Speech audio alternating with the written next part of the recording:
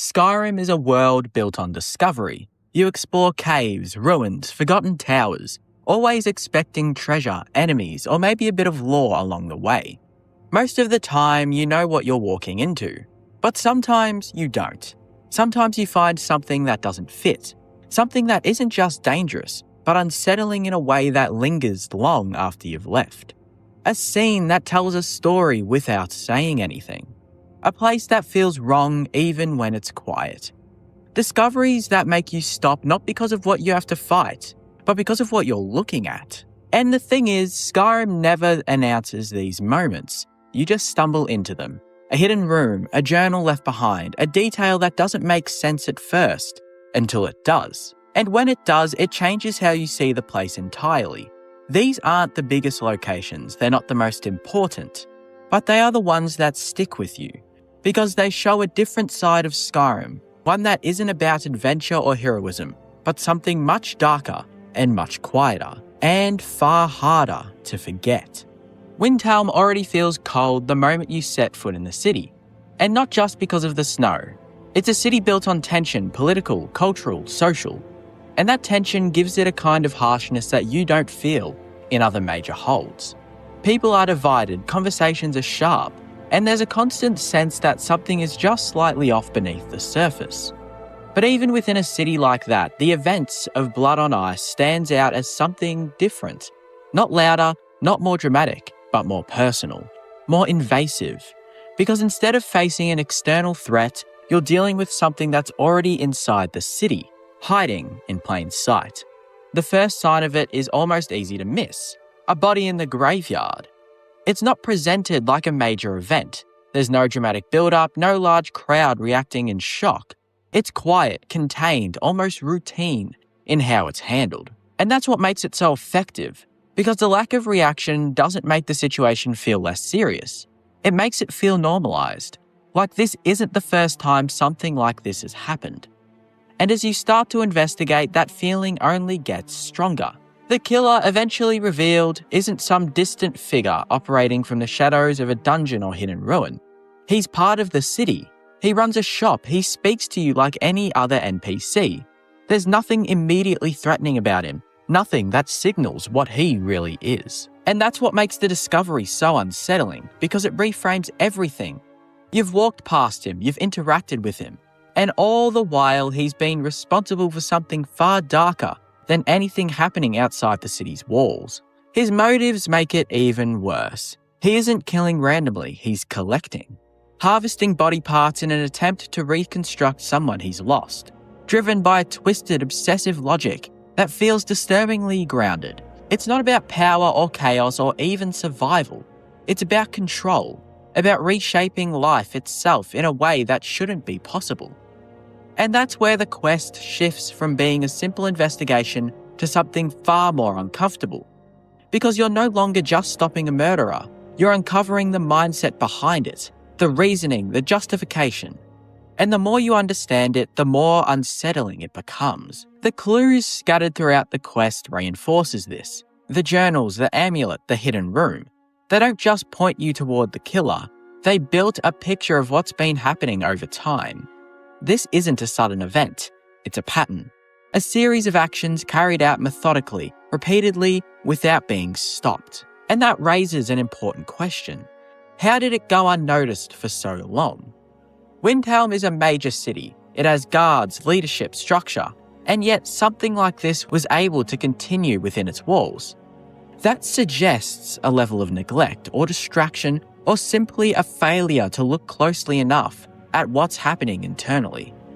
Because the city is focused elsewhere, on politics, on division, on everything else happening on the surface. And while all of that attention is directed outward, something far more disturbing is happening quietly in the background. That contrast is what makes Windhelm such an effective setting for this quest. It's already a city defined by conflict, but that conflict is visible, obvious, constantly discussed. The Butcher operates outside of that. He doesn't contribute to the chaos.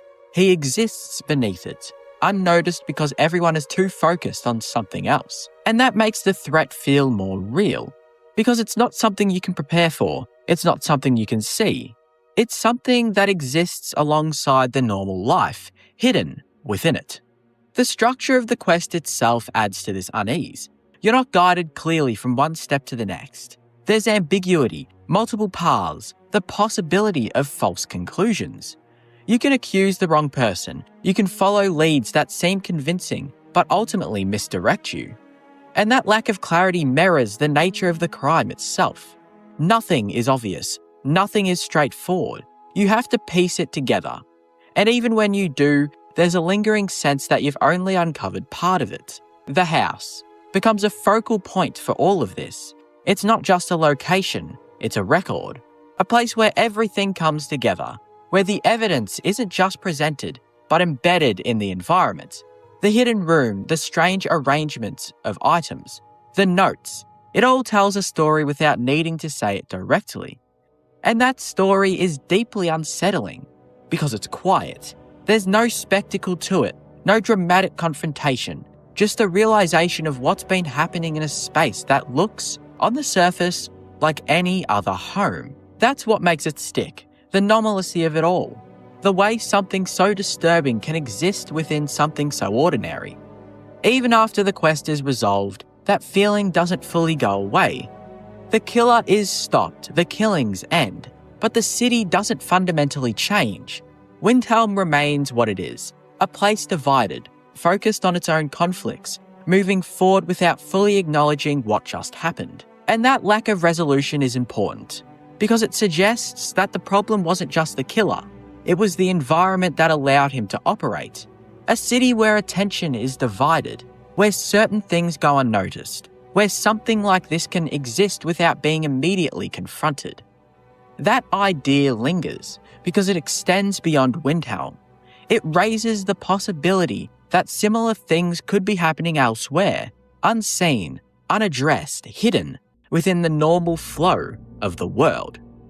And that's what makes Blood on Ice one of the most disturbing discoveries in Skyrim, and also it makes Windhelm one of the most disturbing places in the entire game. Not because of how violent it is, but because of how quiet it all is. How easily it blends in, how long it continues without being stopped. It doesn't rely on spectacle or scale, it relies on proximity, on the idea that danger isn't out there in some distant ruin or forgotten cave. It's right here, in the middle of the city. When you place the killer alongside other disturbing NPCs in Skyrim, what becomes clear is that he stands apart, not because he's the most powerful or the most openly grotesque, but because of how normal he appears while doing something deeply unnatural. Take someone like Iola, for example. Her involvement in cannibalism is immediately unsettling, but it's also framed within a cult-like setting, tied to Namira and surrounded by others who share her beliefs. There's a structure to it, a clear identity. You know what you're really dealing with. The same goes for someone like Arundel in Ljungvild. His obsession with ghosts and control over them is disturbing, but it's also isolated, removed from society, hidden away in a cave where his actions feel contained within his own twisted world. Calixto is different. He doesn't isolate himself, he integrates. That's what makes him harder to place and far more unsettling over time. He lives in a major city, runs a business, speaks casually, and presents himself as harmless. There's no obvious signal that something is wrong. With most disturbing NPCs in Skyrim, there's a build-up, a tone, an environment, a set of clues that prepare you for what you're about to find. With Calixto, that preparation doesn't exist. You meet him the same way you meet anyone else. And that lack of distinction is the problem, because it means the threat isn't separated from normal life. It's embedded within it. Even someone like Cicero, who's unpredictable and mentally unstable, wears his madness openly. You know from the moment you meet him that something is off. His behaviour, his speech, his entire presence signals instability. There's no illusion of normalcy, but Calixto maintains that illusion almost perfectly. He doesn't draw attention to himself, he doesn't stand out in a way that would make you question him immediately. He blends in, and that's what puts him in a different category. Even compared to figures tied to Daedric princes, characters who commit terrible acts under the influence of higher controls. Calixto feels more grounded, and because of that, more disturbing. He isn't being controlled, isn't following divine commands, isn't acting as part of some larger cosmic force. His actions come from his own reasoning, his own obsession, his own decision to cross that line. There's no external excuse, no influence to point to, just intent. That makes his actions feel more personal, more deliberate, and harder to distance from. You can understand the framework of a Daedric cult or a corrupted mage, even if you don't agree with it. But Calixto's logic sits in a different space, one that feels closer to reality, closer to something that doesn't need magic or divine interference to exist. And that's what ultimately sets him apart from the rest. And Windhelm amplifies that feeling in a way no other city really could. This is a place already defined by division, suspicion, and distraction. The tension between Nords and Dunmer, the constant political pressure, the rigid social lines. It all pulls attention outward. People are focused on each other, on visible conflict, on problems they can clearly identify. And in doing so, they miss what's happening right in front of them. Calixto doesn't need to hide particularly well in a city like this. He just needs to exist within it. Windhelm creates the perfect environment for something like him to go unnoticed. Not because it lacks structure, but because that structure is pointed in the wrong direction. The city is looking everywhere except where it needs to. And that's what makes the entire situation hit harder. Because it's not just about one man doing something horrific. It's about a place that allowed it to happen. A city so focused on its surface level conflicts that it failed to see something far worse beneath them. And once you realise that, the unease doesn't stay contained to the quest. It spreads to the city itself, to every street, every building, every normal interaction. Because if something like that could exist there, unnoticed for so long, then how much else have you already walked past without realising? Forelhost doesn't hit you all at once. It settles in slowly, and by the time you understand what you're looking at, it's already too late to see the place as just another dungeon.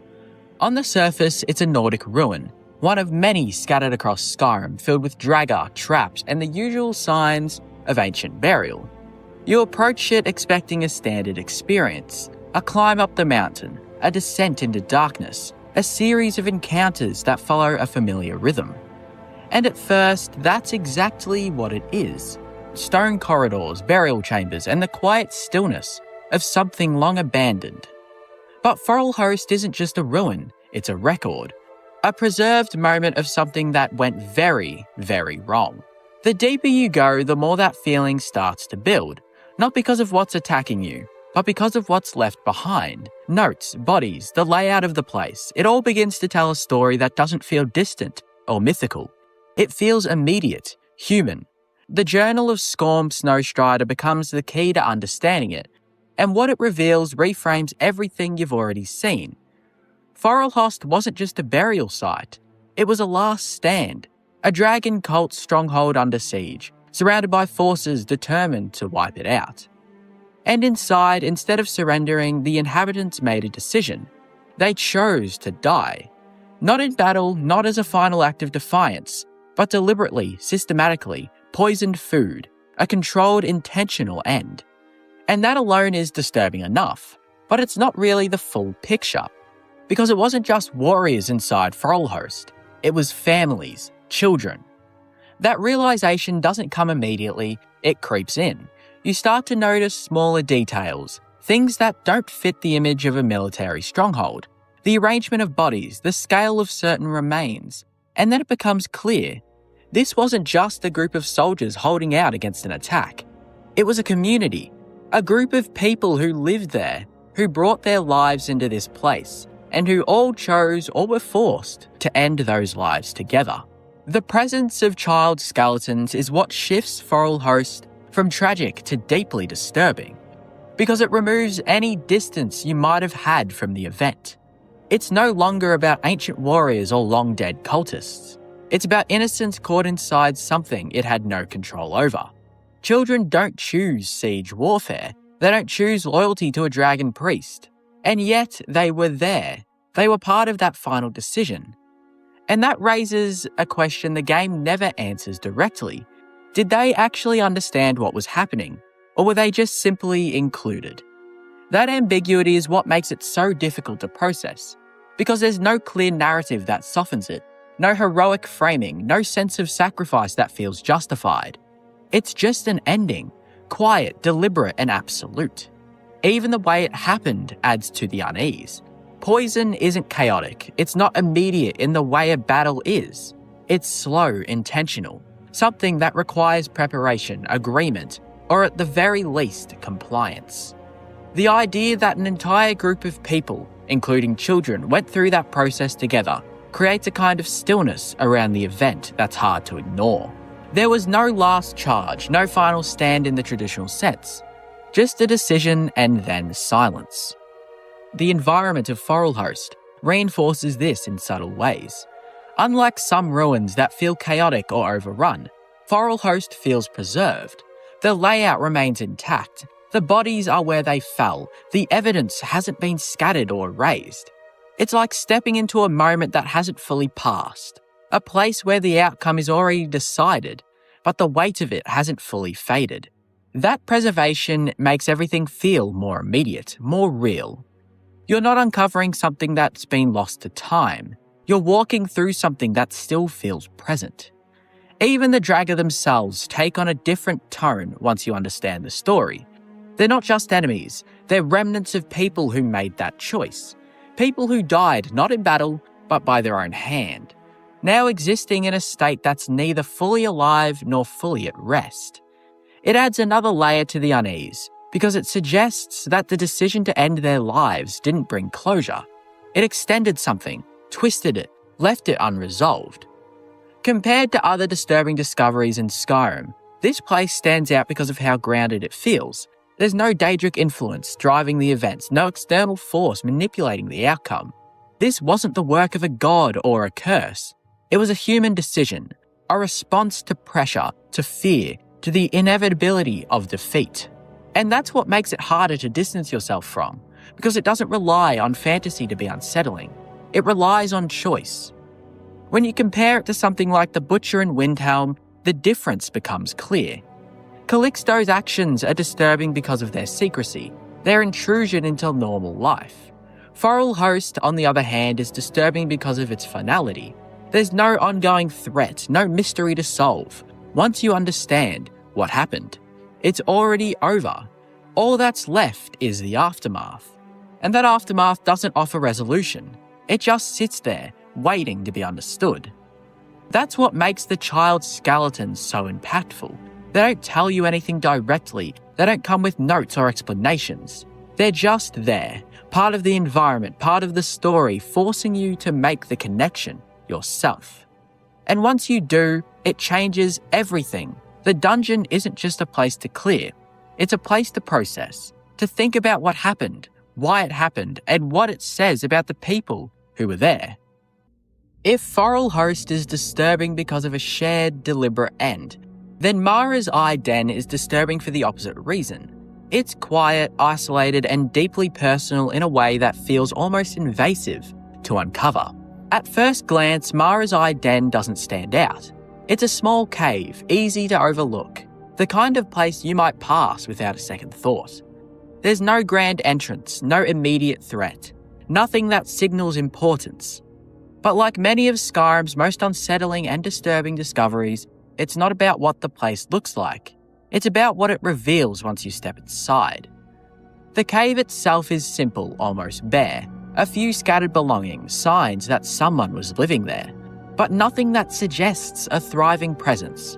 It feels temporary, like a place someone retreated to rather than built up. And then you find the journal. That's where everything shifts. The journal tells the story of a man slowly losing himself. Paranoid, isolated, convinced that something is watching him, following him, closing in.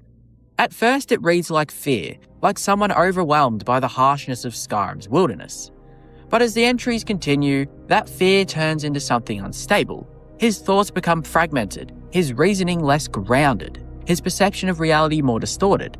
He isn't just afraid of something out there, he's trapped inside his own mind, unable to separate what's real from what isn't. However, Mara's Eye Den wasn't just empty, it was occupied. Vampires had already taken hold of the cave, and the smugglers either didn't know or didn't care until it was too late. And that's where the story shifts from simple greed to something far more disturbing. This wasn't a planned confrontation, not a battle between equal forces. It was an intrusion into something predatory. The smugglers weren't prepared, weren't equipped to deal with what they found, and the cave itself reflects that outcome. What remains isn't just a failed operation, it's the aftermath of people walking into something they didn't understand and losing. The presence of the vampires changes how the entire space feels. It's no longer just a cave with a story, it's an active threat layered on top of that story. The darkness feels heavier, the silence more deliberate. You're not just uncovering what happened, you're standing in that exact same place, surrounded by the same danger that ended it.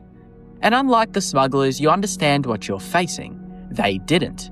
That's what makes it unsettling, because their story is simple. They came for gold, and found something that saw them as prey.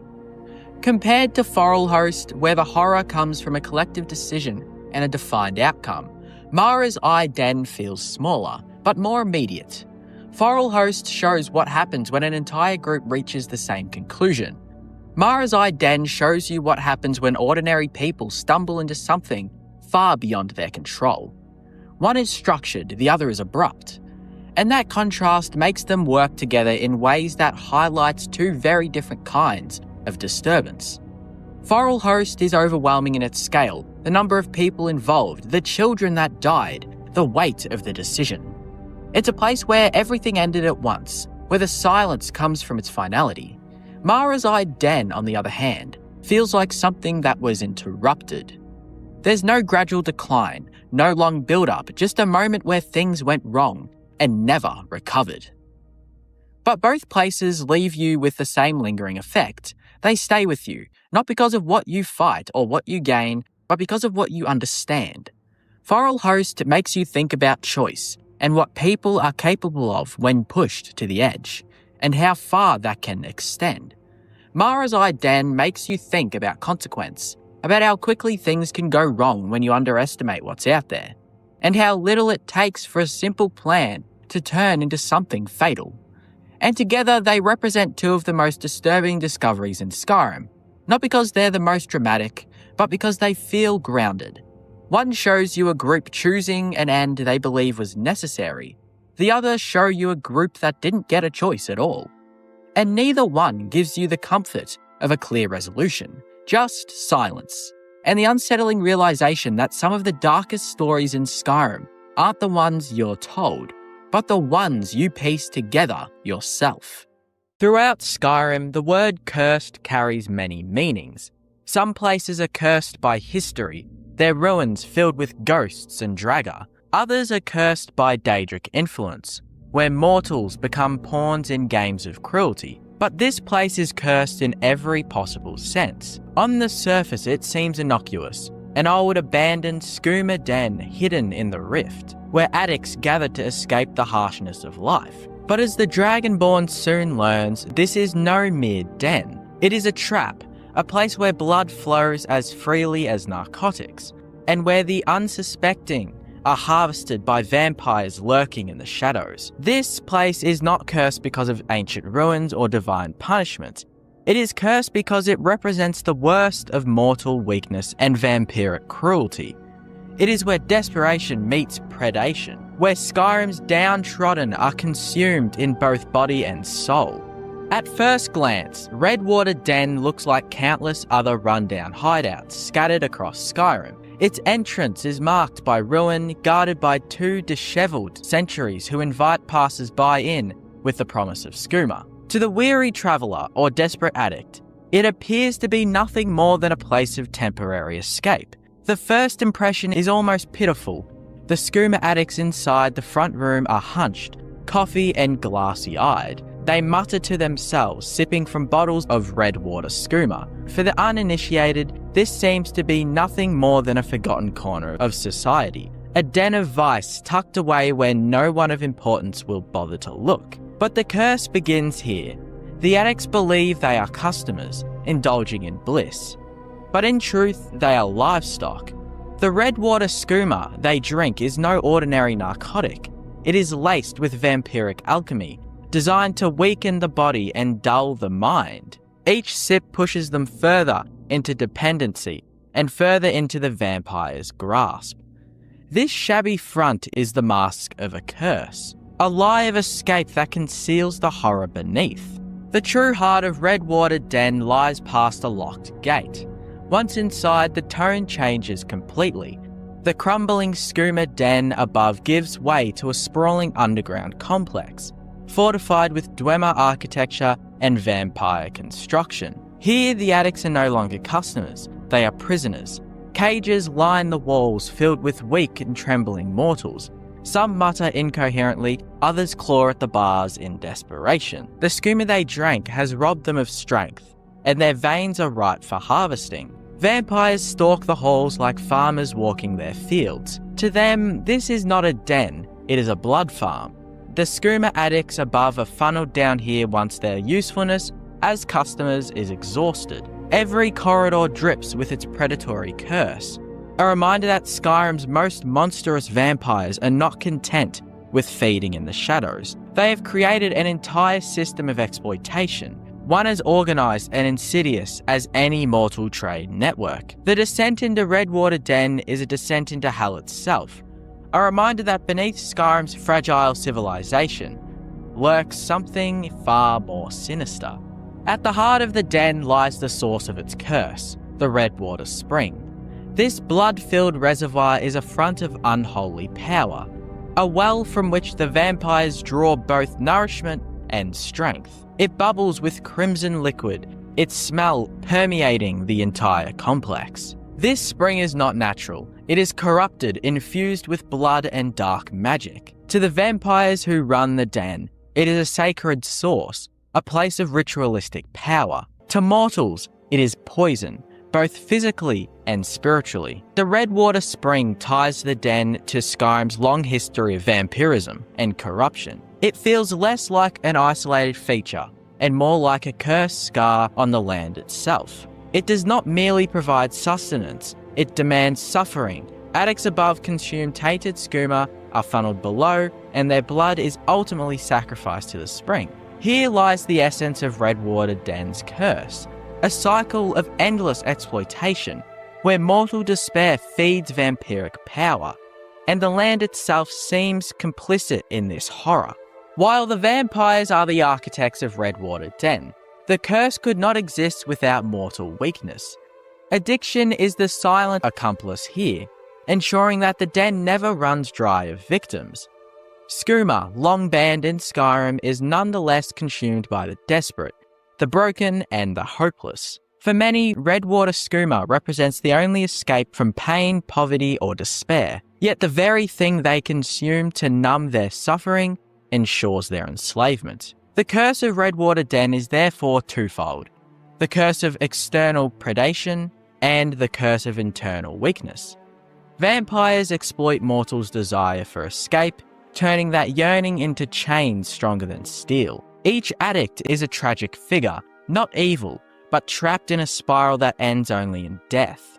This blending of addiction with vampirism makes Redwater Den uniquely unsettling. It is not merely about monsters feeding on mortals.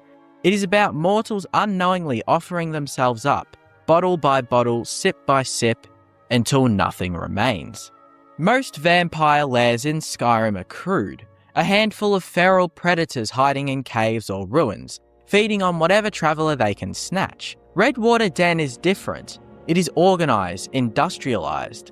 The vampires here have built an economy around suffering. They brew and distribute Redwater skooma, lure addicts, imprison them and drain them for blood. The system is sustainable, efficient, and horrifyingly pragmatic. It is vampirism transformed into a business. This industrial nature of Redwater Den makes it cursed not just in a supernatural sense, but in a societal one as well.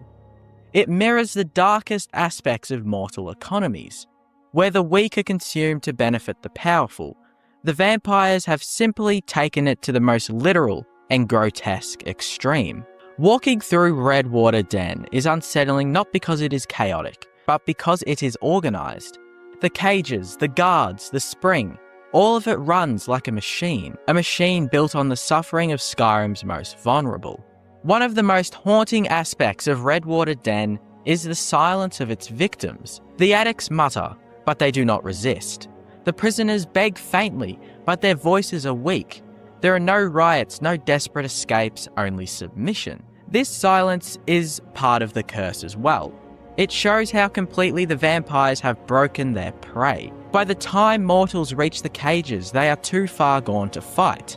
Their spirits are extinguished, leaving only husks, waiting to be drained. This silence is worse than screams. It lingers with the player, making Redwater Den feel more tragic than any bandit hideout or vampire lair. The enemies here are not just the predators.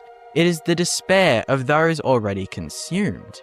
Redwater Den's location is no accident. The Rift, with its forests and valleys, is also the centre of Skyrim's corruption. Riften itself is ruled by Maven Blackbriar, a woman whose wealth is built on exploitation and crime. The Thieves' Guild fester in its sewers. Skooma smugglers haunt its outskirts. Redwater Den is therefore the natural extension of the Rift's character. It is the province's corruption distilled into one cursed place.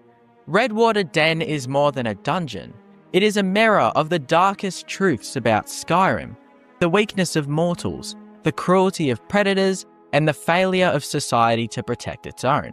It is a place that thrives on suffering, where the walls themselves seem to whisper of despair. Its curse is not one that can be lifted by slaying a single vampire or looting a single chest. It is a curse woven into the fabric of Skyrim itself, into the endless cycle of addiction, exploitation, and silence. The most sinister place in Skyrim is not a forgotten ruin or a Daedric shrine.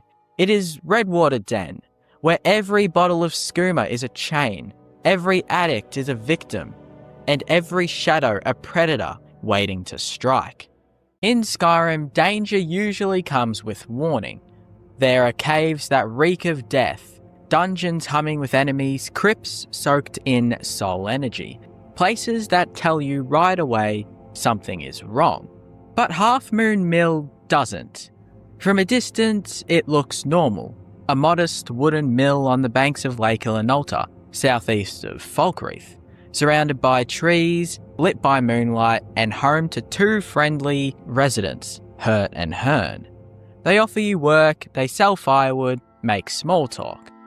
But stay longer than just a few minutes and something changes. The music doesn't shift, there's no jump scare, but the feeling does kind of settle in. Something's wrong here, and no one in Skyrim seems to care. Half Moon Mill sits isolated, far from major roads and trading posts. Unlike other mills in Skyrim, like Mixwater, there's no bustling family, no delivery routes, no economic link to a nearby hold, other than Falkreath and Riverwood, which they are suppliers of. But other than that, it's just Hurt and Hearn. No wagons, no guards, no traffic. The mill turns quietly.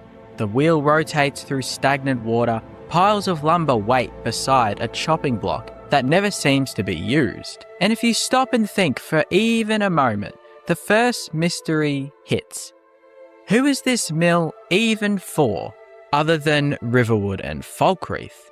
If you visit the mill at night, Hurt is often awake, and so is Hearn, for that matter. You'd think that's quite normal. They're millers, after all, hard workers. They'd be doing jobs day in and day out. But no matter what time you arrive, they're alert, eyes clear, unbothered by the cold or the hour. Ask them what they do and their answers are strangely flat. You only get 2 dialogue prompts, and they smile, say they work at the mill, say it's quiet, but they like it that way. Their tone never shifts, they never get any other dialogue responses. Their eyes never flinch, and if you're paying attention, you'll notice they never eat, never sleep, and never leave. They're just always there, waiting for something or someone to come. Hurt and Hearn are vampires, not suspected, not implied, but now confirmed. If you have the Dawnguard DLC, a Radiant quest from the vampire hunters may send you to kill one of them. They aren't hiding in a ruin, they're just operating at the lumber mill on the shore of a quiet lake. And Skyrim lets them. They're not hostile, they don't attack unless provoked like any other Skyrim NPC. They don't even flinch when you walk in, armed and curious. They just say something along the lines of, "Do you need any help?" It's not that they're pretending, it's that they don't really need to. Half Moon Mill is their lair, and everyone nearby seems to accept that. Or they just don't really know what's going on. Hurt and Hearn are the only two occupants of this mill. No hired workers, no children, and not many visitors, as they both said themselves. Even Morthal, just up the road, doesn't acknowledge them. There are no quests linking Hurt or Hearn to the city, no rumours and no accusations. Falkreath Hold guards don't even mention them, even though they're the suppliers of that hold. No one seems to ask where they got their food, or why the mill keeps running when no one orders lumber. And that silence feels kind of deliberate. Like the world has quietly agreed, don't talk about the mill, because it's just easier that way. Half Moon Mill is nestled into the northern edge of Lake Illinolta, one of the most lore-rich and eerie locations in the game, as I've already talked about in other videos. To its west lies the Illinolta's Deep, a sunken fortress filled with necromancers and ruined halls. And with these things that happen at Illinolta, it doesn't really just hide the ruins, does it? It hides memories. And the mill also feels like one of those memories. Like something that's still functioning long after it should have been stopped. And when you go and look at the mill itself, you realise something. Nothing ever happens at the mill anyway. Inside Hurt and Hearn's home, everything does look quite normal. Or as normal as a Skyrim NPC house would get. A fire burns, chairs are placed neatly around a table, there's food laid out. And when I say there's food laid out, there's food everywhere. But they never touch it. You can sleep in their bed, use their chopping block, talk to them like they're regular townsfolk. And yet nothing in the house feels used. It's like a stage set, built to look lived in. But there's no life here, only the performance of it. And I guess when you're both vampires, you don't really need a house, do you? You can just go out and probably kill some random traveller on the side of a road. So Skyrim fans have long speculated on Half Moon Mill's purpose. One theory is that it's a feeding trap. Hurt and Hearn may be using the mill to attract travellers like myself, especially low-level adventurers or traders, for feeding. Their friendliness lures you in, their remoteness ensures no one sees you go missing. Now this is probably true, because once you go and look at the mill, there's a shed not too far from it. And in that shed, there are a bunch of bones and human flesh and beef everywhere mixed with blood. Now, I'm not the only one who probably thinks these are missing travellers that Hurt and Hearn have been feeding on. And I suppose Skyrim probably isn't going to tell us anytime soon. Another theory is they were allowed to stay. Some believe Falkreath's leadership is aware of them and tolerates them even though they're vampires. Maybe they provide services in exchange for secrecy. As in, if the Falkreath Hold was to put an end to Hurt and Hearn, they would not be able to get any more lumber. And maybe they've agreed to only feed on outsiders. We really don't know. But as any Bethesda game and Elder Scrolls game, you can't go without a theory where it's just cut content. Some think Half Moon Mill was once part of a larger questline, perhaps related to the Dark Brotherhood or vampire factions, that was cut late in development. But the lack of answers is part of what makes the place feel so wrong. If you stand outside the house for long enough, you'll hear it. The creak of the mill wheel, it never stops. No matter the weather, no matter the time, no matter that there's no one collecting lumber, no carts and no deliveries. It turns over and over again, like it's grinding something you really can't see. And maybe that's the real question. Not what the mill is for, but what it's doing when no one's looking. Because I know not a lot of people go there, and that's been confirmed by Hurt and Hearn themselves. So what's really happening when it's just those two at the mill? You can kill Hurt and Hearn if you're sent on a Dawn Guard Radiant quest, or if you simply decide to test your suspicions. You can attack them. They'll fight back, they are pretty strong. Hurt in particular can surprise low-level players with her use of vampire drain spells. But if you win, nothing really happens. No one mentions it, no bounty is posted, no courier arrives, and no townsfolk react. The world goes on, and the mill just sits empty, or emptier than it was before. And after a few days, Hurt or Hearn is replaced by another random vampire, no story, and no explanation.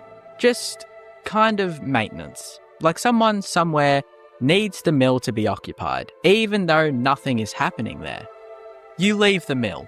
You go back to the road, back to the story, back to the dragons and the quests and the prophecies all at once. And yet, something in you kind of lingers, or it did with me.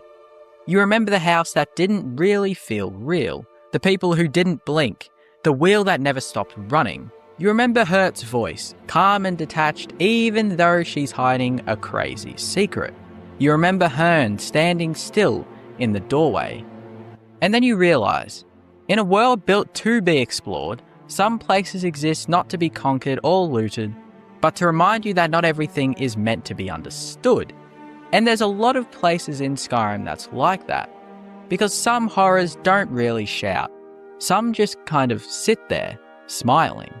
That's what makes Half Moon Mill so inexplicably weird, the lack of shouting. Some places in Skyrim feel ancient, others feel cursed. Some feel like they were built on stories, tombs with legends etched in the stone, ruins full of screams and history. But then there are other places that feel wrong, not cursed, not haunted, just off. You walk into them and you feel the air shift, like something is watching, but not from above, not from the sky or some tower, but from the roots, from the soil, from the trees that creak just a little too much. Witchmist Grove is one of those places. It's not marked by grandeur, no NPCs whisper about it in the taverns, you don't go there unless the game really drags you. The trees are still, the shack is open, the stakes were already in the ground. And something about it feels like a scene that's already played out. You weren't meant to interrupt it, just witness it, and try to leave unchanged. Witchmist Grove is a small, unassuming patch of land tucked in Eastmarch, south of Kynes Grove and east of the Sulphur Springs. If you're playing normally, you won't think twice about it, until you stumble upon it during the quest A Night to Remember.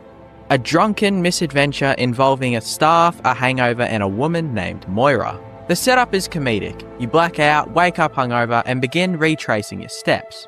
And one of those steps leads you here, to a shack hidden in a grove, surrounded by wooden stakes and birdsong. And then you meet her. She's not a woman, she's a hag raven, a twisted, feathered monstrosity, half witch, half bird, clawed and shrieking. And she believes that you're her fiancé. She fights you, you kill her, you take her ring, and that's about it. The game laughs, you laugh maybe, but Witchmist Grove stays with you. For a really weird reason.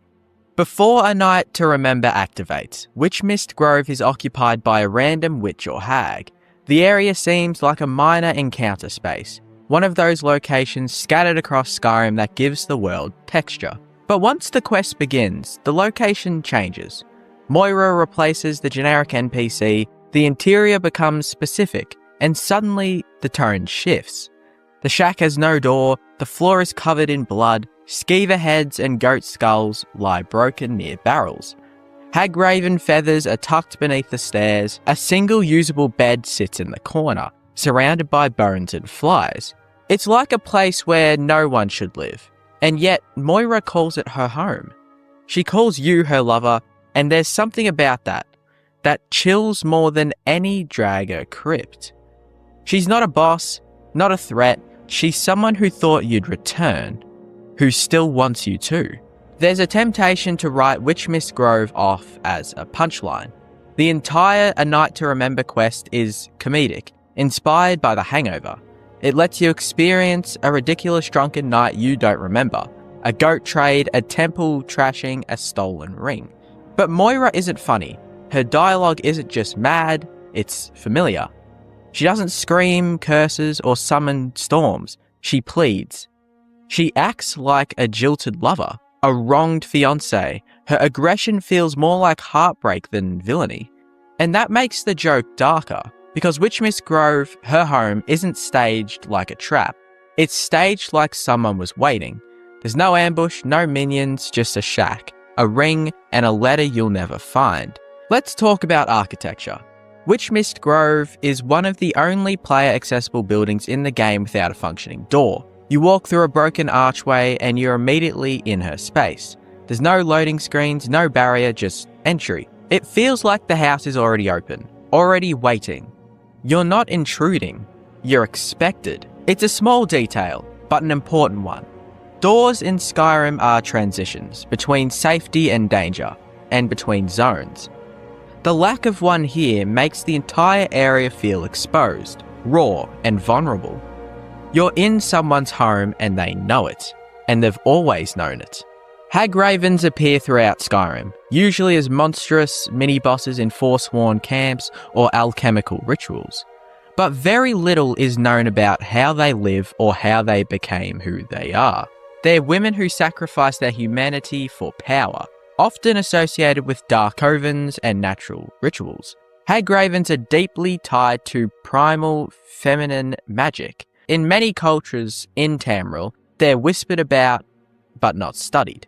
And yet Moira shows something rarely seen in her kind: attachment. She made a home, she made plans, she believed in a future. And even if it's a glitch, a gag, a side quest quirk, Witch Miss Grove becomes something else in that light. A love story. But one where the lover is a hag raven and the home is a shrine of bones.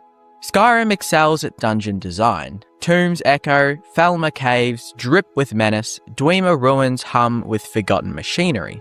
But Witch Miss Grove is different. It's not grand, it's not deep, it's not hidden. It's just a house, one you can walk into at level 1. And that might make it even scarier. Witch Miss Grove doesn't operate on combat tension. It operates on emotional dissonance. It feels like someone built it with love, or the Hagraven equivalent of it. The blood isn't meant to scare you, it's just there, part of the environment. Like this is normal. And maybe to Moira, it was. Let's talk details. There are 7 Hagraven feathers scattered under the steps. There's a destruction skill book by the bed. There's an unlocked chest, but the loot is minor. There are creep clusters, jazzbay grapes, and dragon's tongue flowers growing around the grove. Ingredients often associated with alchemy and magic. Everything here feels ritualistic, but no ritual is ever shown. That's what's so eerie about it, because usually in Skyrim, when you see a witch's lair, the spell circle is still glowing, the enemies are still chanting, the ritual is in progress. But Witch Miss Grove? It's an afterthought. The fire's gone out, the bones are cold, you're not seeing a ritual, you're seeing the memory of one. One of Skyrim's best tricks is making you feel like the world exists without you. But in this place, it goes further. It makes you feel like you missed something important, like you arrived just a little too late or a little too early. You can't talk to Moira, you can't ask her why she thought you'd marry her. You can't ask if she made that ring herself. The quest doesn't care. The game moves on, but you don't. You leave the grove. The blood stays. The feathers stay. The air stays thick and silent. You wonder how long she has been waiting, and what she would have done if you had have said yes. There's a tone in Witch Miss Grove that's hard to name. Not horror, not tragedy. It's a kind of off-killer sorrow, like a joke told too late at a funeral. You're supposed to laugh, but the timing was wrong. The entire A Night to Remember quest plays for laughs, and for most of it, it works. The goat trade, the cult, the temple destruction, it's absurdity at its best. But Moira doesn't really feel like the punchline. She feels like someone else's story that bled into yours. And Witchmist Grove is the proof that she had one. You can visit Witchmist Grove before the quest. You can visit it after. Moira will be gone, the shack will still stand. The blood doesn't clean itself up, the skulls don't despawn, the house remains open. And empty. Most players never return. And why would they? There's nothing to loot really, no quest to complete after, no dialogue to finish. But for those who do, those who take the long way down the ridge from Kynes Grove, those who step inside again after the laughter's gone, they'll find something else. Not treasure, not danger, just a space. Quiet, cracked, and waiting. Because sometimes the most chilling places in Skyrim aren't the ones full of death. They're the ones that were waiting for life, but never got it. To understand why Wolf Skull Cave is so disturbing, one must first understand the figure whose legacy it preserves. Protima Septim, the Wolf Queen. Protima was not merely an evil ruler. She was a force of nature, a storm in human form. The daughter of Pelagius II and the aunt of the Emperor Uriel Septim III. She manipulated the very empire from within, sowing chaos in pursuit of power. Her reign of influence was one of deceit, war, and black sorcery. Even in death, her name lingered like a curse, whispered through the catacombs of solitude. The legends say she could speak to the dead. Others claim she fed on their souls. When she finally died, her body was entombed deep beneath solitude. But her spirit, her will, refused to fade. Centuries later, necromancers sought to bring her back, choosing Wolf Skull Cave as the place of her resurrection. The choice was deliberate. This cave, carved into the bones of an ancient hill, feels alive. The walls breathe, the air hums with magic, and every echo sounds like a whisper. It's a place where death never truly rests. What makes Wolf Skull Cave so unsettling isn't what happens inside, it's where it is.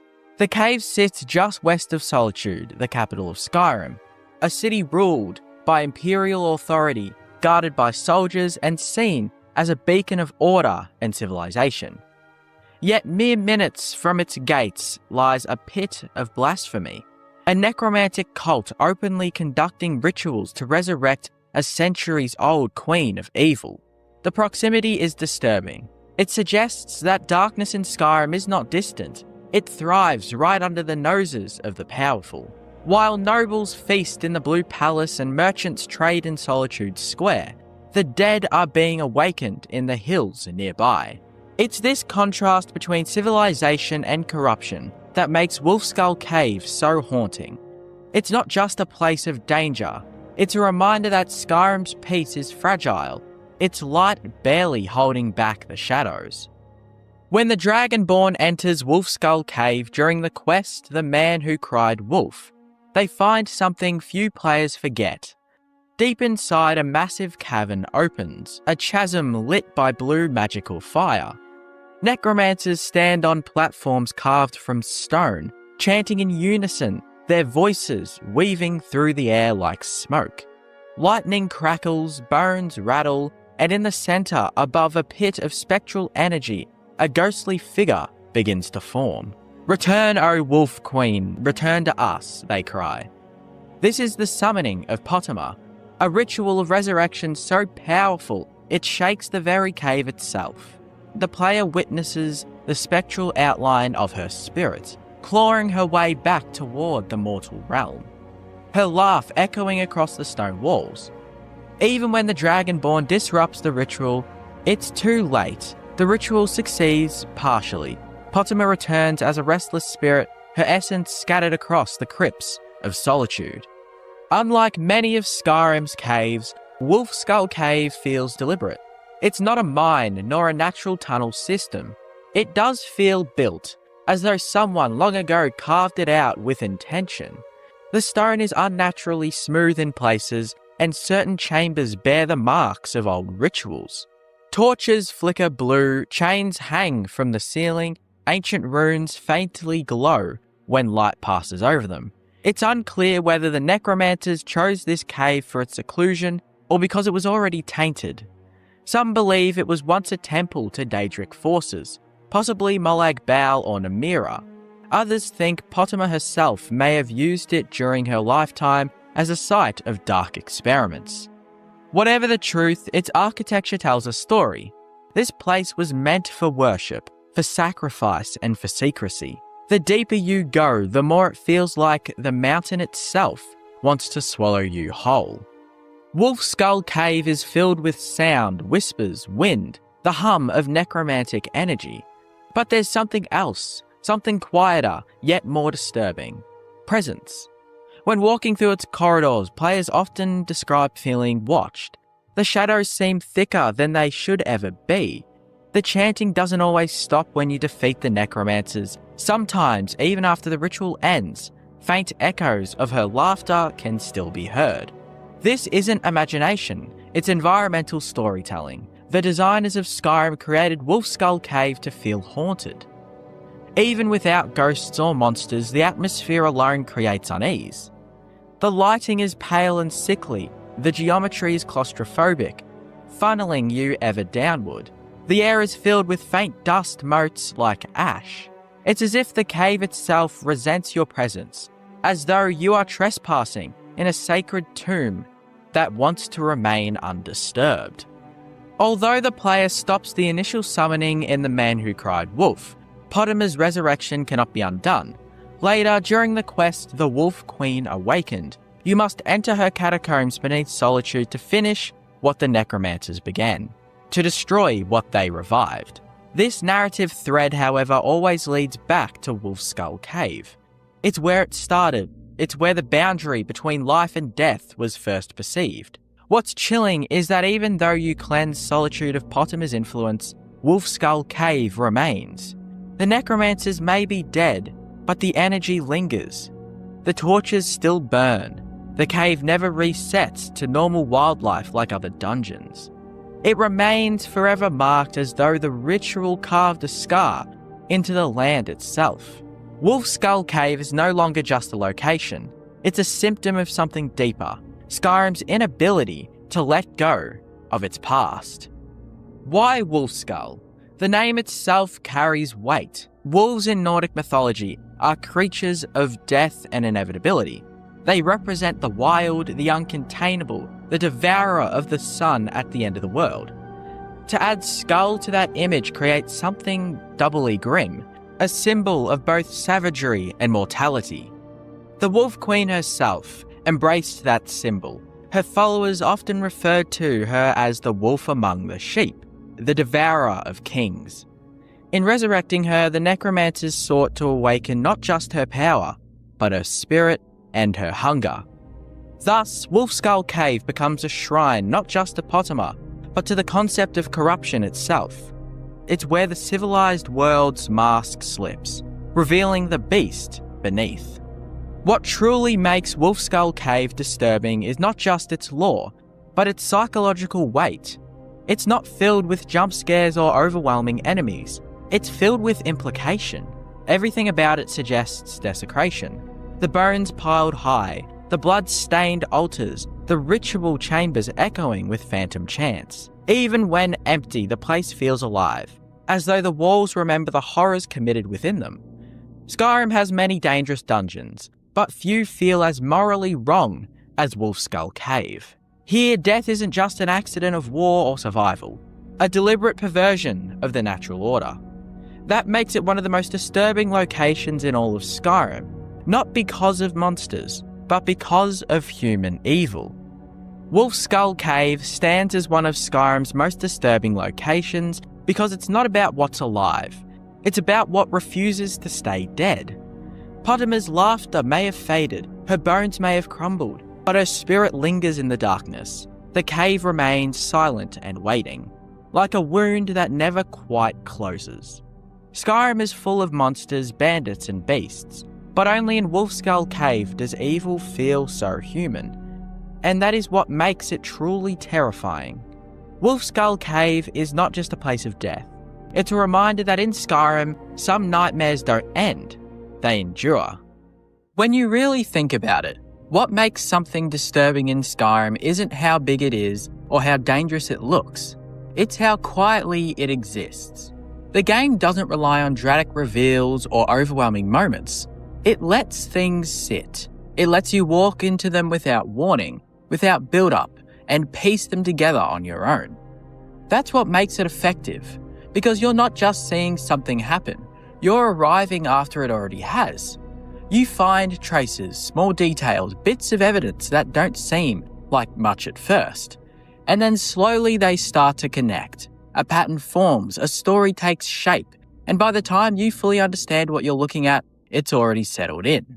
That realization is where the discomfort really comes in. Not from what the game shows you, but from what it lets you figure out. And it's rarely loud, it's not chaos or constant danger.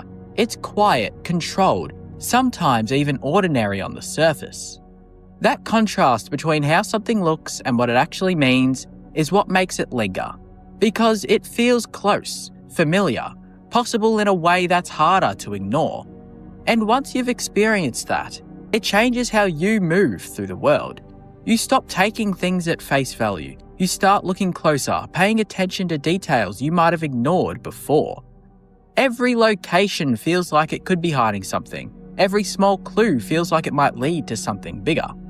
And that stays with you, not just the discoveries themselves, but the way they reshape how you see everything else. Because in Skyrim, the most disturbing moments aren't the ones that demand your attention. They're the ones that almost let you walk past them. Skyrim is a world where something is almost always happening.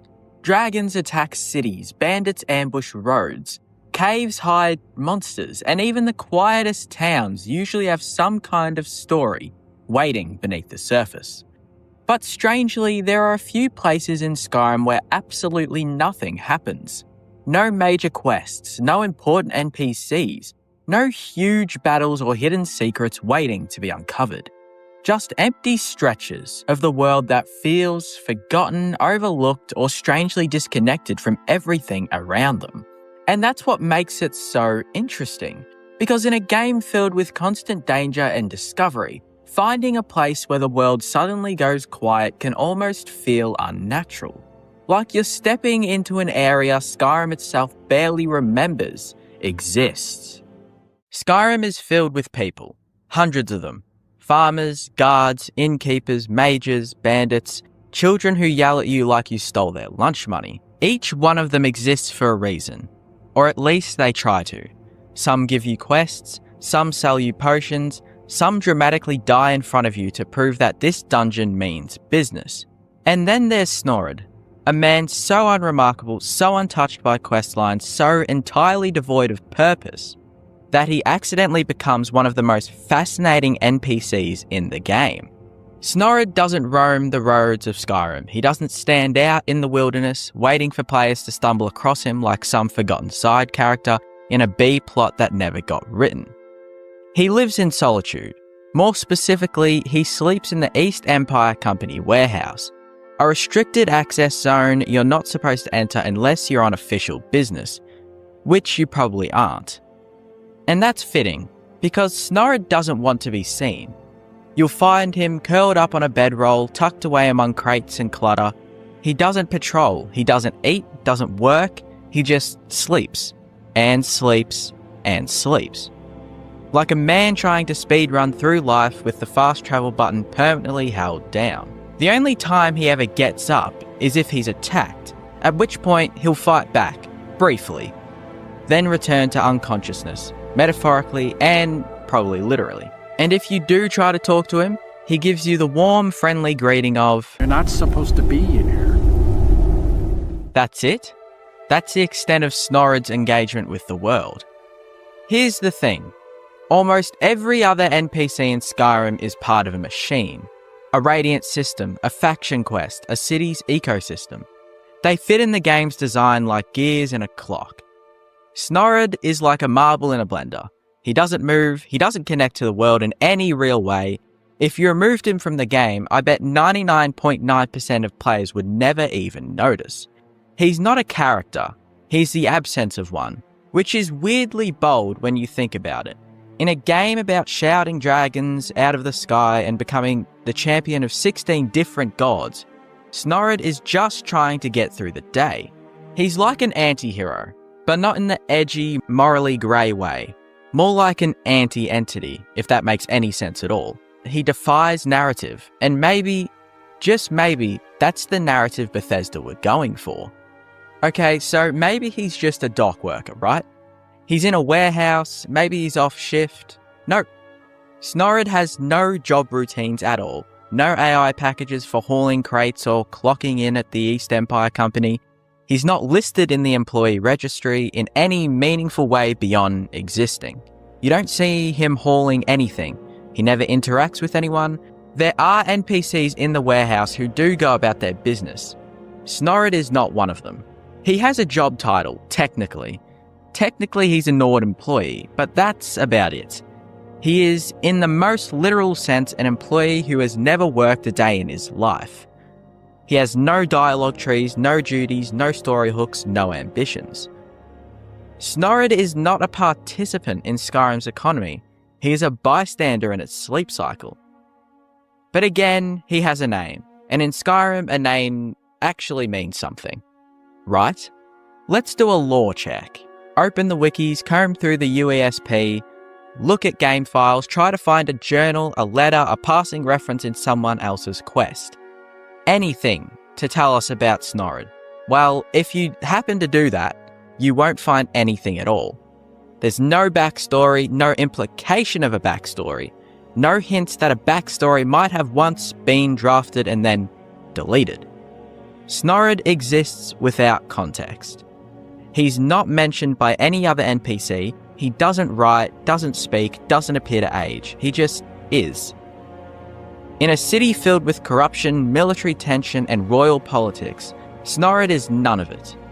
He is the most background character imaginable, which somehow makes him stand out even more. Let's give Bethesda some credit. What if Snorid is deliberate? What if he's meant to represent something? A developer joke? An artistic metaphor? A weird social experiment to see how many people would sneak into a restricted area and find a man taking a decades-long nap? There's something almost performance art about it. You have hundreds of characters fighting and yelling and dying to give the game its drama and texture, and then one guy who's just sleeping on the job. He doesn't need your help, he doesn't want your attention, he doesn't want to be awake. He is the silent witness to a world in motion. Skyrim is tearing itself apart, literally, and Snorid's just hoping it'll quiet down before his next REM cycle. Honestly, he might be the smartest one in the whole province. Here's what's wild.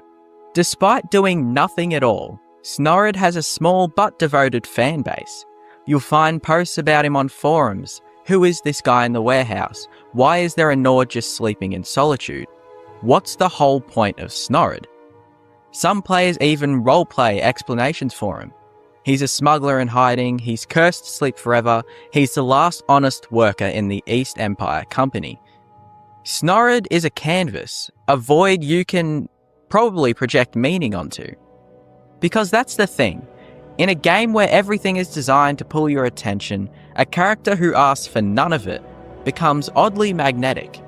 He's not trying to impress you, he's just here, like a box or a barrel or a goat that wandered indoors and nobody wants to deal with. Snorid is part of the world, not part of your story. And that is what makes him unforgettable. Let's zoom out. Snorid is, in many ways, a weird commentary on NPCs themselves. What does it mean to be a character in a world built entirely around the player? If every other NPC exists for you, to teach you something, to fight you, to quest with you, then Snorid's refusal to participate is almost revolutionary. He's not broken, he's resistant. He's the first NPC who's looked at the player, shrugged and said, "Nah, I'm good." Maybe he knows he's in the game. Maybe he's achieved a higher level of awareness. He's the NPC who realized the futility of it all. While others chase glory, fame, dragon-slaying titles, and enchanted swords, Snorid has reached enlightenment. He is free. Or, maybe someone just forgot to delete him during development. But let me dream, I don't know. Let's be honest. Not all of us are the Dragonborn. Most of us are, Snorid. We stay in bed longer than we should. We try not to attract attention. We have no grand quest. You don't shout people off mountains or become head of the East Empire Company in a week. We just exist, watching things happen around us, occasionally wondering if you're supposed to do something else, rather than watch a video about a Skyrim NPC who does nothing at all. Snorid is the mirror we rarely want to look into. He's what happens when a game built on power fantasies leaves a crack open for ordinary silence. And somehow, the silence is louder than any dragon shout. He doesn't fight the world, he endures it. Quietly and alone. Maybe that's depressing, but maybe it's really not. Maybe it's a kind of comfort. Because if Snorid can find peace in just sleeping in a drafty warehouse, maybe we all can as well. Snorid is an NPC who does nothing. Not metaphorically, not hyperbolically, literally nothing. No quests, no fights, no purpose, and no arc. And yet, he stays in your mind. Because in a world full of distractions, Snorid offers stillness. In a province that demands your attention, he gives you nothing to look at. And somehow that makes you stare even harder. In a game that begs you to be the hero, Snorid is a man who never asks you to be anything. And maybe he was a mistake, a leftover asset, an unsigned dialogue tree that wandered into the warehouse and never left. Or maybe, just maybe, he's Skyrim's quietest masterpiece. The only NPC in all of Skyrim that does nothing. And somehow that means, quite literally, everything. Skyrim is a game that thrives on chaos. Dragons descend from the sky to attack unsuspecting villagers, bandits demand your money or your life, and vampires can turn even the safest city into a blood-soaked nightmare. Every road leads to an adventure, and every cave promises danger, treasure, or both. Yet in this sprawling living world, there is one place that defies the very nature of Skyrim. One location where nothing happens at all. A place forgotten by the game itself. That place is known to be Stendarr's Beacon. Why is it that this lonely outpost, perched on the southeastern edge of the map, might just be the most intriguing place in all of Skyrim? When you first stumble upon Stendarr's Beacon, you might think it's like any other location in Skyrim. After all, the game conditions us to expect something, anything when we enter a new area. Maybe there's a quest here, a hidden treasure, a secret boss. Skyrim loves to reward exploration, so surely something is waiting at the top of this hill. But as you approach, the realization dawns, there's nothing here. Stendarr's Beacon is an outpost for the Vigilants of Stendarr, a faction devoted to hunting down Daedra and those who consort with them. But unlike other faction locations in Skyrim, the College of Winterhold, the Thieves Guild, or the Dawn Guard, this place serves no real function. You can't join the Vigilants, they don't give you quests, and aside from a handful of NPCs pacing around and mumbling about Stendarr's mercy, there's almost no reason to be here. Even when you do encounter the Vigilants elsewhere in the game, they don't talk about Stendarr's Beacon at all. It's almost like Bethesda put it in the game and then forgot about it. Which raises the question, why does it even exist at all? To understand the emptiness of Stendarr's Beacon, we need to talk about the Vigilants of Stendarr.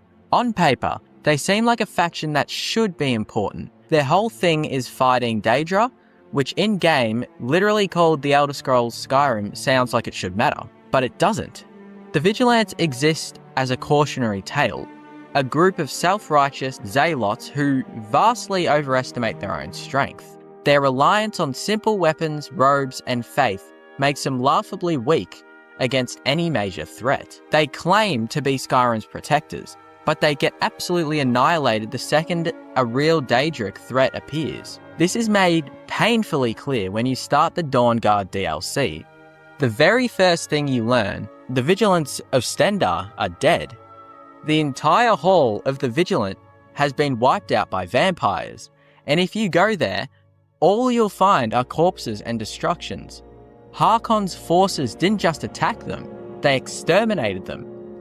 It's one of the only times Skyrim tells you outright these people lost.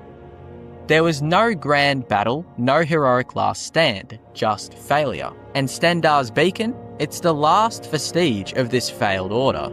A tiny group of survivors clinging to the ruins of their beliefs. They don't fight back, they don't rally a resistance, they just exist. It's strange to call anything in Skyrim forgotten, because for the most part, Bethesda designed the game to be engaging no matter where you go, even in remote locations like an abandoned shack in the woods. These often hold some kind of story, but Stendar's Beacon doesn't. It's just there. Even its geography makes it feel unimportant. It's off in the corner of the map, sitting awkwardly between Riften and the border of Morrowind. If you're not actively looking for it, you'll probably never find it at all. And even if you do find it, you'll probably never return. Think about it, how many times have you actually visited Stendar's Beacon in your playthroughs of Skyrim? I'll bet the answer is either once or maybe twice, if you were really trying to 100% the map. But after that, it fades into the background, overshadowed by the countless locations that actually do something. But here's where things get interesting. What if the fact that nothing happens at Stendar's Beacon actually makes it the most fascinating place in the game? Think about it. Skyrim is a world teeming with adventure. Everywhere you turn, something is demanding your attention. Even the smallest caves or roadside ruins have something. A note, a body, an ambush, something to interact with. The game is meticulously crafted to keep you engaged at all times. And yet, in the middle of all that, Bethesda left a space where nothing happens. A true outpost of nothingness. This could be intentional. Stendar's Beacon might be a relic of a different design philosophy, one where not everything needed to have a purpose. It stands as a rare example of restraint in game design, where the developers simply let a place be, rather than turning it into yet another piece of content. Or maybe they just forgot to add anything interesting. Who really knows at this point? In a game filled with grand narratives, maybe Stendar's Beacon is meant to be a moment of quiet reflection. The few vigilants who remain, despite knowing they are doomed, still uphold their duty. It presents a rare, almost tragic picture of perseverance. There is something poetic about this last stand that never turns into an actual battle. Maybe we're not supposed to fight here. Maybe for once we are just supposed to observe. In a way, this silence feels intentional. Bethesda gives us countless battles, betrayals, and supernatural horrors throughout Skyrim. But at Stendar's Beacon, there is only stillness. The remaining vigilants continue their prayers, seemingly unaware that they have already lost their war. This eerie, contemplative atmosphere forces the player to consider something rare in Skyrim, a battle that has already been lost, with no way to change its outcome. It's a type of storytelling that works precisely because nothing happens. Other locations give you a chance to intervene, to change the fate. Stendar's Beacon doesn't. It stands as a reminder that some things in the world, both in fiction and reality, are beyond saving. Perhaps that's why it feels so unsettling. We're so used to Skyrim letting us be the hero, that when we find a place where heroism is meaningless, it stands out. And that makes Stendar's Beacon one of the most haunting places in the game. One of the most fascinating things about Stendar's Beacon is that its true story isn't told through dialogue, quests, or scripted events. It's something you have to piece together. Skyrim is a game that often hands the player grand narratives, but here Bethesda takes a different approach. Instead of giving you a story, they leave behind the absence of one, forcing you to ask your own questions. Why didn't the Vigilants rally after the destruction of their hall? Why don't they seem to acknowledge their inevitable demise? Are they stubbornly holding on to their faith? Or are they just waiting for the end? There are no answers, only the silence of a forgotten outpost. In a way, this makes Stendar's Beacon one of the most immersive locations in Skyrim. It doesn't spell anything out for you, and yet its existence tells a story of failure, loss, and quiet resilience. It challenges the player to think beyond the game's mechanics, to consider what happens when a faction that was supposed to protect the world simply ceases to matter. Maybe that's why it feels so eerie. Stendarr's Beacon is a place where the story has already ended, but the characters just haven't realised it yet. And in a game where the player is always the centre of a narrative, finding a place where you don't matter is something truly rare. One of Skyrim's greatest strengths is how its world changes as you play. Cities react to your choices, factions rise and fall, and even the Civil War reshapes the land. But Stendarr's Beacon stands apart because it never changes. No matter how many dragons you slay, how many Daedric princes you defy, or even if you side with the vampires and wipe out the Dawn Guard, the beacon remains the same. Stendarr's Beacon is the only place in Skyrim where nothing happens. And in a way, that makes it one of the most thought-provoking locations in the game. It's a monument to a faction that failed, a place left behind by a world that has long since moved on. It's a reminder that not everything in a game needs to have purpose, and that sometimes the most interesting places are the ones that don't try to be. So the next time you're wandering through the mountains of Skyrim, take a moment to visit Stendarr's Beacon. Climb to the top, look out over the land, and appreciate the silence. Because in a world as chaotic as Skyrim, sometimes nothing happening is the most meaningful thing of all. Some places in Skyrim aren't meant to be noticed. They sit off the road, not on it. They glow with no torches. No name hovers over the screen until you're nearly at the doorstep. No quests, no characters of note, but they're still watching you. On the cold coast of East Windhelm, where snow sinks into the sea and the wind forgets to blow, there's a cabin. It's called Trader's Post, and nothing ever happens here, but it exists, and somehow that makes it worse. Trader's Post is a small wooden house built where no one should live. It clings to the edge of Skyrim's northeastern coast, north of Mixwater Mill, southeast of Windhelm, and surrounded by silent falling snow. No road leads to it, no map points you in its direction, and when you finally stumble across it, if you ever do, it doesn't greet you with dialogue or narrative. It doesn't even introduce itself. It just squats there, abandoned and still, like it's trying to forget it was ever built. But someone is there. Bandits live inside, but not many, just 3. As if they can't even be bothered to show up in numbers. There are bear traps laid across the snow outside, carefully arranged, rusted open, some half buried under thin layers of snow. They're not meant for you. Well, not specifically. They're just there. Sprung, waiting, forgotten. Like someone put them out one night in fear and never came back to check them. Or like they've become a ritual, something the bandits do out of habit. Inside there are crates, a bedroll, a few scattered items and some minor loot. No books, no journals, one chest that is almost worth writing home about. No name on the mail, no dreams on the pillow, just a place, just a cabin and just a post. A post for what though? That's the question Skyrim never answers. Trader's Post is a loaded name. It implies betrayal, a hidden history, maybe a secret meeting ground for someone who fled a war, maybe a last stand for someone who changed sides, maybe a forgotten outpost for soldiers who never made it back. But the game never tells you who the traitor was. There are no letters on the table, no burnt flags, no signs of conflict or identity. Just bandits who don't speak and traps that don't matter. The name stands on its own, however, like a ghost of meaning. The kind of name that feels left over from a story they never got written. Or one that was erased on purpose. The bandits in Trader's Post are exactly what you expect. Hostile, forgettable, functionally identical to every other trio of low-level thugs in Skyrim.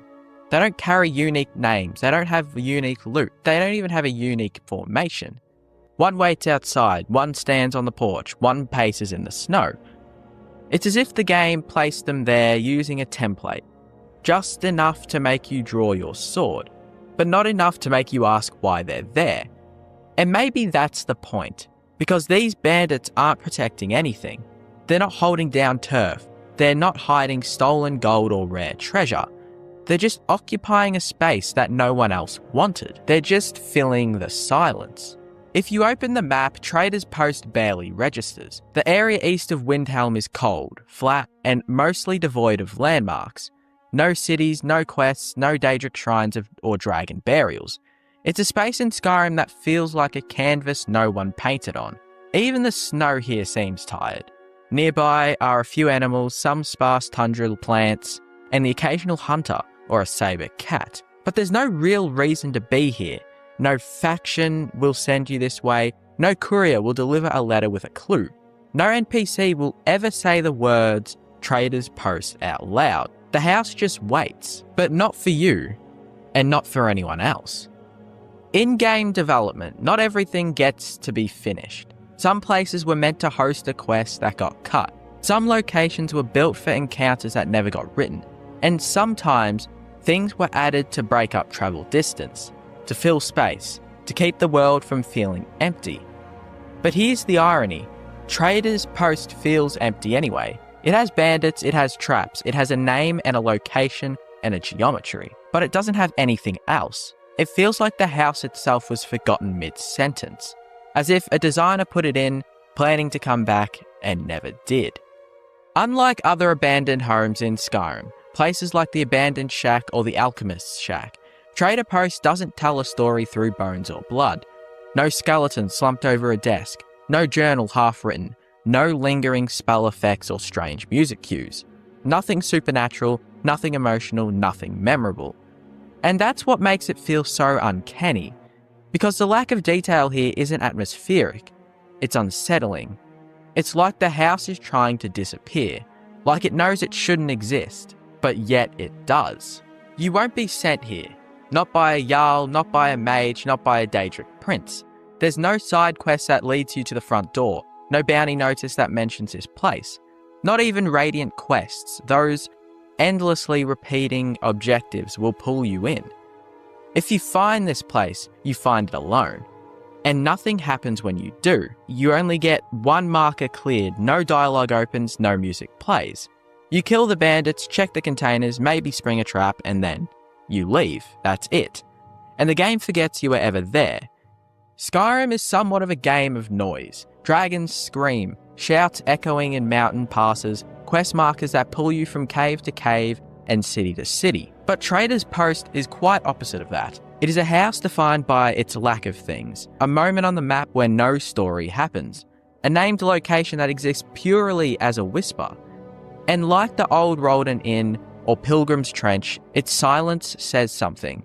Something about the world, something about forgotten places, and something about people who once mattered and then didn't.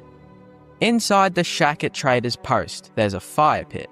The logs are in place, arranged as if someone meant to build a fire but never struck the flint. And that's the kind of detail that lodges in your memory. Because in Skyrim, fires are everywhere. Lit braziers, roaring hearths, torches in tombs. Warmth is a signal that life is near, but this one is quite cold. And it raises the question you can't answer. Were the bandits squatting here temporarily, waiting to move on? Were they left behind by a bigger gang, forgotten like the cabin itself? Or did someone else once live here? Someone who vanished before the flames ever caught? The fire feels symbolic of the whole location. Something half finished, something half remembered, half abandoned. Like someone stopped writing mid-page and never picked up the pen again. So the pit sits cold, not because it went out, but because it never burned in the first place. Most homes in Skyrim feel alive. Even abandoned ones hint at memory. Someone once cooked here, someone once fought here, and someone once prayed here. But Trader's Post doesn't. It doesn't remember anything, and it doesn't care that you're here. You can clear it, you can avoid it, you can return 20 levels later and find the same traps, the same nameless bandits, the same snow on the roof. It's not haunted, it's not cursed. It's just empty. A home with a name. A name with no story. The only home in Skyrim where nothing happens. And maybe that's exactly why it stays with you. Skyrim is a world that thrives on momentum. Cities clash over ancient thrones, guilds pull you into webs of political intrigue, and every crypt, cave, and corner seems to contain a secret just waiting to be uncovered. The land is teeming with activity. bursting with possibility, and yet nestled in the snow-covered hills west of Solitude, stands a tower so overlooked, so unremarkable, that it feels like the world has simply passed by it. That place is Pinefrost Tower. To call Pinefrost Tower a location almost feels generous. It's not much more than a crumbling ruin sitting on a ridge, staring blankly into the cold northern sky. Most players won't even know it exists. It's not marked on the map until you get really close. No one ever mentions it.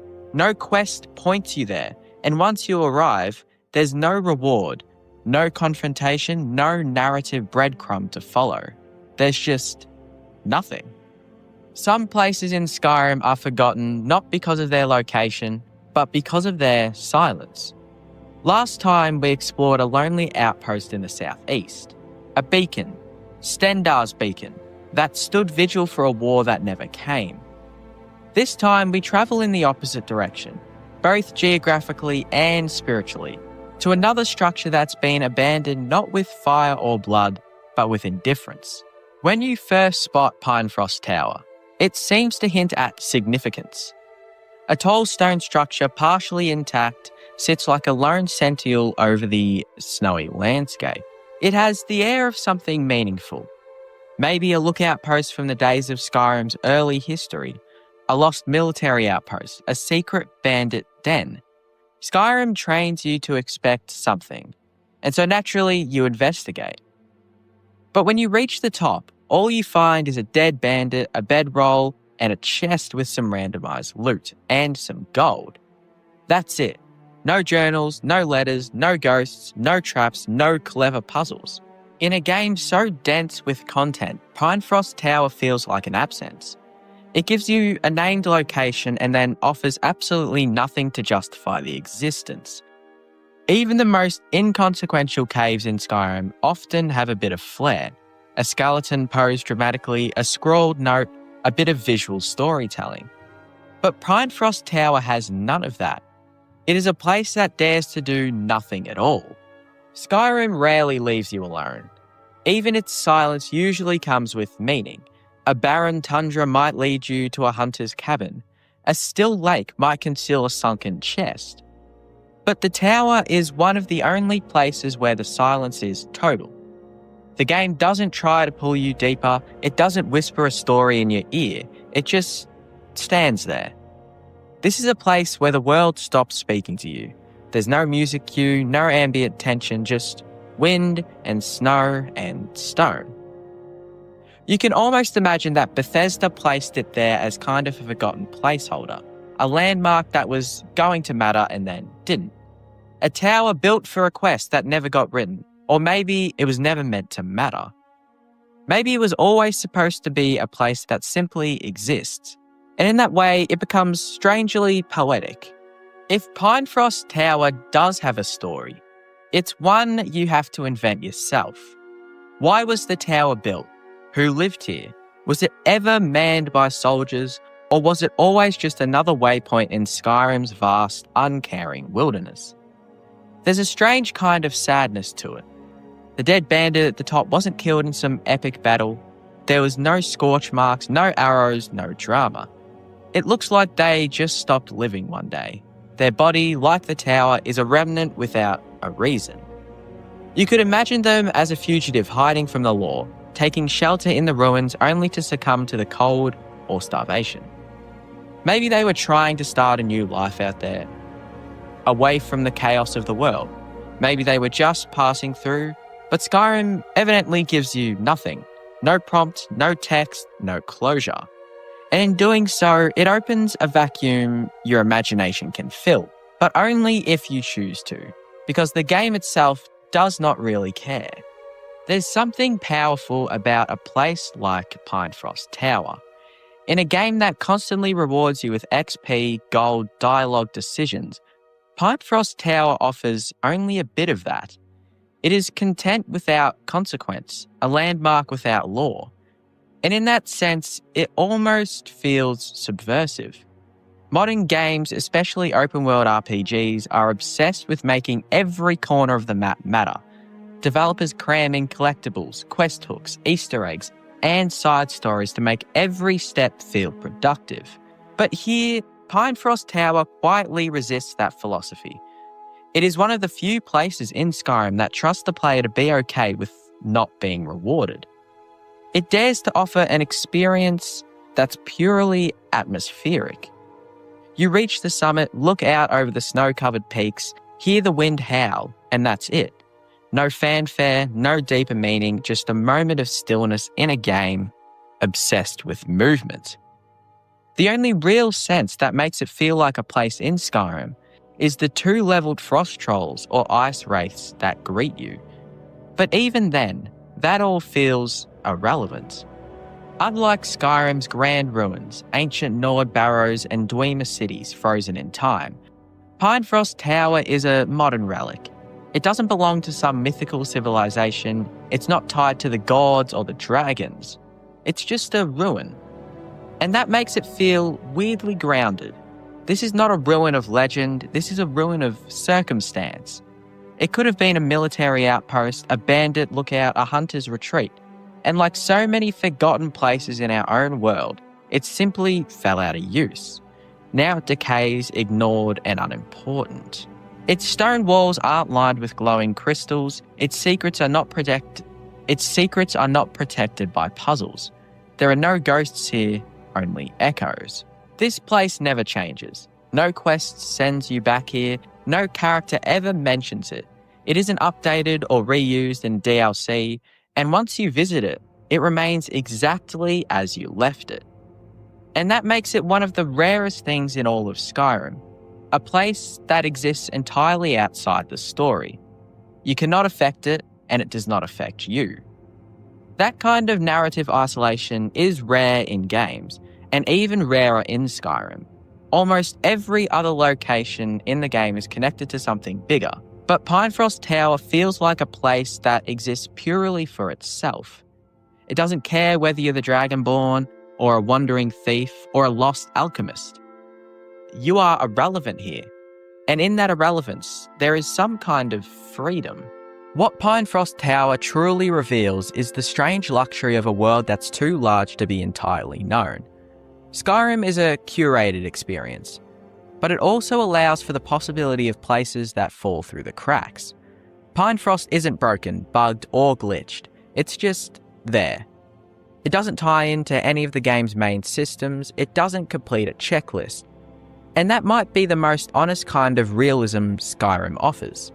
Because in the real world, not every ruin has a plaque, not every corpse has a diary, sometimes things are abandoned and no one remembers why. Sometimes a place just exists, quietly eroding under the snow and time. That's what this tower is, a digital ghost of intention. Maybe half built and half forgotten, it doesn't need you to be there. But the fact that you found it, the fact that you noticed its absence of meaning, makes it meaningful in a completely different way. Pinefrost Tower is a place in Skyrim where nothing happens. And in a world built on chaos, that makes it feel unforgettable. It is a monument to nothingness. A tower without a purpose, a ruin without a story, a location the game itself seems to have forgotten. And maybe that's why it matters. Because in a game where you are always the hero, always the center of the universe, this tower offers something rare. A moment of quiet, a place that asks for nothing of you. A reminder that not every story needs a conflict, and not every place needs a point. Sometimes the most powerful locations are the ones that let you feel small. In a game like Skyrim, it's easy to overlook the quiet people. The world is filled with shouting Nords, storming battle mages, and ancient dragons clawing their way out of time. Cities burn, Jarls scheme, and you, the player, are usually at the center of it all. But if you ever stop sprinting from one quest marker to the next, if you wander off the beaten path, sometimes the world lets you find something else. Something forgotten. And something small. Not magical, not dangerous, just quiet and strange. If you walk through the mountains, you will come across him, in his little shack, isolated in the hills. And that's what might make him the loneliest NPC in all of Skyrim. Froki's shack is exactly what it sounds like. A tiny wooden structure half collapsed and huddled against the cliffs in the southern mountains of Skyrim. It isn't near a road, it isn't near a town, it isn't even on the way to anything really. There's no marker, no reason to come here, just stone, snow and silence. If you do find it, it's probably by accident. Maybe you were scaling the cliffs looking for the Shrine of Talos. Maybe you were chasing a fox through the trees.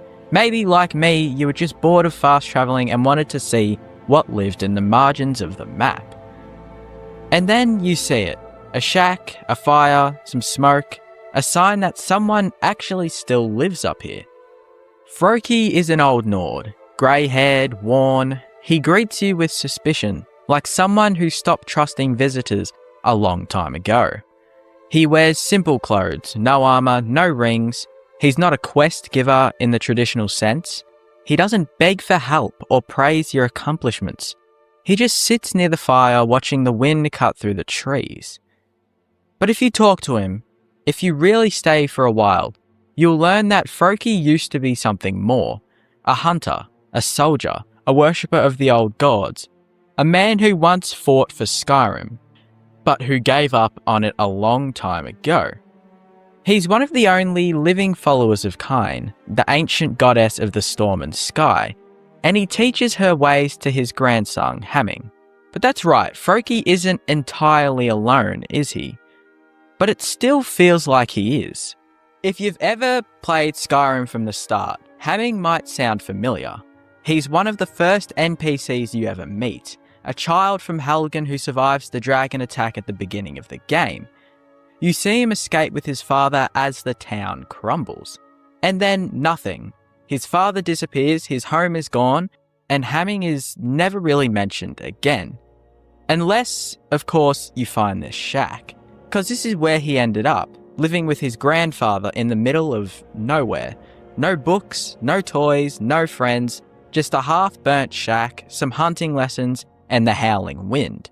Skyrim doesn't tell you what happened to his father. The game doesn't really care.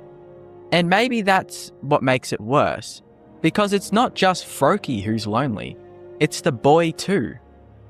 Two forgotten characters stitched together by absence. And maybe that's why Froki always seems so angry.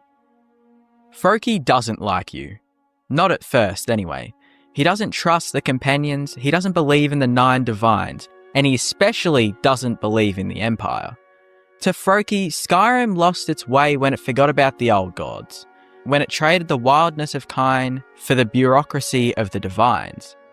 He sees the modern world as weak, corrupt, disconnected from the land.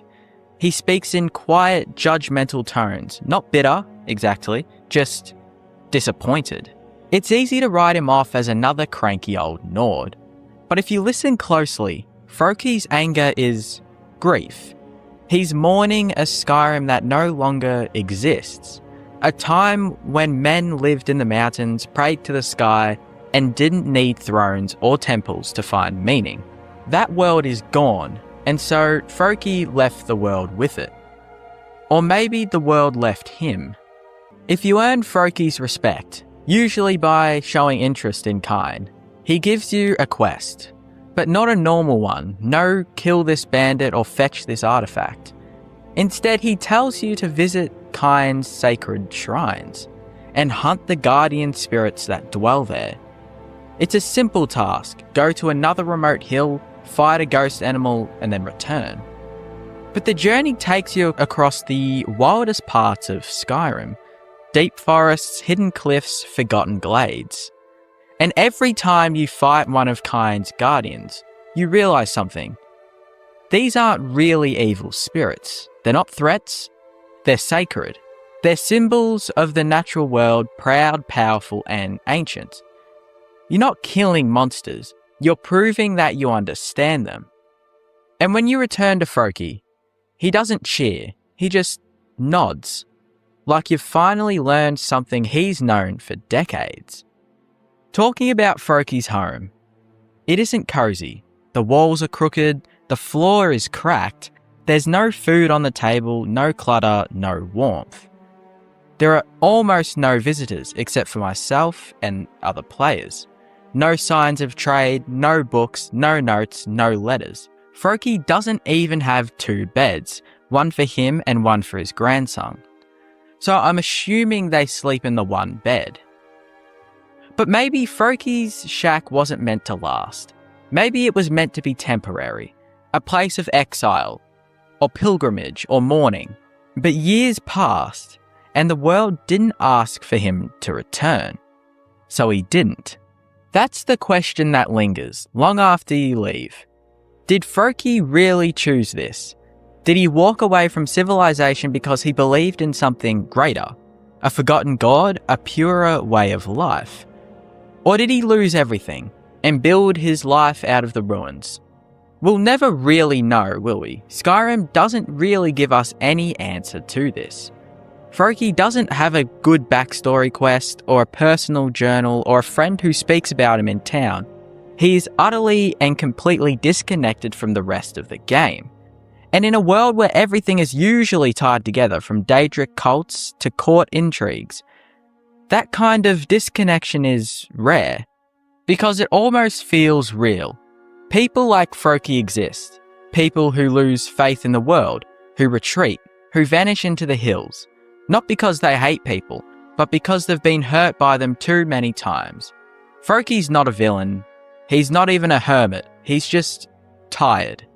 Froki doesn't die in a grand battle. He doesn't leave behind a powerful weapon or a buried secret. When the game ends, he's still there. Still sitting by the fire, still raising a boy who lost his home. Still praying to a god no one remembers. And maybe that's what makes him the loneliest NPC in Skyrim. Not because he's alone, but because he's untouched and unclaimed by any major questline, any war, and any epic conclusion. He exists entirely outside the game's design, which means Froki isn't really here for the player. He's here for himself. Froki's shack isn't a dungeon. It's not a shrine. It's not even marked on most maps. It's just a shack, a house, in the mountains, slowly decaying under the snow. But it holds something that most places in Skyrim don't. Stillness. Not the quiet of peace, but the quiet of grief, of memory and of choice. Because Froki isn't a forgotten character. He's a character who chose to forget the world. And somehow, that's kind of more haunting. The wind never stops blowing around his home, the fire never quite warms the room, and the boy, Hamming, never says much of anything. But they're there, together, waiting for something that probably won't come. Maybe kind, maybe peace, maybe nothing. And as you leave Froki's shack and the snow begins to swallow the roof behind you, you might realise you weren't really meant to find him. But now that you have, you won't forget him. There are ruins across Skyrim, broken forts, fallen watchtowers, crumbling gnawed barrows. But few carry the same quiet tragedy as Fort Snowhawk. Situated between Morthal and the western marshes, it's easy to miss. Its walls are half swallowed by swamp fog and time. At first glance, it's just another military ruin, occupied by bandits or necromancers depending on when the player stumbles upon it. But beneath those stone walls lies something older and far stranger. The ghost of a city that once stood here, one of Skyrim's forgotten settlements. In the Elder Scrolls arena, Snowhawk was no mere outpost. It was a full city, bustling, walled and proud, a stronghold in the Reach before the world forgot it. Yet by the time of Skyrim, 2 eras later, the city has vanished entirely, its name preserved only in the decaying ruin of a fort. No citizens remain, no merchants, no guards, not even a single house. This is the story of the city that disappeared, and of the fort that remains to remember it. Fort Snowhawk sits in a desolate patch of Yarlmarch, a region dominated by mist, mud and decay. To its east lies Morthal, one of Skyrim's smallest and eeriest towns, itself built on a swampland and half-forgotten legends. To the west rise the jagged peaks that border the Reach. Between them stands the fort, crumbling and silent. Its placement is strategic, but odd. The fort commands no road, guards no mine, and overlooks no trade route. Most forts in Skyrim serve a clear purpose. Fort Amol near Windhelm protects the road to Eastmarch, while Fort Greenwall guards the Rift's northern border. But Snowhawk? It watched over nothing. It's isolated, sunken into marshland that seems to devour it year by year. And that's what makes it so unsettling. The landscape itself feels complicit in its disappearance, as though the earth wanted to erase it. The mist rises, the grass grows over the stone, and what was once a proud city fades into something no one remembers. To understand the curiosity of Fort Snowhawk, you must return to the Elder Scrolls Arena. In that game, the very first in the series, Snowhawk was a functioning city-state, one of several regional powers within Skyrim. Alongside Winterhold, Falkreath, and Solitude, it stood as a bastion of civilization in the wild north. Its ruler, the King of Snowhawk, governed from sturdy walls, and its people were as hardy as any in the province. But by the Fourth Era, the name survives only as an echo. The city has fallen off maps, absent even from the mouths of Skyrim's oldest historians. No one in Morthal mentions it, no bard sings of it. It is as though the world itself decided to forget. This disappearance isn't unique in Tamrielic history. Empires rise and fall constantly. But Snowhawk's erasure feels deliberate. Cities decay, yes, they do all the time. But names persist. The ruins of Helgen remain on the lips of travellers. The ghosts of Labyrinthian are remembered by mages, and even Sarthal, destroyed thousands of years ago, lives on in story. Snowhawk, however, is gone. What could erase a city so thoroughly that even its name becomes just a fort's afterthought? Fort Snowhawk is the only surviving trace, a military ruin that still bears the name of its ancestors. It is a relic built on older bones, likely constructed over the ruins of the original city's walls. Its architecture, however, tells a different story. It is imperial in style, with square battlements, iron gates, and arched corridors.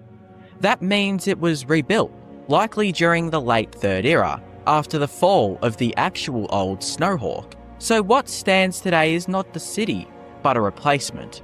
A fort built to occupy the same ground, perhaps because the land held strategic or symbolic importance. Yet the Imperial engineers could not erase what came before. When you walk through its ruined halls, the layout feels strange.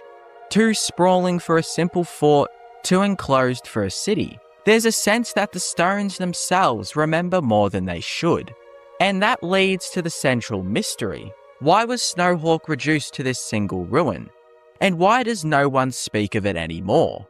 Among fans and lore scholars, several theories attempt to explain Snowhawk's disappearance. None are official, but each feel disturbingly plausible. One theory claims plague, that disease swept through the city, perhaps carried by the swamp waters or brought by travellers from the Reach. The marshland around Fort Snowhawk is known for sickness. Morthal's inhabitants even mention bog fever and strange ailments that take root in damp air.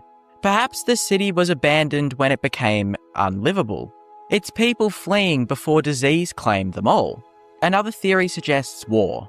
The Second Era saw Skyrim torn apart by civil conflicts, and Snowhawk, located between territories claimed by the Reachmen and the Nordic Jarls, may have been a casualty of those wars. Fort Snowhawk's later Imperial reconstruction does support this.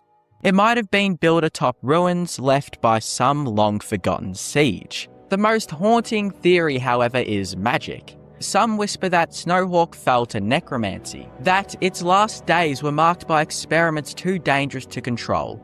And when the Dragonborn explores Fort Snowhawk in Skyrim, it's crawling with necromancers. The air hums with black energy, and corpses line the halls.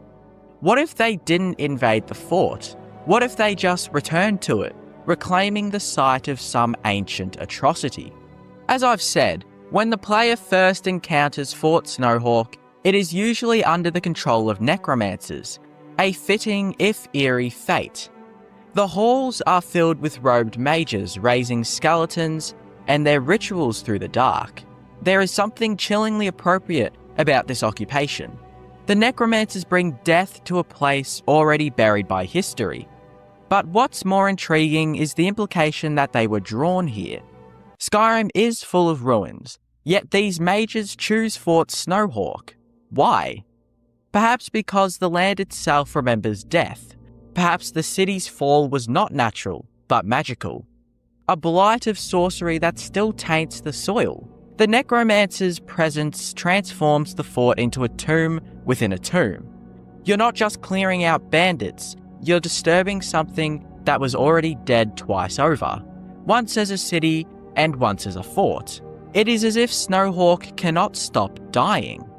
Perhaps the strangest part of Snowhawk's story is not its fall, but its absence from Skyrim's culture. No one remembers it. You can ask scholars, guards, or jarls, no one will speak of its name. Even the College of Winterhold, which preserves ancient records, makes no mention of it. In a world where everything leaves ruins and rumours, Snowhawk leaves silence. This silence is what turns the mystery from historical to existential. Snowhawk wasn't merely destroyed, it was forgotten, and in Tamriel, forgetfulness is kind of a death. When names vanish, spirits fade. When no one remembers, history itself dissolves. One might imagine that Snowhawk's ghosts still wander the marshes, watching over the ruined fort, desperate to be remembered, trapped between existence and oblivion.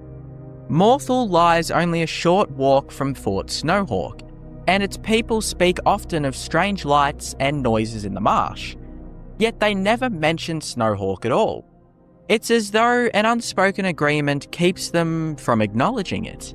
Some players theorise that Morthal itself may have been born from Snowhawk's survivors, those few who fled the city before it fell and resettled nearby on safer ground. It would explain the town's reclusive nature, its fascination with the dead, and its deep-rooted mistrust of outsiders.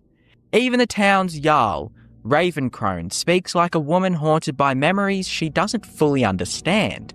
If that theory is true, then Morthal isn't merely a strange swamp town, it's the shadow of a tragedy, a remnant of a city that used to be. The ruins of Fort Snowhawk still stand, lonely and unremarked on, visited only by adventurers on their way to Morthal or soldiers sent to die for a war they barely understand. Yet beneath its foundations lies the memory of something greater, a city erased by time, a name nearly lost. Snowhawk once stood as a proud city-state, a beacon in the Reach. Now it exists only as whispers in fan theories and the faint hum of necromantic rituals echoing through the broken halls.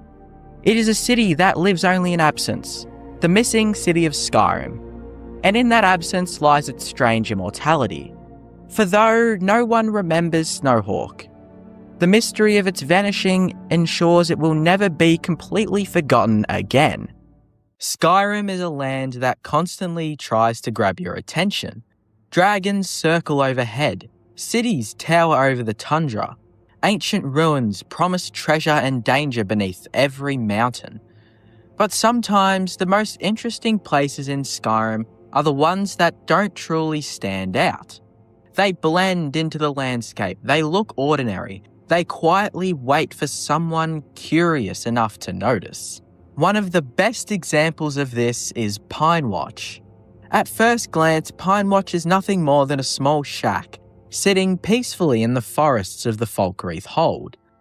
It looks like dozens of other cabins scattered across Skyrim's wilderness, a place where a lone hunter might live quietly, far away from the chaos of the cities. Most players ride past it without a second thought, but beneath that unremarkable little house lies one of Skyrim's most surprising secrets, a hidden criminal operation, an underground hideout, and a quiet connection to the powerful Thieves' Guild of Riften. Pinewatch may look forgettable, but that is exactly the point. Pinewatch sits just west of Helgen and north of the road that winds to Falkreath. The surrounding forest is dense and quiet, filled with towering pines and the distant sounds of wildlife. In other words, it's the perfect place for a secluded home. When you first arrive, the shack seems completely normal. The cabin contains the typical items you might expect: a bed, a table, a cooking pot, and a few scattered belongings. Nothing about it screams danger. Nothing suggests hidden tunnels or criminal conspiracies. And that is exactly why Pine Watch works so well. Because Skyrim is full of shacks like this. Hunter cabins, abandoned houses, small farms. They are everywhere. Players become accustomed to them and stop questioning what might be hidden inside. Pine Watch relies on that assumption. It disguises itself as something mundane in a world where players have learned to ignore the mundane itself. The true nature of Pine Watch reveals itself only if the player begins to explore more carefully. Hidden within the shack is a concealed passage leading underground. Behind the innocent-looking cabin lies Pine Watch Bandit Sanctuary, a sprawling hideout filled with criminals, traps, and stolen goods. Suddenly, the quiet cabin transforms itself into something much more sinister. What looked like a peaceful home is actually the entrance to an entire underground operation. Bandits move through the tunnels below, guarding treasure and maintaining a secret base far away from the eyes of Skyrim's authorities. It's a clever twist. Many Skyrim dungeons begin with dramatic ruins or imposing caves. Pine Watch begins with a humble wooden door and a small chimney puffing smoke into the forest air. It doesn't look like an entrance to anything important, which is exactly why no one suspects it. The importance of Pine Watch becomes clearer during the Thieves Guild questline, particularly the quest Silver Lining. During this mission, the player is sent to recover a valuable silver mold from Pine Watch, revealing that the hideout is connected to criminal networks operating across Skyrim. This small shack in the forest is not just a random bandit camp. It is part of a much larger system. The Thieves Guild, despite being headquartered in Riften far to the east, maintains influence throughout the province. Pine Watch acts as one of their quiet outposts, a place where stolen goods can be hidden, guarded, and moved without attracting attention. In other words, Pine Watch is a piece of Skyrim's underground economy. And yet, if you never join the Thieves Guild, you might never learn that at all. At the centre of Pine Watch's operation is Regal Strongarm, the woman who lives in the shack above. At first, she seems harmless, just another NPC occupying a remote cabin. But if you venture deeper into the sanctuary below, her true identity becomes clear. Regal is the leader of the bandits operating beneath Pine Watch. The peaceful resident upstairs is actually the mastermind of the entire hideout. This dual identity adds an extra layer of intrigue to the location. Regal's role perfectly reflects Pine Watch itself, an ordinary surface hiding something much darker below. She lives above ground, maintaining the illusion of a simple life, while commanding a network of criminals beneath the forest floor. It's a quiet deception, one that mirrors the subtle storytelling Bethesda often hides within Skyrim's world.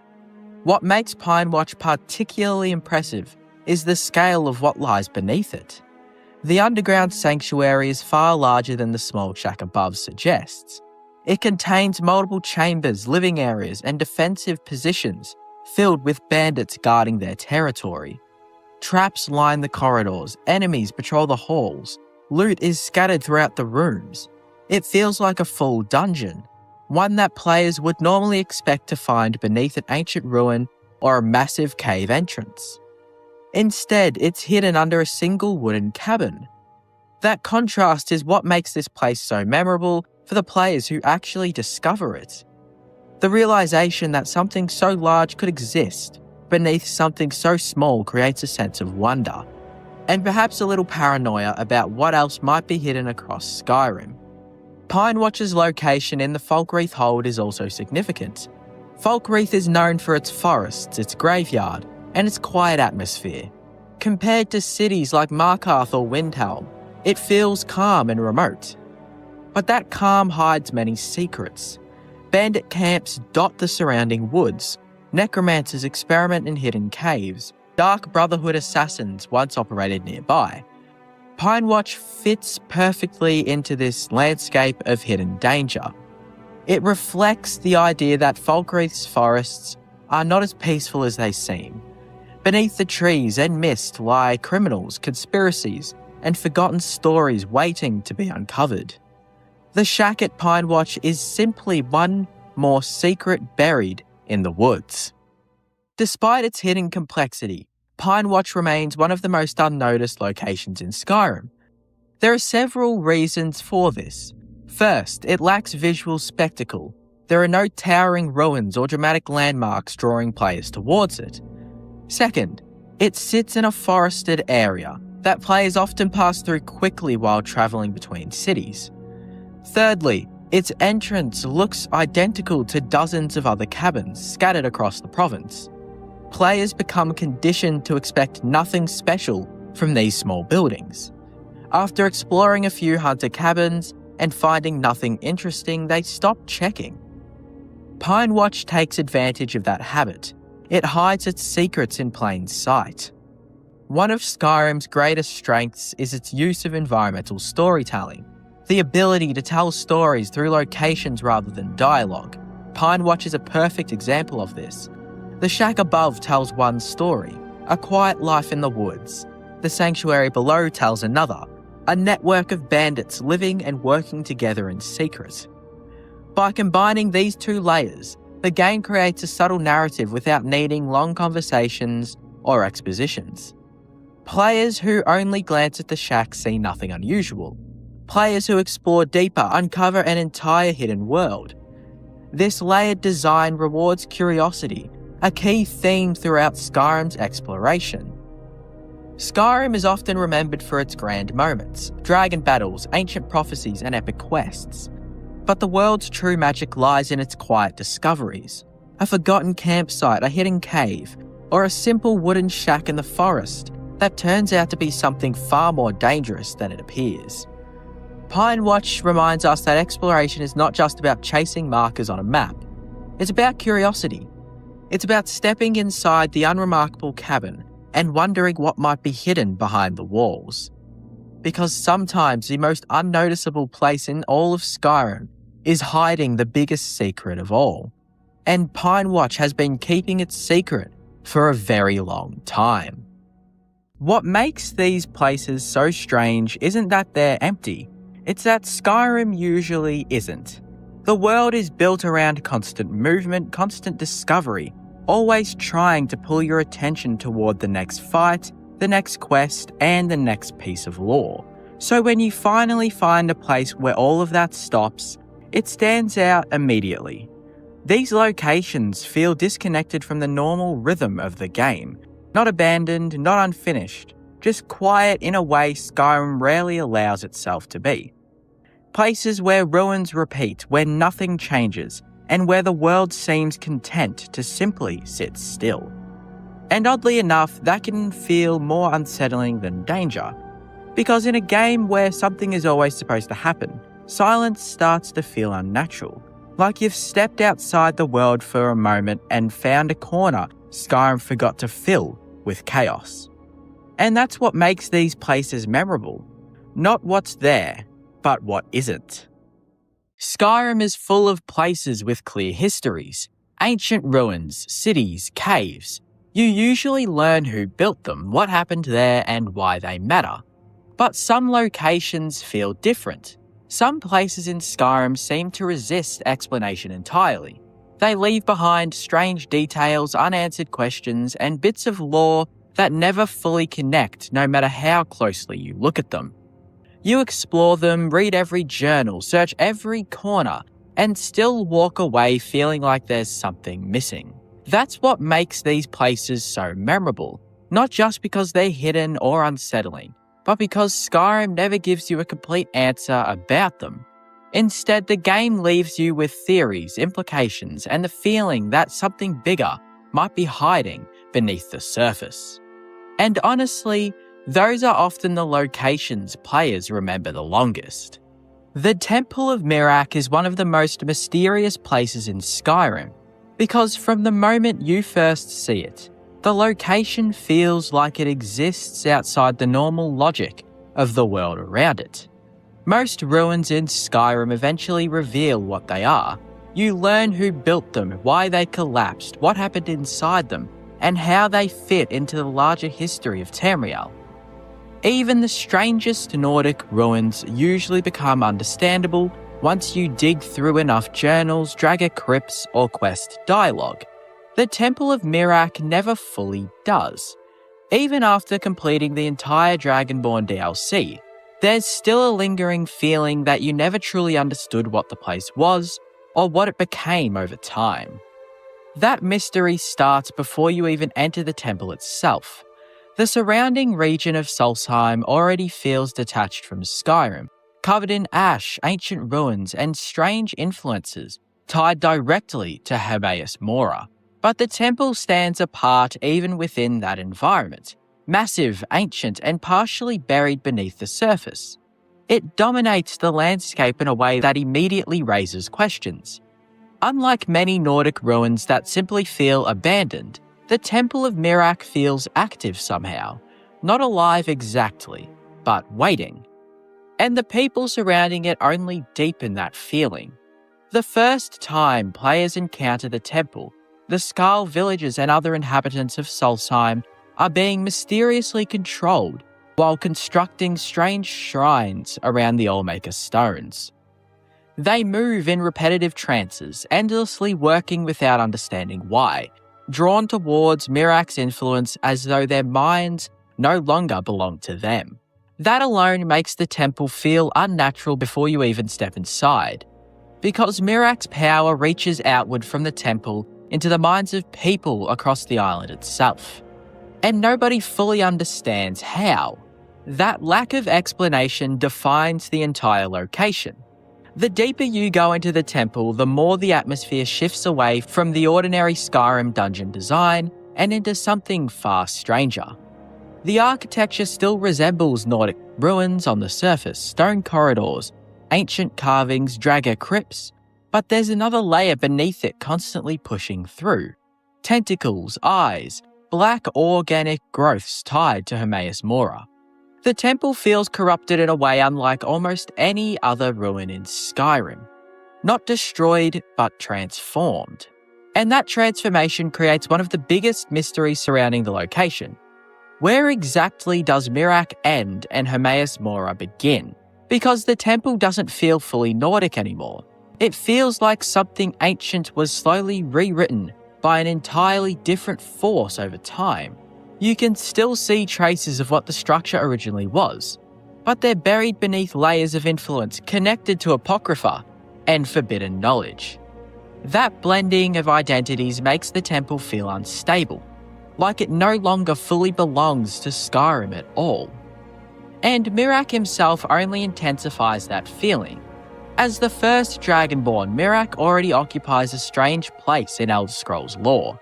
He predates nearly everything players associate with dragons and the Dragonborn prophecy, existing as a figure half hidden between myth and history.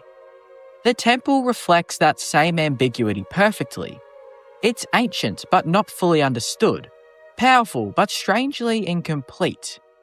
Even the Draga inside the temple feel different from those in ordinary Nordic tombs. Most Draga crypts in Skyrim are tied to ancient kings, dragon priests, or burial traditions. The Draga within Miraak's temple feel more like servants preserving something unfinished. Their presence doesn't just suggest death, it suggests continued devotion long after normal history should have erased it. And then there are the Black Books. Few things in Skyrim create mystery as effectively as the Black Books connected to Hermaeus Mora. Their existence immediately disrupts the normal boundaries of reality within the game. Reading one doesn't simply reveal information, it physically pulls the player into Apocrypha, a realm that operates entirely outside of normal understanding. The Temple of Miraak becomes one of the central gateways to that experience, and once Apocrypha enters the picture, the mystery surrounding the temple expands dramatically. Because suddenly the location stops feeling like a ruin and starts feeling like a bridge between worlds. That's what makes the temple so unsettling compared to other mysterious places in Skyrim. Most mysteries in the game remain grounded in history or archaeology. The Temple of Miraak moves beyond that into metaphysical territory. It raises questions that don't have concrete answers, because they involve forces far beyond mortal understanding. How much of Miraak's power actually came from being Dragonborn? How much came from Hermaeus Mora? Did Miraak willingly transform the temple over time, or did the corruption happen naturally through Mora's influence? And perhaps most importantly, how long had the temple been waiting for the player before they ever arrived? That last question becomes increasingly disturbing throughout the DLC. The temple constantly feels prepared for your arrival somehow. Miraak knows about you long before you fully understand him. The cultists know your name. The black books react to your presence. It creates the impression that events surrounding the temple were unfolding quietly long before the player became aware of them. Like the entire place existed in a dormant state, waiting for another Dragonborn to appear. And that sense of inevitability gives the temple an almost prophetic atmosphere. Everything inside it feels predetermined. Even the structure itself contributes to this mystery constantly. Unlike straightforward ruins with clear layouts and purpose, the Temple of Miraak feels layered in confusing ways. Ancient chambers blend into impossible spaces connected to Apocrypha. Hidden passages reveal buried sections beneath the visible ruins. The further you descend, the less stable the architecture starts to feel conceptually. It's as though the temple physically reflects the corruption of knowledge itself, a place where reality slowly loses coherence the deeper you go. That effect becomes strongest whenever Hermaeus Mora's influence visibly overtakes the environment. The tentacles, black waters, and shifting textures associated with this place don't behave like natural corruption. They feel invasive in a cosmic sense, as though another realm is bleeding directly into the physical world. And the terrifying part is that nobody inside the temple fully controls it anymore. Not the Dragger, not the cultists, possibly not even Miraak himself.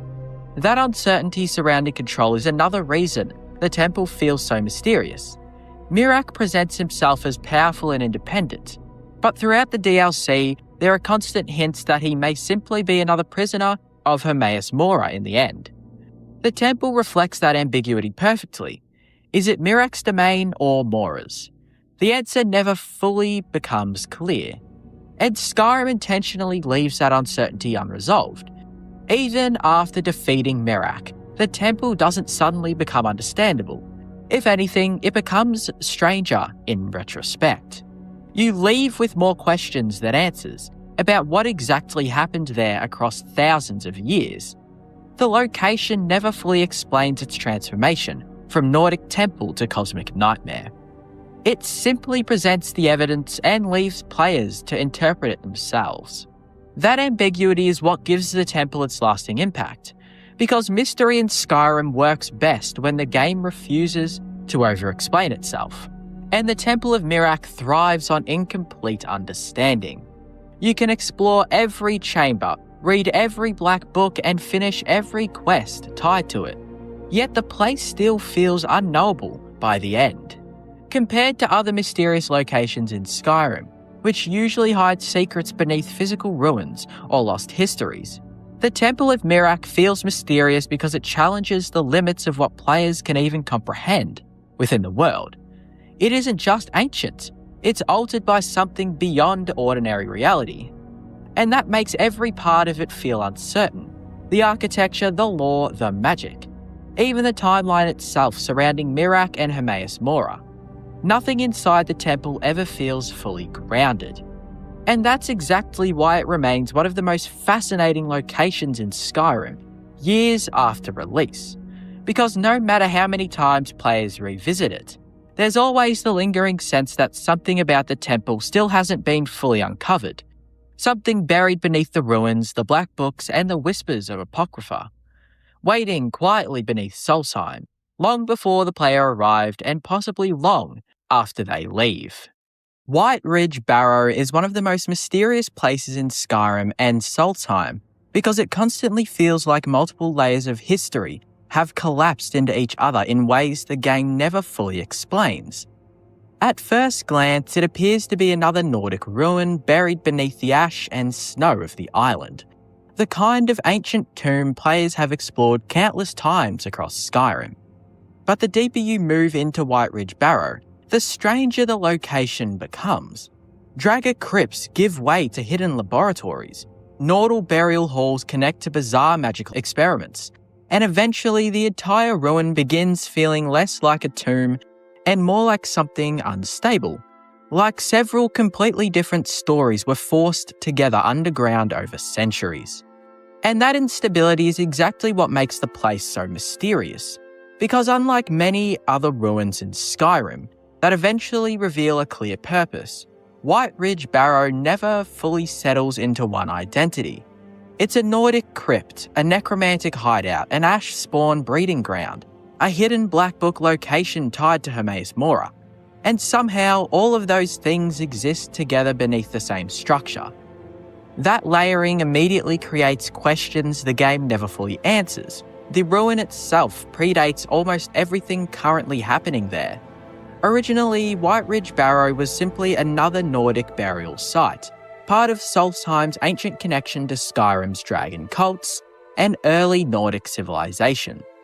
You see the familiar architecture immediately: stone corridors, burial chambers, dragger resting in alcoves, traps built to protect ancient dead.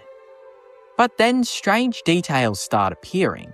The ash, the unnatural heat buried beneath the cold environment, the experiments hidden deeper within the ruin, and suddenly the place stops feeling historically stable. That shift becomes especially noticeable once you discover the hidden laboratory of Dukin's former servant and necromancer.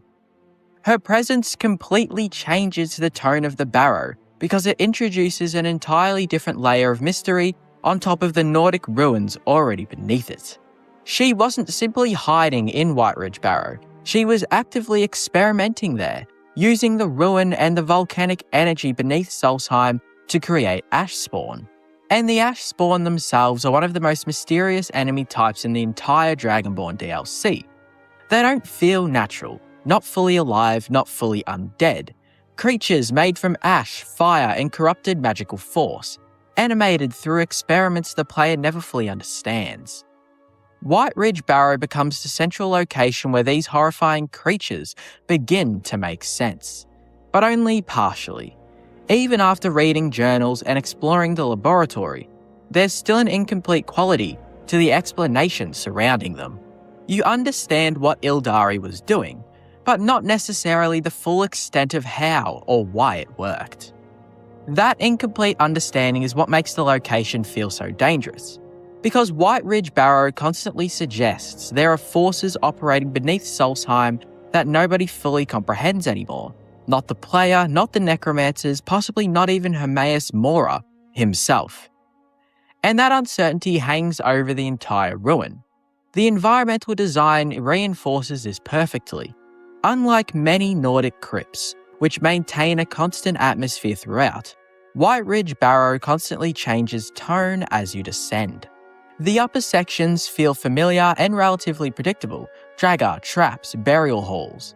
But deeper inside, the architecture starts blending with volcanic heat and strange magical corruption. The air itself feels heavy. Fire erupts from vents beneath the stone floors, ash coats sections of the ruin that should feel cold and dead. It's as though Solstheim itself is bleeding upward into the crypt. And that environmental instability creates a sense that the ruin was never meant to contain everything now buried inside it. The danger surrounding the location only intensifies because of how unpredictable the threats become. Most Skyrim dungeons operate within understandable rules. Falmer caves contain Falmer, vampire lairs contain vampires. Draga crypts contain only Draga, for the most part. White Ridge Barrow contains everything. Draga attack alongside ash spawn. Fire traps erupt unexpectedly from volcanic vents. Necromantic experiments linger in hidden chambers beneath ancient Nordic architecture. The location constantly shifts between different forms of danger, making it feel unstable both mechanically and narratively.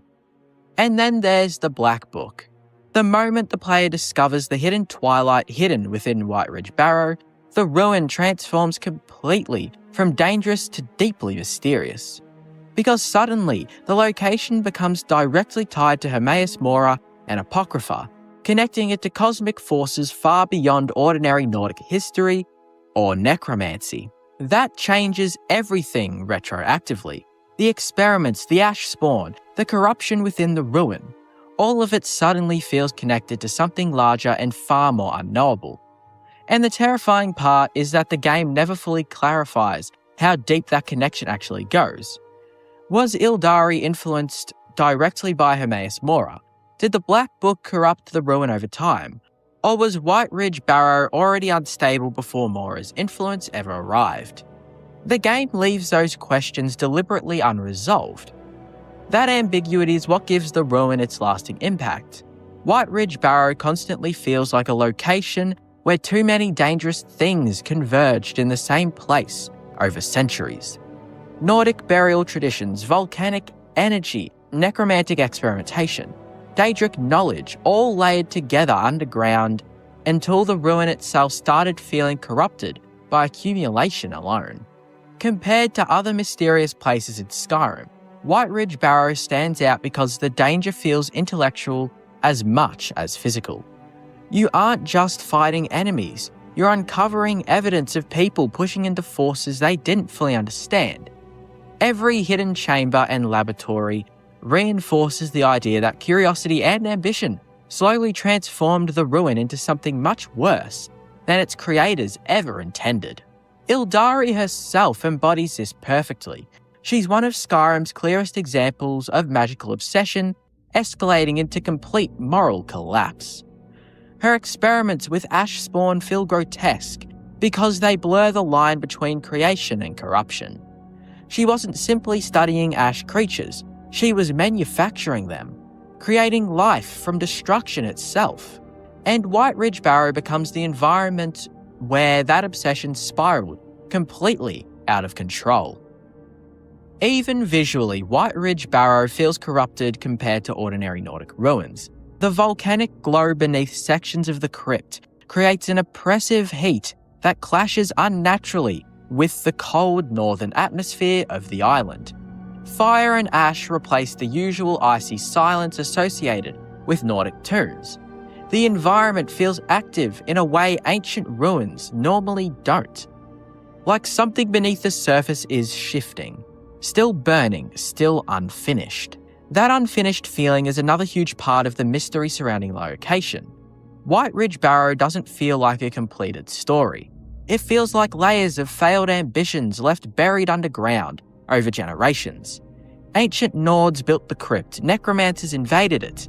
Hermaeus Mora's influence seeped into it, ash spawn emerged from it. And none of those forces ever fully erased the others. They simply just accumulated. That accumulation makes the ruin feel almost cursed by history itself. Every era leaving behind another dangerous secret beneath the last. And by the time the player finally leaves White Ridge Barrow, there's still a lingering sense that the location never revealed everything hidden inside it. The Black Book remains tied to Apocrypha. The ash spawn still exists. The deeper origins of the ruin remain unclear. Even after clearing the dungeon mechanically, the place still feels unresolved conceptually, like there are still unanswered questions buried somewhere beneath the ash and stone. That's what ultimately makes White Ridge Barrow one of the most mysterious and dangerous places in Skyrim. Not just the enemies, not just the hidden experiments, but the feeling that the ruin itself became unstable after centuries of forbidden knowledge, ancient death and unnatural power colliding underground. A place where history, magic and corruption layered over each other until nobody, not even the player, could eventually fully separate where one horror ended and the next began. High Hrothgar is one of the most recognisable locations in Skyrim, but at the same time it's also one of the most concealed. Not hidden in a traditional sense, everyone knows it exists, but hidden through distance, isolation and the sheer effort required to reach it. It sits at the top of the throat of the world, separated from the rest of Skyrim not by walls or secrecy, but by scale. The mountain itself acts as a barrier, making the monastery feel removed from normal life long before you ever arrive there. And that separation is what gives High Hrothgar its hidden quality. It's not a place you casually pass through, you have to commit to reaching it. That journey is a huge part of what makes the location feel concealed. The 7,000 steps aren't just a path, they're a process. As you climb higher, the rest of Skyrim begins to fall away behind you. Settlements disappear in the distance, the environment becomes harsher, and the world starts to feel quieter. There's a gradual sense of disconnection that builds with every step upward. By the time you're halfway there, it already feels like you've left the normal world behind, and the game reinforces that feeling constantly. The weather shifts, the air grows colder, the soundscape changes from movement and activity to wind and silence. Even the encounters along the way contribute to this separation. Frost trolls, wolves, and the occasional dragon don't just serve as enemies. They reinforce the idea that this path is difficult to reach on purpose. High Hrothgar isn't hidden behind a secret entrance or illusionary wall. It's hidden behind endurance. You have to earn access to it. That alone makes it feel different from most locations in Skyrim. Cities are designed to draw you in. Ruins are scattered naturally across the landscape. But High Hrothgar feels deliberately removed, positioned in a way that keeps it detached from everything below.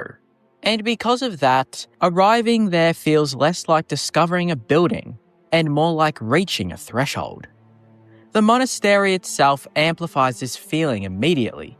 The architecture is simple, ancient, and restrained, lacking the grandeur you might expect from a place so important. There are no large banners, no signs of wealth or power, nothing designed to impress outsiders. Instead, everything feels stripped down to purpose. Stone walls, sparse interiors, quiet halls. It doesn't feel like a place built to be seen. It feels like a place built to be left alone. That quietness becomes one of the defining aspects of High Hrothgar. Unlike nearly every other major location in Skyrim, there's very little movement or activity. The Greybeards rarely speak, and when they do, every word feels deliberate. Conversations aren't casual. They're measured, restrained, almost ceremonial. That creates an atmosphere unlike anywhere else in the game, because silence becomes part of the location itself. And in a game filled with noise, combat, politics, movement, constant interaction, that silence feels unnatural at first. The monastery doesn't encourage exploration in the usual sense. There aren't distractions pulling your attention in different directions. Instead, it forces you to slow down, to focus on the environment and the people within it. That restraint is what makes High Hrothgar feel so concealed. It isn't trying to engage with the outside world. In fact, the Greybeards actively separate themselves from it. They live above Skyrim both physically and symbolically, detached from politics, conflict, and everyday life. Even though they possess immense power through the voice, they choose isolation over influence. And that choice is important, because it means High Hrothgar isn't hidden due to weakness or obscurity. It's hidden through intention. The Greybeards want separation. They literally maintain it. Everything about the location reinforces that philosophy. The climb discourages casual visitors. The environment discourages comfort. The people discourage unnecessary interaction. There's a sense that the monastery exists outside the normal flow of the world, preserved in a state that hasn't changed much over time. And that preservation creates a strange contrast with the rest of Skyrim. Below the mountain, the province is chaotic. Civil war divides the holds, dragons return to the skies, political tensions constantly shift. But High Hrothgar remains still, removed, untouched in a way that almost feels impossible, given everything happening around it. That stillness can feel comforting at first, but the longer you think about it, the stranger it becomes. Because High Hrothgar isn't disconnected due to distance alone, it's also disconnected by design. The Greybeards know what's happening in Skyrim, they understand the significance of events unfolding below them, and yet they remain apart from it all, choosing contemplation over intervention. That decision creates a subtle tension around the location. This is a place filled with knowledge and power, but also restraint to an extreme degree. And that restraint makes the monastery feel even more isolated. Not abandoned, not forgotten, just intentionally unreachable in every sense, except the physical one. Even the lore surrounding High Hrothgar reinforces its hidden nature. It's one of the oldest and most sacred places in Skyrim, deeply tied to the history of the Voice, the Dragonborn, and the worship of Kine. But despite that significance, it remains inaccessible to most people. The Greybeards rarely interact with the outside world, and ordinary citizens speak of them almost like myths rather than active figures. That creates an interesting contradiction. High Hrothgar is famous, but it is also unknowable. People know of it without truly understanding it. And that distinction is what keeps it feeling concealed despite its importance. The monastery also benefits from how the game introduces it. You don't reach it immediately. The story builds toward it gradually, treating the location as something distant and significant long before you ever see it. By the time you finally make the climb after killing your first dragon, the anticipation itself contributes to the feeling that you're entering somewhere separate from the rest of the world. And when you arrive, the game doesn't overwhelm you with spectacle. It pulls you inward instead. The halls are quiet, the rooms are basically sparse, the atmosphere is controlled. Everything about the place feels focused on removal from distraction, from conflict, from ordinary life. That minimalism is what makes it memorable, because in a world as dense and active as Skyrim, High Hrothgar achieves something very few locations do. It creates absence of noise, absence of urgency, absence of connection to the world below. And that absence ultimately becomes its identity. Compared to other hidden places in Skyrim, which are often concealed through physical barriers or obscurity, High Hrothgar feels hidden philosophically. It isn't buried underground or tucked behind secret passages. It's visible from a distance. The mountain literally dominates the landscape. But visibility doesn't equal accessibility, and accessibility doesn't always equal understanding. That's why the location works so well within the theme of hidden places, because despite being one of the most important sites in the game, it still feels separated from normal experience in a way very few other places do. You don't just find High Hrothgar, you leave the rest of Skyrim behind to reach it. And once you're there, the separation becomes so complete that the world below starts to feel distant, almost unreal compared to the stillness above. That's what makes High Hrothgar feel truly concealed, not because no one knows it exists, but because so few people ever truly reach it, understand it, or belong there. It's hidden not by secrecy, but by isolation, intention, and silence. Some places in Skyrim call attention to themselves. Ruins scream, peaks crackle with dragonfire, shrines gleam with divine light. And then there's Lake Illinalta. It doesn't scream, it doesn't even speak, it just sits. A stretch of water so vast it breaks the horizon. Quiet, peaceful, beautiful, even trees lean gently at its edge. Birds circle overhead, reflections ripple in the shadows. But under the surface, it remembers. Because Illinalta isn't just a lake, it's a grave. And the things that sunk here didn't just drown, they were buried on purpose. Which could make this the most mysterious lake in all of Skyrim. There are many ruins across Skyrim, few are as haunting as Ilinalta's Deep. Near the lake's western edge, what looks like a rocky outcrop reveals itself to be the entrance to a temple half swallowed by water. Inside lies the wreckage of what was once a proud fortress of the College of Whispers, long since overrun. The current occupants, a necromancer, the former teacher who brought ruin not only to his students, but to the very walls of the temple itself. Obsessed with defeating death, he used the temple to conduct horrifying experiments with black soul gems and Azura's star. But the location of Ilinalta's Deep raises more questions than answers. Why did the temple sink? Did the necromancer cause the collapse, or was he simply squatting in the ruins of something darker? Some believe the lake claimed the temple because of the rituals held within it. Others say the waters were drawn to the power of the star, pulled down by the weight of the souls trapped inside. But the truth is simpler and worse. Simply, no one cared, so the lake took it. Across from the ruin, near the northeastern part of the lake, lies a standing stone, the Lady Stone, resting quietly on its own tiny little island. It promises regeneration, healing, and rebirth, but it also sits alone, far from the roads and unguarded. Players rarely visit it more than once. In a game filled with guiding forces, the warrior, the mage, the thief, the lady stands apart, passive, isolated, ignored. But why? Some say it's simply underpowered, a gameplay design decision, which could be true. But in Skyrim, isolation is usually intentional. Perhaps the lady was once worshipped before the temple sank. Perhaps she watches over the drowned, or perhaps she's the reason nothing ever comes back from the bottom of the lake. She doesn't protect, she preserves. Scattered along Lake Ilinalta's banks and shallows are a dozen sunken rowboats. Most are broken in half, some have skeletons slumped inside. One has a journal telling of a husband's ill-fated fishing trip.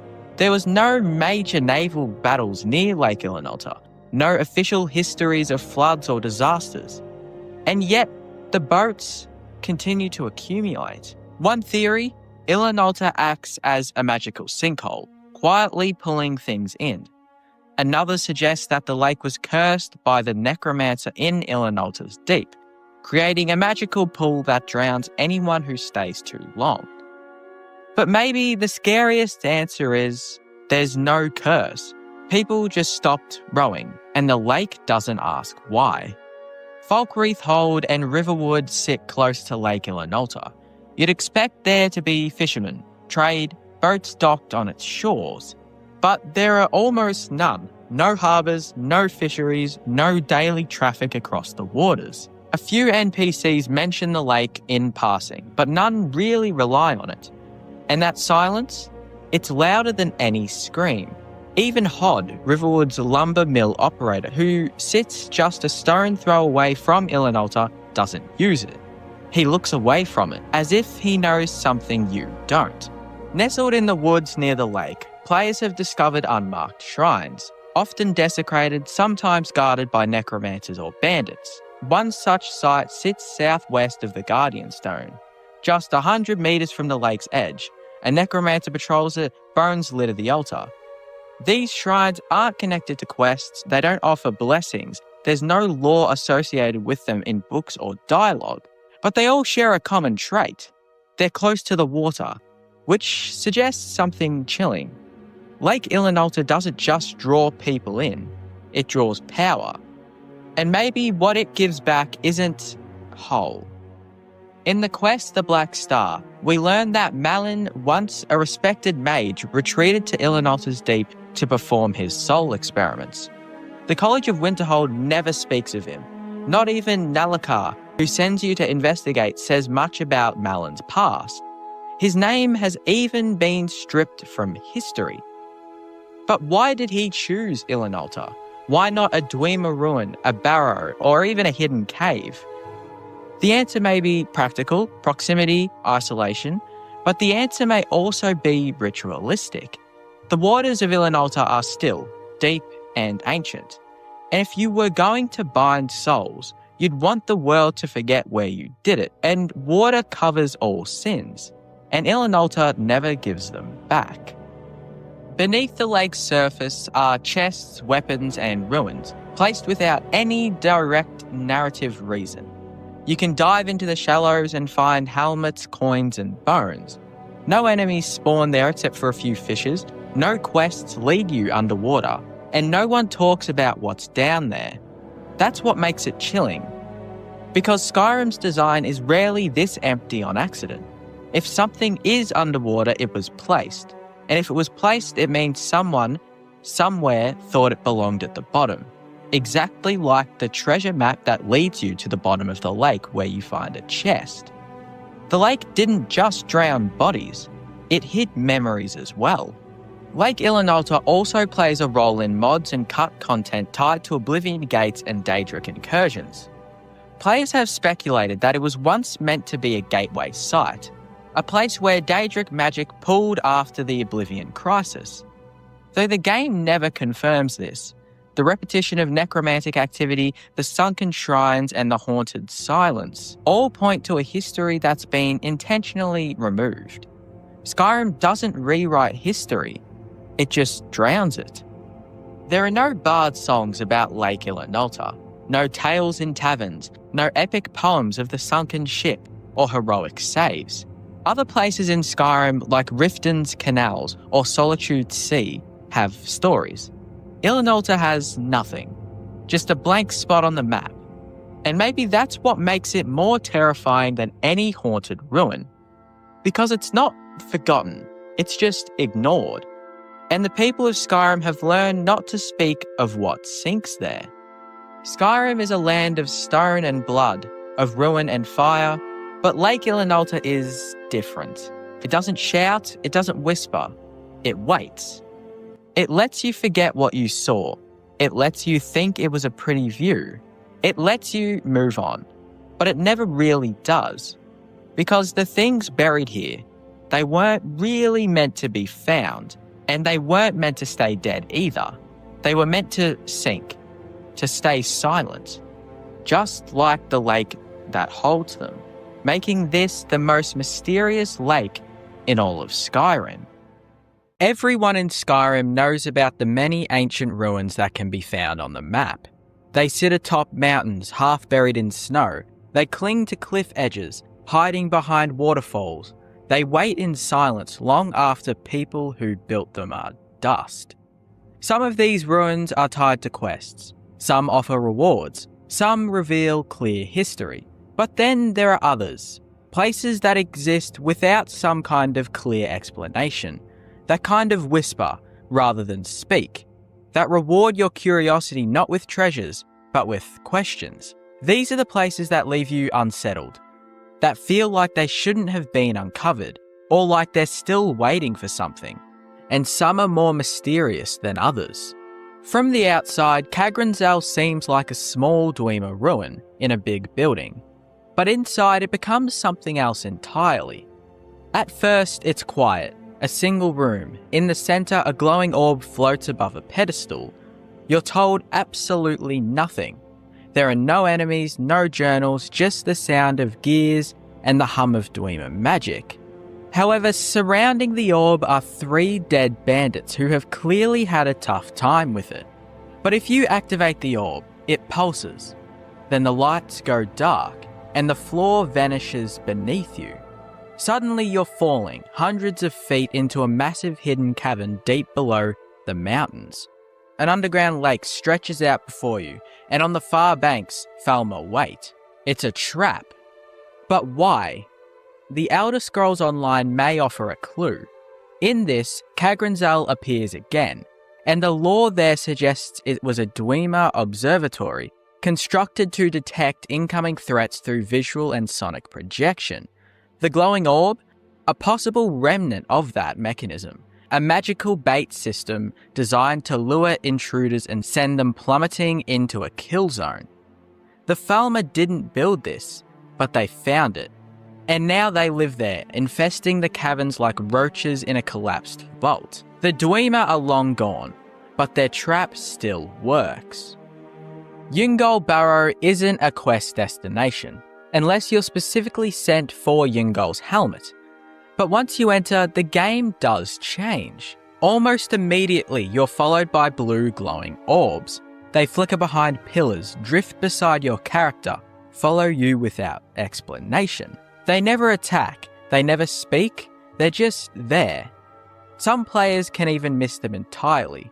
Others say they only appear under specific conditions. The game doesn't really log them, no enemies are tied to them, and even when you reach the end, facing Yungol's skeletal remains, they simply vanish. So what are they? The best clue lies in a book, Yungol and the Sea Ghosts.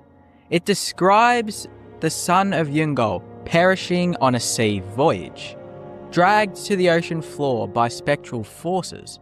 The glowing lights may be the spirit of his crew, or some form of ancient Nord death guardians. Yungol's tomb is protected by something.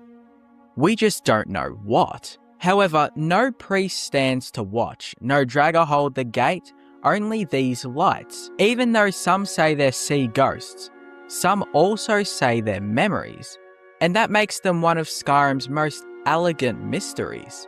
Most dungeons in Skyrim have a door, but the Sightless Pit has a drop, and a massive one for that matter. Once you enter, you fall. There's no way back. You spiral down through dark Falmer tunnels, winding into the earth in a helix of rot and ice. But the name is fitting for what it's worth. It does feel designed to disorient and trap. The architecture becomes more twisted the deeper you go. Stone becomes fungus. Hallways turn into ribcage-like corridors. The final chamber is the Temple of Scrib, a cathedral of green mist and curved monuments that look almost biological. Falmer patrol here like priests, not guards. But there's no named boss, no central artifact, just tension and questions. Now the word scrib is never explained in-game, nor does it appear elsewhere in the lore. However, some players believe this was once a Falmer place of worship, devoted to the twisted legacy of their underground life. Others suggest the Dwemer built it as a cruel form of containment, a spiritual prison for the enslaved snow elves. There's not many journals, no voice lines at all, just the implication that the Falmer still remember what they lost. And at the bottom of that pit, in the temple no one speaks of, they might still believe in something. That's what makes the Sightless Pit so disturbing. It doesn't trap you with the enemies, it traps you with belief.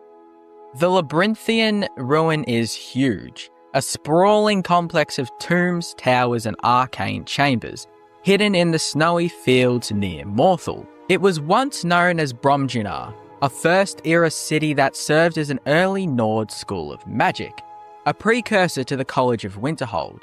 In its prime, this was a place of learning, ritual and magical theory. But something went wrong. Very wrong. During the quest, the Staff of Magnus, you're sent here to recover a legendary artifact. Along the way, you encounter ghosts, echoes of students and teachers who came here before. You hear them joke, then fear, then argue, and then die. They came to retrieve the Staff of Magnus as well, but found something far worse. Morokai, a dragon priest of terrifying power, sealed in a magical barrier powered by the students themselves. They chose imprisonment over destruction, and for centuries they succeed. There's little written record about Morokai's past, no grand legend, no inscription, only the prison. That's what makes it so strange. They didn't just fight, they built a containment system strong enough to hold a being that predates written history. But why? Why this ruin? Why this staff? And why a city of mages whose name no one remembers? Labyrinthian doesn't really tell you, but the silence says enough. Some magic wasn't meant to be studied, and some ruins weren't meant to be reopened. Avanchenzil is the kind of ruin that doesn't speak through enemies or books. It speaks through ghosts. As soon as you enter, you see the first one, a ghostly Argonian, walking with her old expedition crew. They speak, joke, plan. They're echoes of a doomed mission, visions of the past played out in real time. As you follow them through the ruin, their mood kind of shifts. Excitement turns into fear, trust fractures, and by the time you reach the final chamber, their voices are gone. The story connects to a quest involving the Dwemer lexicon, which from deepest fathoms begs you to return. She speaks in riddles, clearly touched by something the lexicon showed her. This artifact, possibly tied to Hermarchus Mora, seems to hold forbidden knowledge. And the further the expedition carried it, the worse things became. There's no boss, no villain, no treasure beyond the lexicon. But the walls themselves hum with an unseen presence. Was the lexicon cursed? Or did the Dwemer build Avincenzo to house something else? Something no one should ever carry? These places aren't just dungeons. They're questions. Unfinished thoughts left by developers who seem to know exactly how much to show. And exactly how much to keep hidden. They give you whispers, ghosts, orbs, rooms that feel older than the 9 Divines, lore that spans into the Elder Scrolls Online, because not every mystery needs solving. Sometimes it's more powerful when it's just there. Some places in Skyrim are loud. Their stories spill out the moment you step across the threshold. Bandits yell, necromancers chant, dragons scream from mountaintops and leave scorch trails behind them. And then there are quieter places. Places that aren't hidden but still feel unseen. Places where things don't quite add up. Where the land remembers something that the people may have forgotten. Where history hums under your feet but no one speaks about it. Roekstead is one of those places. You'll find it to the west of Whiterun, past the river and the ridges, nestled in the Golden Plains. It has an inn, a few farms and some familiar names. There are even a couple of quests, if you happen to meet the right people. It looks just like another dot on the map. But stay a little longer, listen a little closer, because the longer you stand in Roekstead, the stranger it starts to feel, and the more you'll wonder what's really going on here. Roekstead appears ordinary at first glance. A cluster of homes, a small inn, a few NPCs tending to crops and livestock. It's the kind of place you might ride past on your way to Markarth, barely noticing it exists at all. And Skyrim doesn't mind if you ignore it. The game offers no formal reason to stop here, only for a quest. No guild sends you here, the town is content to remain on the fringe, both geographically and narratively. But that absence, the narrative silence, is exactly why people have been talking about Roekstead for years. Because despite its unassuming nature, the deeper you dig, the stranger it becomes. The town takes its name from Roek, a former Imperial soldier who says he purchased the land and turned it from barren waste into fertile fields. According to the UESP, Roek fought in the Great War, was injured and healed by his friend. After the war, the two of them settled here. Simple enough, right? Except Roekstead is ancient. It's mentioned in the bard's song Ragnar the Red, a traditional ballad that predates the events of Skyrim by generations. Even more strangely, the town is referenced in 2 much older texts as well, with one of them being the Atlas of Dragons. The former refers to Roeksteading in the first era thousands of years ago, and yet Roek is alive, healthy, and just here. The optimistic view is that this is a coincidence, that Roek is a recycled name, which it could be. But this is Skyrim, where names rarely repeat without reason, and timelines usually hold together with mythic precision. That dissonance between Roek the man and Roekstead, the ancient location, is unsettling. Roekstead isn't just old, it's miraculously productive. Dialogue from various NPCs confirm that the land around Roekstead used to be barren. The holdings of Jarl Geirlund describe it as nothing impressive.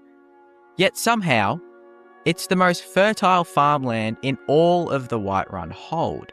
One NPC even jokes that Roekstead could start exporting its soil.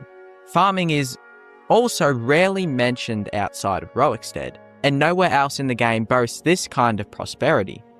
How did a town with no known blessings, no special location, no divine favour, and no apparent irrigation suddenly bloom into the headbasket of the region? Magic, maybe? Alchemy? Or perhaps a pact?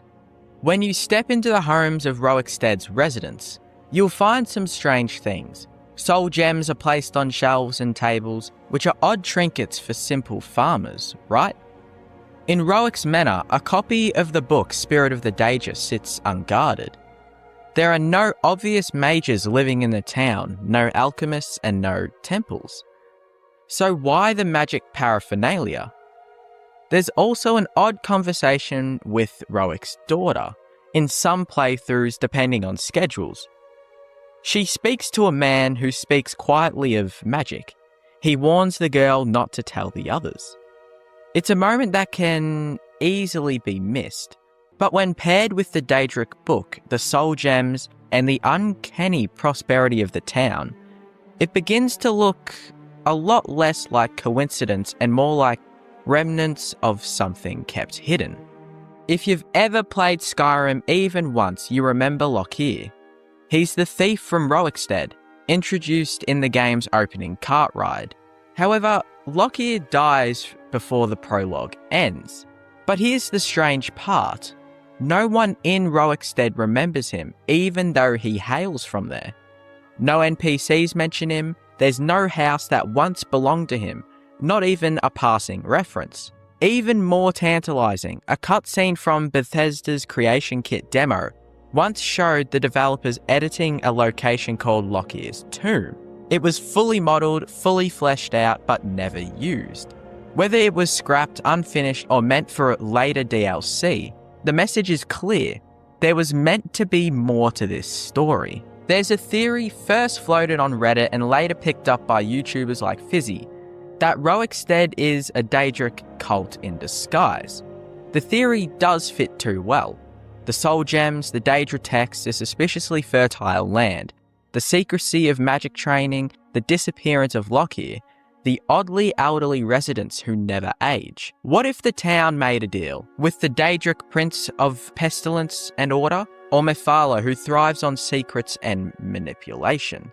The people of Roekstead may have battered their souls, or their memories, and if that's true, it would explain why no one remembers Lockyer, why the town folk live in ignorance, and a deal was made, and the silence was part of the price.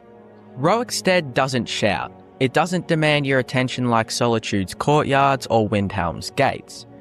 It speaks in whispers, through the rustle of the wheat fields, the creak of wooden carts, and the low murmur of farmers tending their land.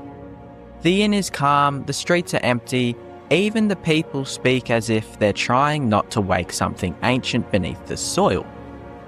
There are quests here, if you know where to look. A young man dreams of becoming a hero. A few deliveries pass through the village, but none of it breaks the spell.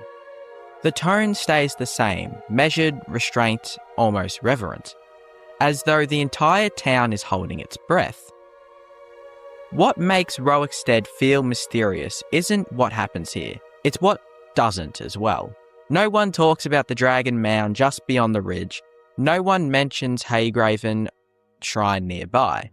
No one seems disturbed by the soul gems in their neighbours' homes. They just till the land, eat their meals, and sleep in peace. And that silence, the choice to carry on without question, is louder than any shout from a dragon. Roekstead is not empty. It's quiet. And in Skyrim, quiet can mean danger, or a secret waiting to be kept. There's a certain kind of place in Skyrim, a place that was built, populated, maybe even scripted, and then seemingly forgotten. Cut content, internal decisions, lore shifts. Whatever the cause, the result is the same. A place that feels almost finished, but not quite. Roekstead is that place. And that's why people are still talking about it over a decade later. Roekstead is easy to miss. It doesn't call attention to itself, it doesn't throw a dragon in your path, it doesn't offer glory or gold, but it lingers. It sits in the back of your mind like an itch. A question without an answer. A town that should mean nothing and yet means everything. In a game that explains so much, Roekstead stands apart. It keeps its secrets. It buries its truth in old books, strange artifacts, and quiet homes filled with unnatural life. Because sometimes the most mysterious places in Skyrim aren't the ones full of monsters. They're the ones that just sit there, smiling, pretending that they're normal, when everything around them says otherwise. Across the wind-swept plains of the Whiterun Hold, where the tundra stretches endlessly beneath a pale sky, there grows something that should not exist. A tree. But not just any tree. Its bark shimmers faintly with violet light.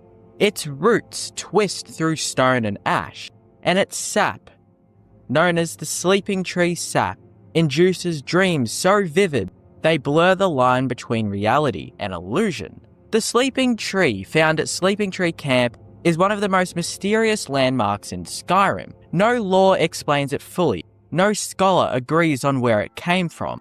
Some say it was a piece of the mythical Tower of Nirn, torn loose during the creation of the world.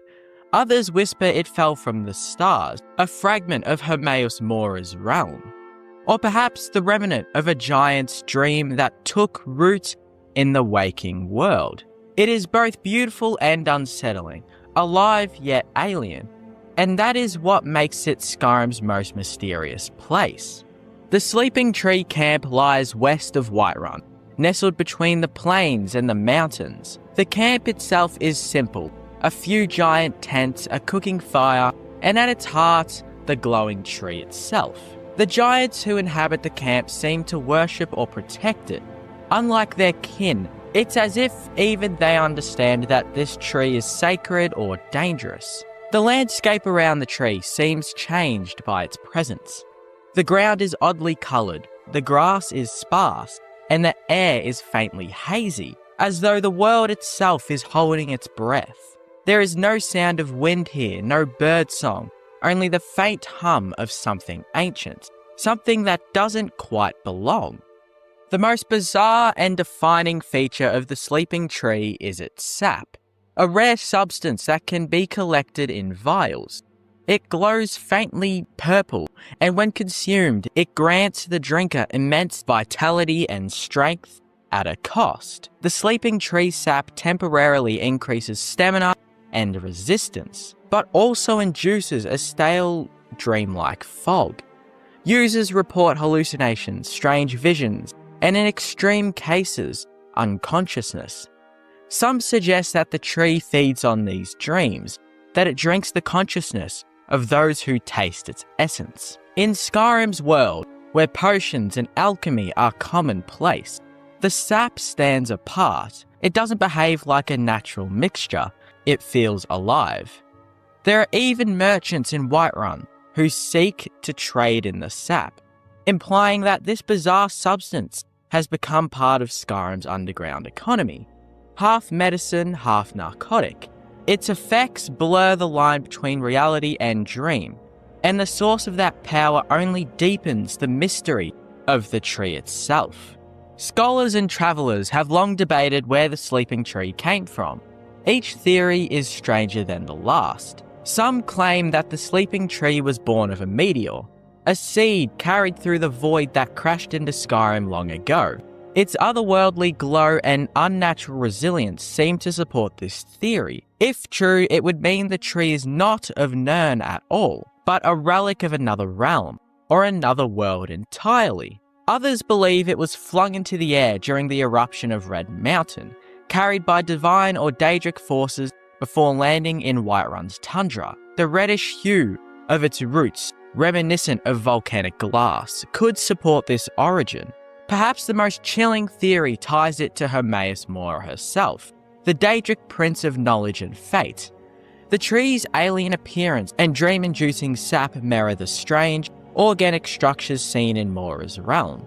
If so, the tree could be a tendril from that realm, reaching into Skyrim to observe or corrupt the minds of mortals. None of these explanations are confirmed. They might never be. And that's what makes the sleeping tree so fascinating. It resists understanding. It refuses to fit neatly into Skyrim's known mythology. Perhaps the most peculiar aspect of the sleeping tree is not the tree itself, but its guardian. The giant who lives here does not attack on sight. This is almost unheard of in Skyrim, where giants fiercely protect their mammoths and territory. But if you do get too close, just be wary that you will be sent into the sky like I did. Yet at the sleeping tree they are calm. Some travellers believe these giants are dream-bound, enslaved by the tree's sap. Their somewhat gentle behaviour could be the result of constant exposure to its hallucinogenic power, leaving them in a state of perpetual trance. Others believe they are its chosen protectors, creatures who understand the tree's cosmic importance in a way mortals cannot. Whatever the truth, the relationship between the giant and the tree only adds to the camp's eerie mystique. It is a place of peace, yes, but peace of a strange, unnatural kind. In Whiterun, you may encounter Ysolda, an ambitious trader with dreams of independence. She asks the Dragonborn to collect sleeping tree sap for her, implying that she already has connections to its distribution. Her request opens a window into an unsettling truth. The sap is not just a curiosity, it's a commodity. If she is willing to buy it, that means someone is selling it. Somewhere in Skyrim there exists a quiet trade in the sap, its users chasing the vivid dreams it induces. In a land of hardship, perhaps they see those dreams as an escape.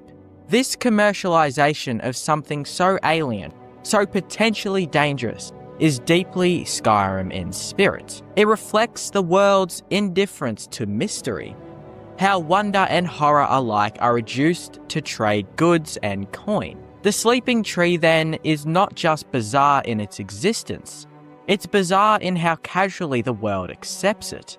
The very name sleeping tree implies a state between wakefulness and unconsciousness, a threshold. Some mages speculate that the tree acts as a conduit between Nirn and the dreams of Aetherius. Perhaps those who drink its sap enter not mere hallucinations, but glimpses of another plane of existence. There are whispers of travellers who fell asleep beneath its roots and never woke up again.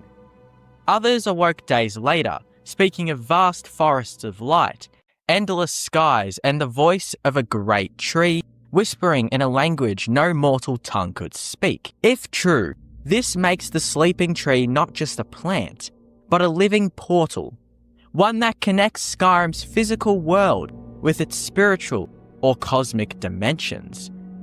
And if it is dreaming, then perhaps in some strange way, all of Skyrim dreams with it as well. It's ironic that Skyrim's most bizarre phenomenon lies so close to its most familiar city. Whiterun, the heart of trade and politics, stands as a symbol of normalness in Skyrim. Its walls are safe, its people proud, its leadership stable compared to the chaos elsewhere. Yet just beyond these walls, in the plains where mammoths wander, grows a tree that defies all natural law. It's as though the two coexist in deliberate contrast. Whiterun represents the mortal world, stable, rational, and civilized, while the sleeping tree embodies the cosmic and unknowable.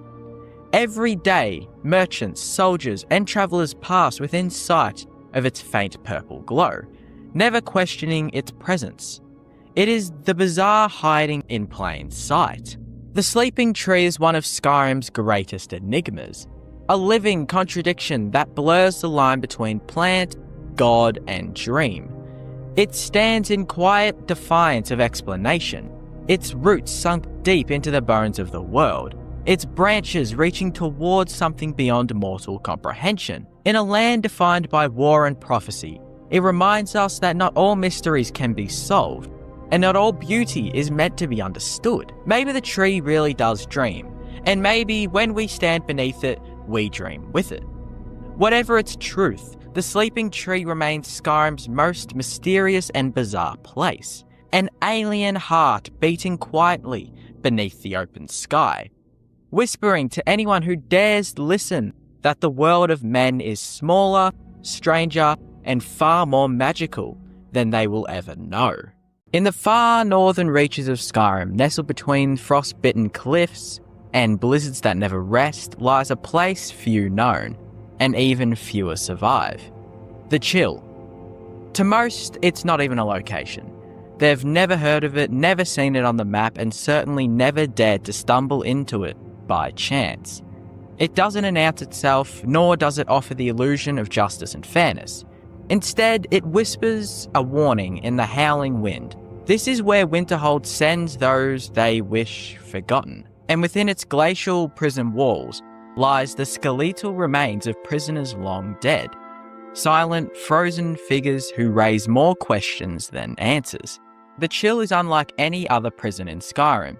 It is the only hold facility not managed by jailers or city guards, but by conjured frost atronics.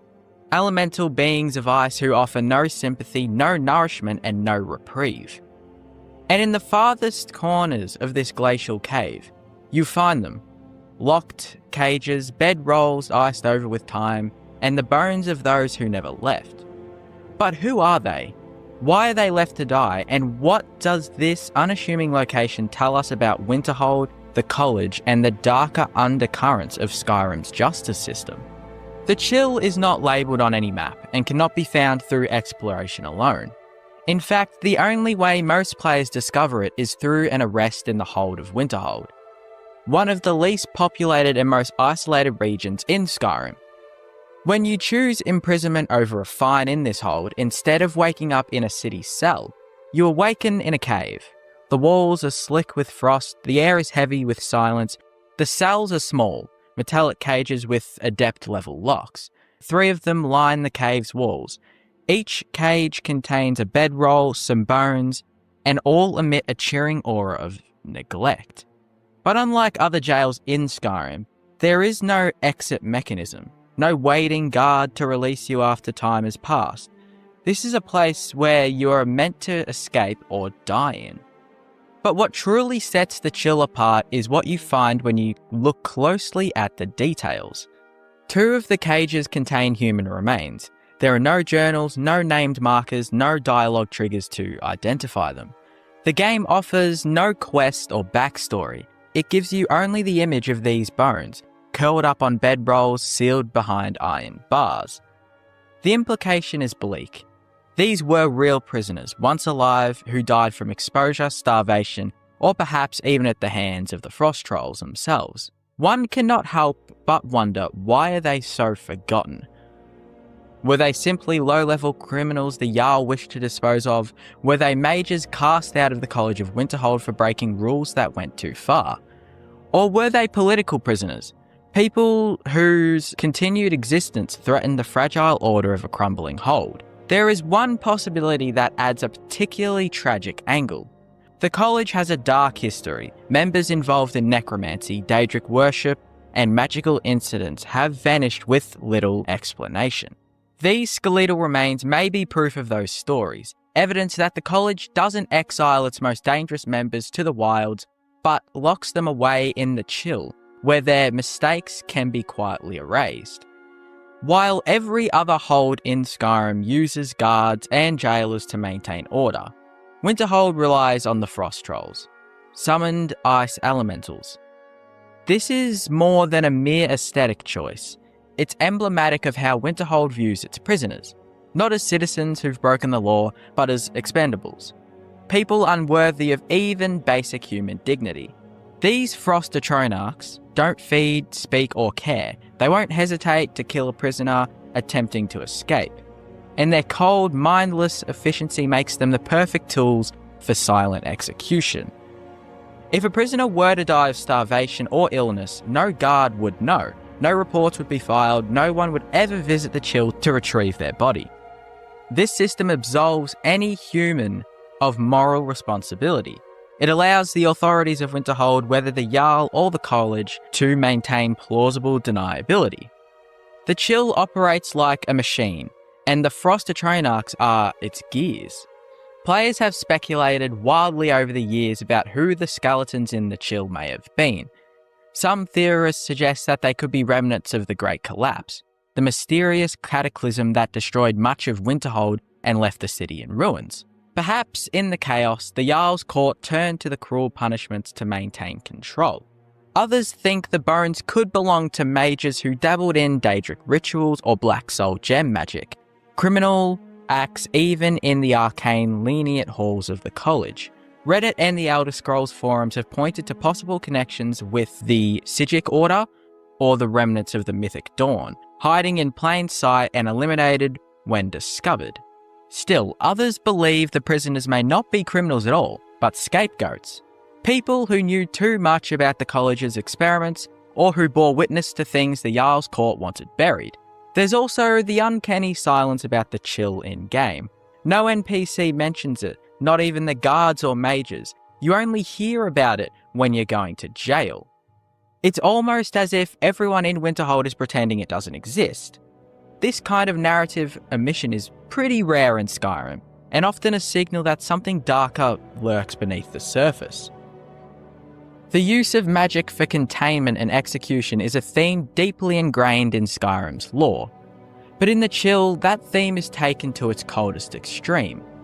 Unlike the Dwemer ruins, this isn't a mystical place meant to awe, it's meant to erase. Prisoners here aren't just locked away, they're deleted. No one comes looking for them and no one knows their names. It's a brutal metaphor for the unchecked power of Winterhold's institution.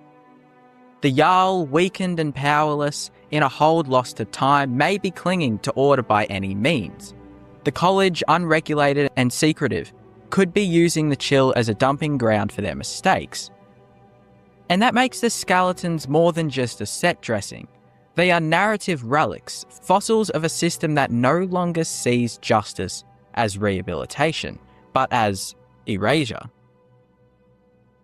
Skyrim is full of mysteries, but few are as quietly chilling as the chill. The prison offers no quests, no dialogue, no direct lore, but it tells a story all the same. Through its design, its silence, and the forgotten bones of the prisoners, it paints a picture of a hold struggling to maintain power, a college guarding its secrets, and a justice system that would rather you freeze in silence than be heard in defiance. The skeletons remain not just as relics of failed escapes or neglected prisoners, but as symbols of a broader truth in Skyrim. Sometimes the coldest places aren't just made of ice, they're made of indifference. And in the end, maybe that's the scariest mystery of all. Because even in Skyrim, it's very rare to see something as neglected as this. Some places in Skyrim demand your attention. You see them glowing on the compass, quest markers drag you towards them, dialogue pushes you into their history. And then there are others, the ones that just kind of exist. You pass by them without knowing, maybe a dozen times, or maybe more. They're tucked between riverbanks, cliffs, or collapsed roads, places so natural you'd think they're just empty. And then one day, you take the wrong path along the White River, southeast of Windhelm, and you hear it, a waterfall. You step behind the edge of it, expecting a cave or maybe just a dead-end pool. But instead, you find a door which leads to the abandoned prison. And after 13 years, I still think about what I found inside. The abandoned prison has no quests tied to it. No event sends you here, no bounty board, and no courier note.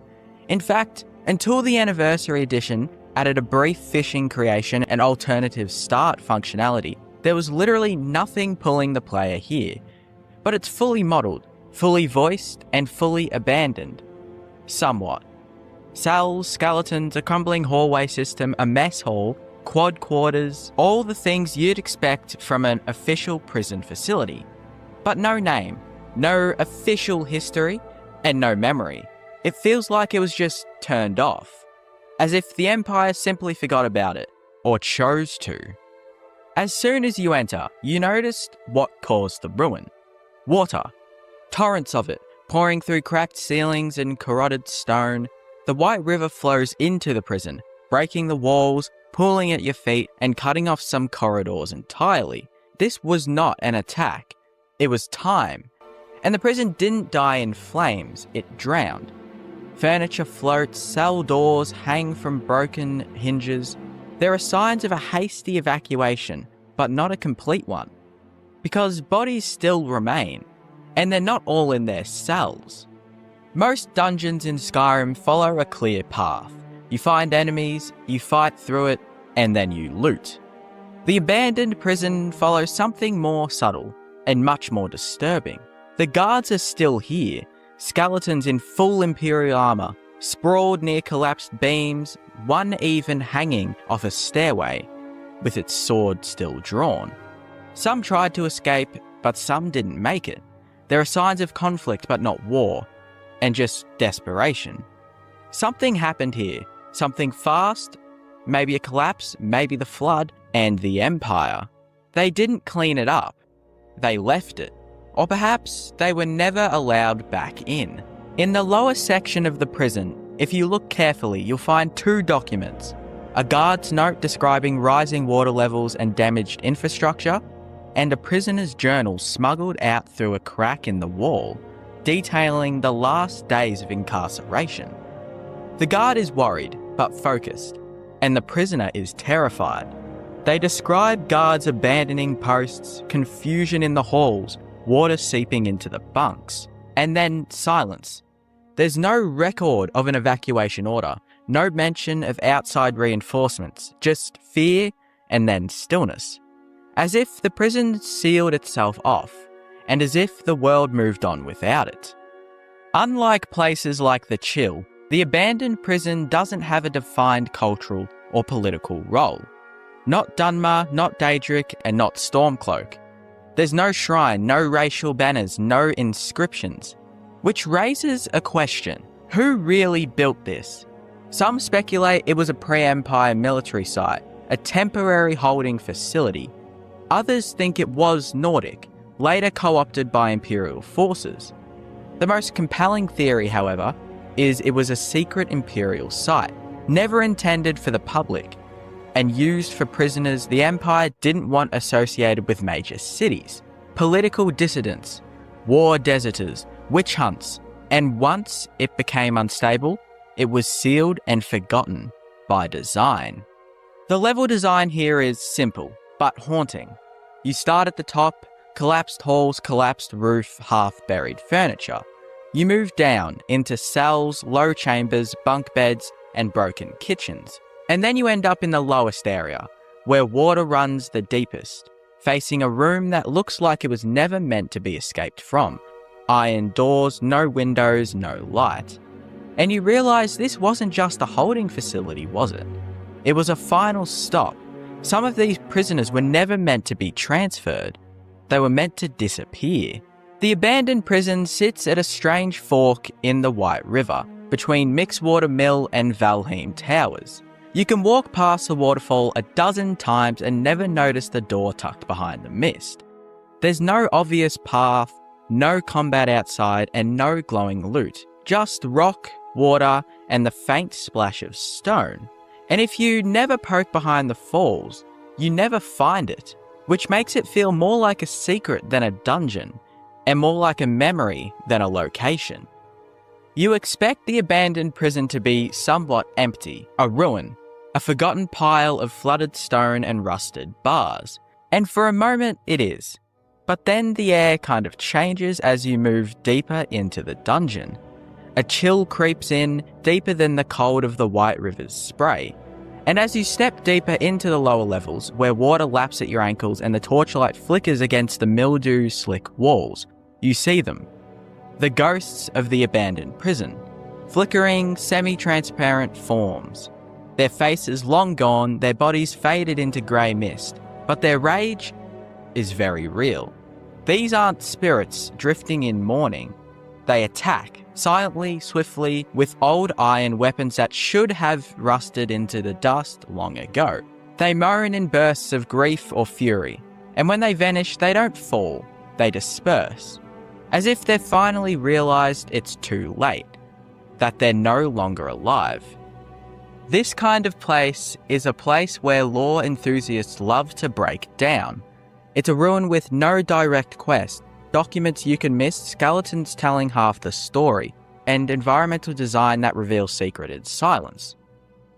The kind of location where every object matters. A knocked over chair, a cell that was locked but broken open, a table set with untouched food. It's more than storytelling, it's ghostwriting, and Bethesda left the pen right where you can find it, if you're paying attention. 13 years later, after my first playthrough of Skyrim, I still think about that waterfall, how quiet it was, how strange the prison felt inside, complete, deliberate, and utterly unspoken for. You can walk away from it, loot it, use it as a home base, or never return. But something about that space sticks with you. A jail where no one survived, a facility no one remembers, and a story that was buried not by war, but by water, time, and the game's refusal to explain itself.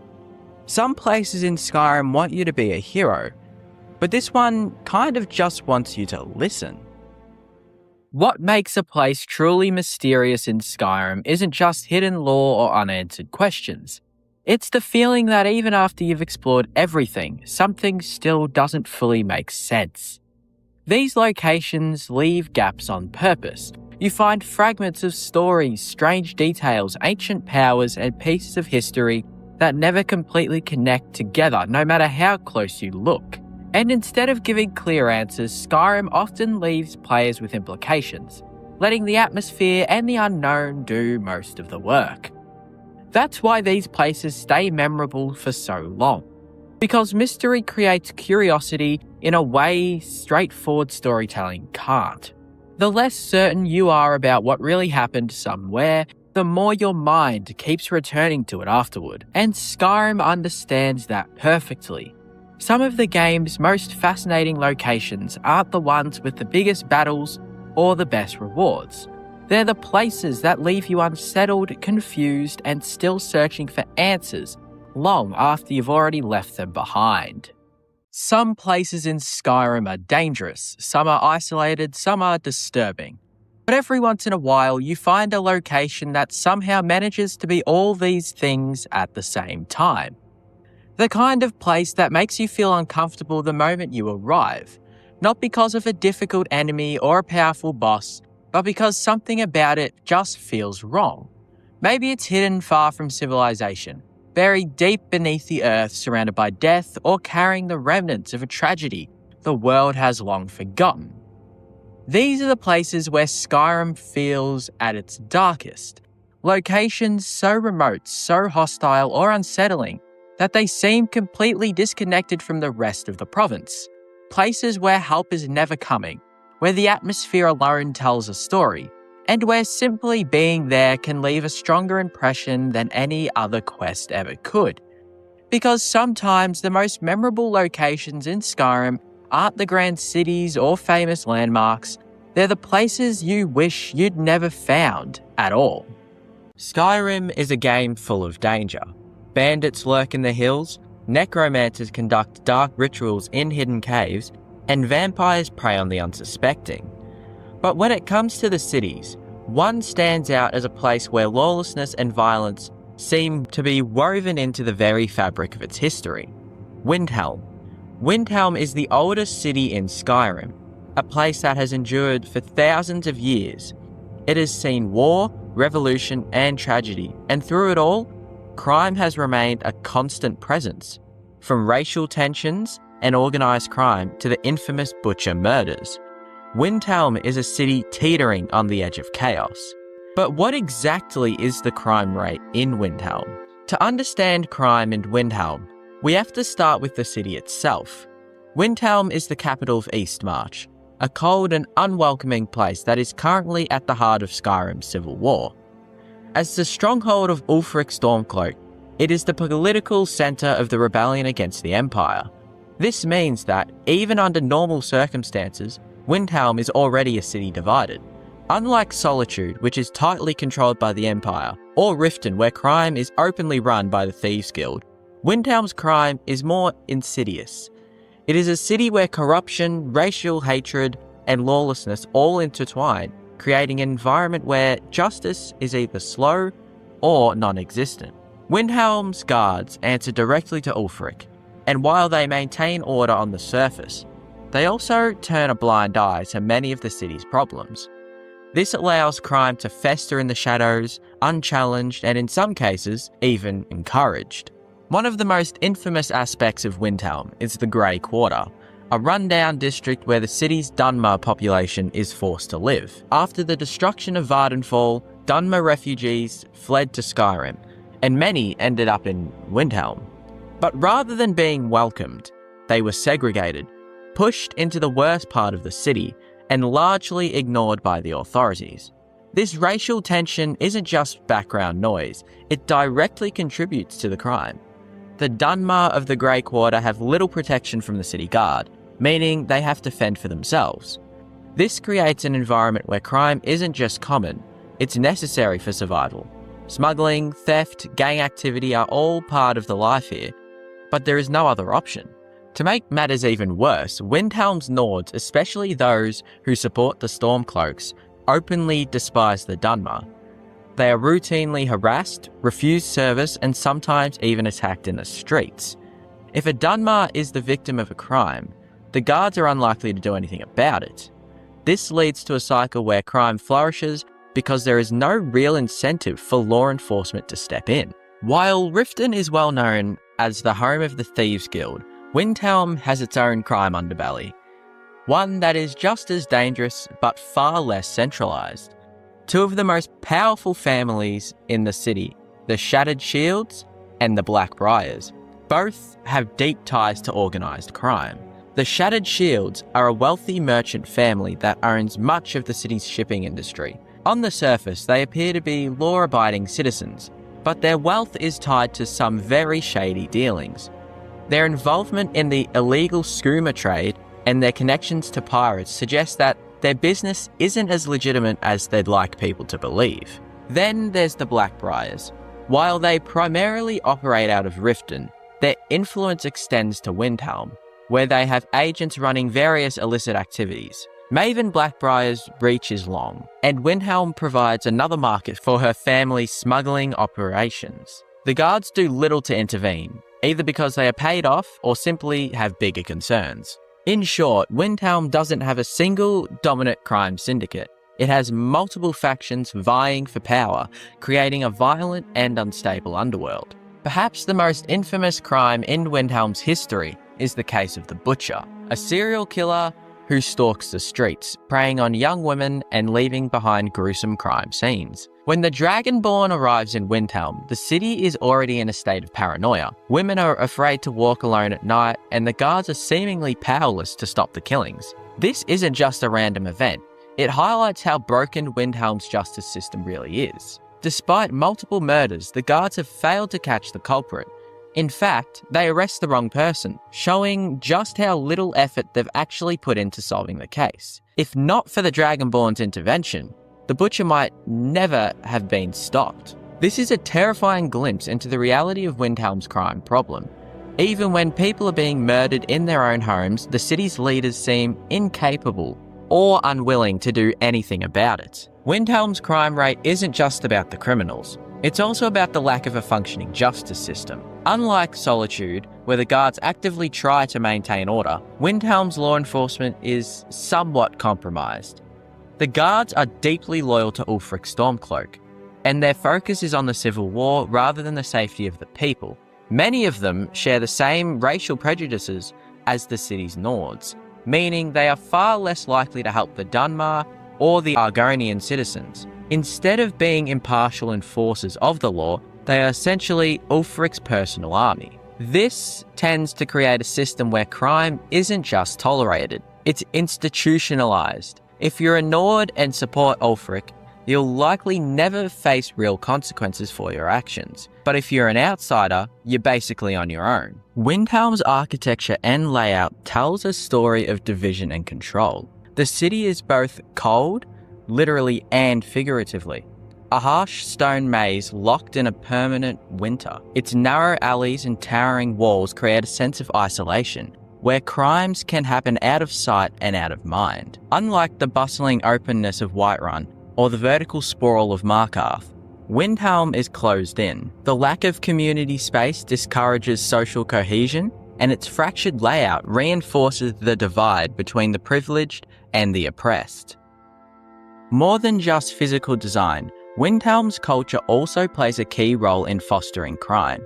Its emphasis on Nord supremacy and warrior values leaves little room for compassion or diplomacy. Justice is often tied to strength and status, not fairness or due process. This creates a social order where intimidation and force are more effective than law and negotiation. In such an environment, it's no surprise that people turn to crime, not just for survival, but as a way to gain power or security. When the system offers no support, shadow networks emerge to fill the void. Crime in Windhelm isn't just a symptom of dysfunction, it's the city's unofficial safety net. Windhelm doesn't just ignore its problems, it reinforces them. The power structures in place are designed to protect those at the top, while leaving the rest to fend for themselves. Guards protect Ulfric's image, not the people. Business elites like the Shattered Shields thrive, while the Grey Quarter deteriorates. In Windhelm, justice isn't blind, it's selective. And when fairness is selective, desperation grows. Crime becomes less of a choice and more of a necessity. So when we talk about Windhelm's crime rate, we're not just counting incidences, we're counting symptoms of a deeply broken system. So if we had to put a number on it, just how bad is Windhelm's crime rate? While Skyrim doesn't provide official statistics, we can make an educated guess based on what we observe in the game. First, let's consider the factors that drive crime. Windhelm has all the conditions of a high-crime city: political instability, racial tensions, weak law enforcement, and an economy that leaves many struggling to survive. The Grey Quarter alone suggests a crime rate that could rival or surpass Riften's, given that the city guard largely ignores its problems. Then there's the nature of crimes. Unlike Riften, where corruption is an open secret, Windhelm's crimes are more violent and chaotic. Racially motivated attacks happen regularly. Illegal smuggling thrives in the docks, and at one point, a serial killer roamed the streets unchecked. If we assume crime rates comparable to real-world historical cities with similar conditions, such as a 15th century medieval port town, Windhelm could have an estimated crime rate of 30 to 40%, meaning just under half of the population engages in criminal activity in some capacity. This would make Windhelm one of the most dangerous places in Skyrim, a city where the rule of law is more of a suggestion than a reality. Crime here isn't just a background noise, it defines the city itself. Windhelm is a city where crime isn't just present, it's part of the city's identity. From the lawless Grey Quarter and the corruption of the Shattered Shields to the terrifying murders of the Butcher, Windhelm is a place where danger lurks around every corner. And yet, it still remains one of the most important cities in Skyrim, a place of history, power, and rebellion. But underneath all that, it is also a city in decay, where the weak suffer and the strong rule unchecked. There is one place in Skyrim where you can walk through a magical field, step onto a floating bridge suspended above the sea, and be told by a ghostly voice that you're probably not qualified to be here. And somehow, that's the most normal part of the College of Winterhold. Because once you get inside, once you've passed the tests, dodged the Thalmor, and ignored the completely unexplained explosion noises in the background, you begin to realise something. This isn't just the only school of magic in Skyrim, it's the only school of anything. And that raises a question, not about the college itself, but about the rest of the world around it. How does anyone in Skyrim learn anything? Where are all the other schools? Who teaches the blacksmiths or the farmers or even the Jarl stewards how to count? Why is there only one place to learn? And why is it this place? The College of Winterhold sits on a cliff, surrounded by snow, wind, and what can only be described as a death drop to the ocean. It is, by all definitions, isolated. There is no road to it, there are no other buildings near it. The closest town, Winterhold, is one of the most miserable, depopulated and broken places in Skyrim. And this is where the country's only centre of magical education lives. When you think of a college, you probably picture something like Oxford, or Hogwarts, or at the very least a place that has more than 6 people in it. But the College of Winterhold is small, really small. At any given time, there are 5 students, 1 teacher who goes missing during your first week, 1 guy who runs the library and actively hates you, a talking orb no one understands, and Tolfeder, who is both the best and worst professor in the entire province. This is not a university, it's a group project gone wrong, and yet, it's all anyone has.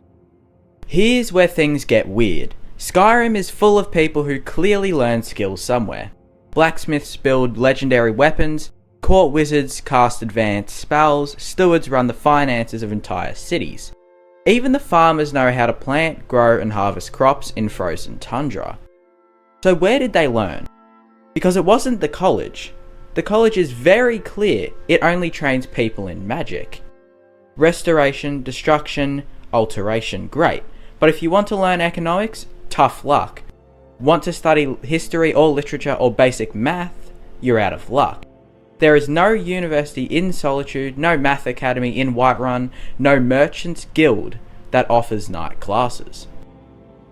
There are no schools for warriors, no trade schools for miners, no cooking programs for innkeepers. These people just happen to know things. Either Skyrim is hiding an entire educational system underground, or everyone here is just born knowing how to do taxes. Let's talk about the library. Inside the college is the Arcaneum, the largest collection of books in Skyrim.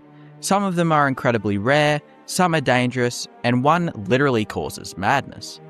And all of them are guarded by a man who has the energy of a bouncer at a particularly angry nightclub. Urag doesn't let anyone take books out. You can't borrow them, you're barely allowed to read them. This means that even the one place in Skyrim that has knowledge kind of doesn't really want to share it. You have to ask permission to access the good stuff, you have to do quests to be trusted with even basic tomes. In other words, if you're a student here and you want to learn something, you'd better be willing to raid a tomb first. That's not a class schedule, that's a threat. The 5 students you meet at the college are, let's say, quirky. Brelena wants to turn people into animals and does so without warning. Onmund is nice but clearly traumatized. Jazago might be the most dangerous person in the whole country and doesn't know it. They sleep in shared quarters, they never go to class, there's no dining hall, no common room. Just one room with beds, one room with fire, and an occasional field trip that ends in either explosions or ancient curses. This isn't a school, it's a startup. And it shows, because no one graduates, no one talks about finishing their studies, there's no mention of a degree or certification or even what happens after you're done. You show up, you survive, and that's the curriculum. Let's take a moment to talk about the layout of the college. It's not really welcoming.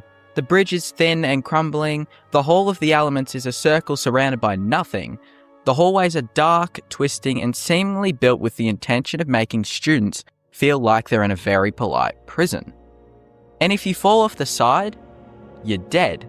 This is the only place in Skyrim that teaches mages, and they built it like a platforming challenge in a game with no jump button. Which makes sense when you realise that most of the architecture was magically constructed, which also might explain why it's falling apart. Even the dorms feel weird, however.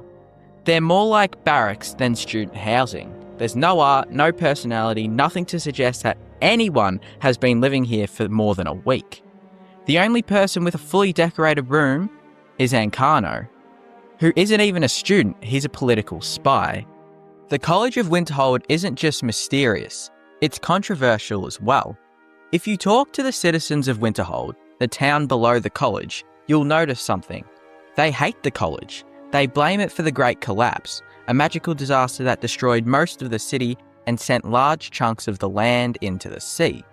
The college, conveniently, was untouched. This is never explained, not by the college, not by the town, and not by the game. But what it does mean is that the only centre of learning in the province is despised by its neighbours. There are no partnerships with the town, no economic trade, no shared events. There's a literal food shortage in Winterhold, and the college is floating above them with a banquet hall full of untouched apples. This isn't just a college that feels separate from the world, it literally is. If you want to learn something in Skyrim, magic, combat, alchemy, you don't enroll in a class, you just find someone and pay them. That's it. That's the system. You want to be a better pickpocket? Find a thief. Want to learn archery? Go find Angie living alone in the mountains. Want to master the sword? Either join the companions or pay the local drunk a few coins to show you the ropes. Skyrim doesn't have schools, it has mentors.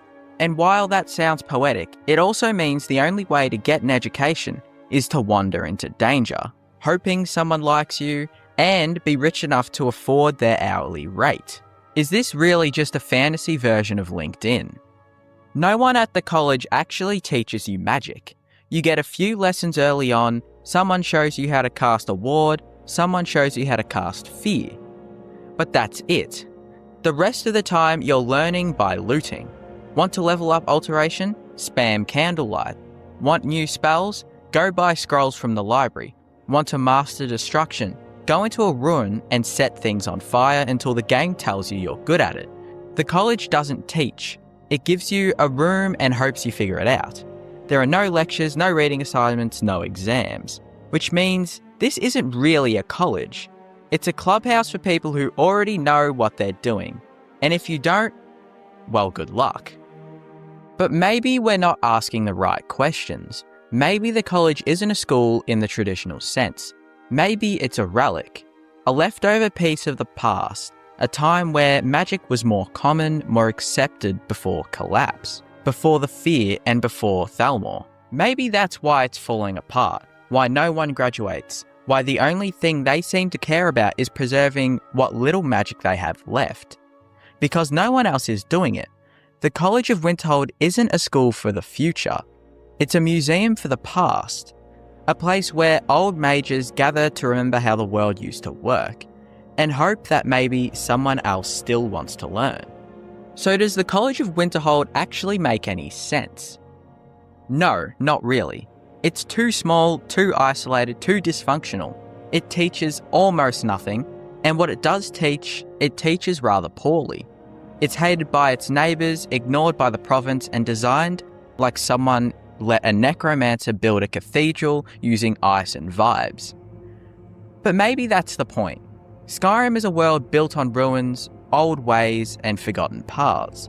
The college doesn't exist because it works. It could exist because it's all that's left. It's not a school because it's useful. It's a school because people need it to be one.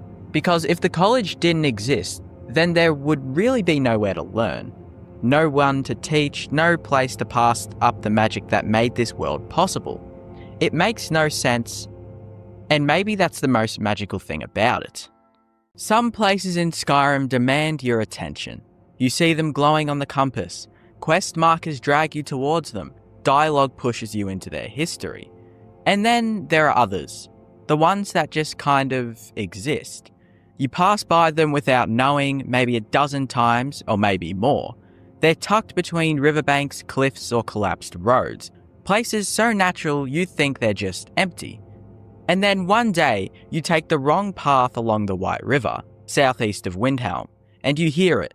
A waterfall. You step behind the edge of it, expecting a cave or maybe just a dead-end pool. But instead, you find a door which leads to the abandoned prison. And after 13 years, I still think about what I found inside. The abandoned prison has no quests tied to it. No event sends you here, no bounty board, and no courier note. In fact, until the Anniversary Edition added a brief fishing creation and alternative start functionality, there was literally nothing pulling the player here. But it's fully modelled, fully voiced, and fully abandoned. Somewhat. Cells, skeletons, a crumbling hallway system, a mess hall, quad quarters, all the things you'd expect from an official prison facility. But no name, no official history, and no memory. It feels like it was just turned off, as if the Empire simply forgot about it, or chose to. As soon as you enter, you noticed what caused the ruin. Water. Torrents of it, pouring through cracked ceilings and corroded stone. The White River flows into the prison, breaking the walls, pulling at your feet, and cutting off some corridors entirely. This was not an attack. It was time. And the prison didn't die in flames, it drowned. Furniture floats, cell doors hang from broken hinges.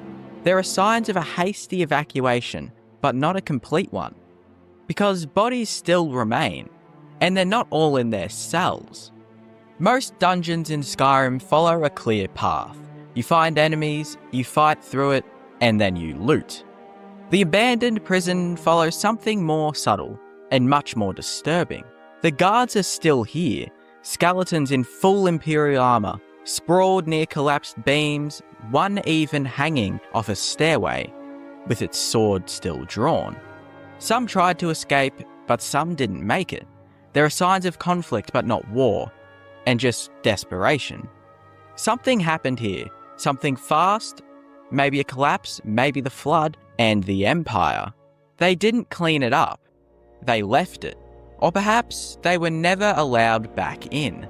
In the lower section of the prison, if you look carefully, you'll find two documents. A guard's note describing rising water levels and damaged infrastructure, and a prisoner's journal smuggled out through a crack in the wall, detailing the last days of incarceration.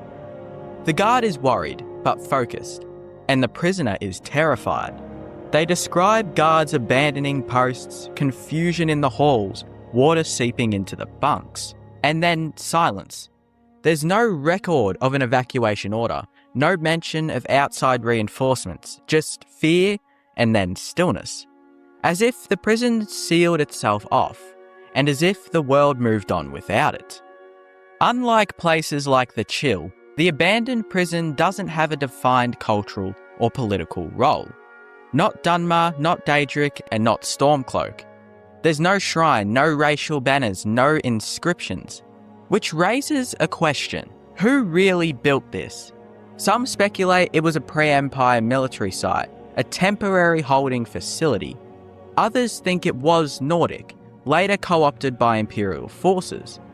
The most compelling theory, however, is it was a secret Imperial site, never intended for the public, and used for prisoners the Empire didn't want associated with major cities, political dissidents, war deserters, witch hunts, and once it became unstable, it was sealed and forgotten by design. The level design here is simple, but haunting. You start at the top, collapsed halls, collapsed roof, half-buried furniture. You move down into cells, low chambers, bunk beds, and broken kitchens.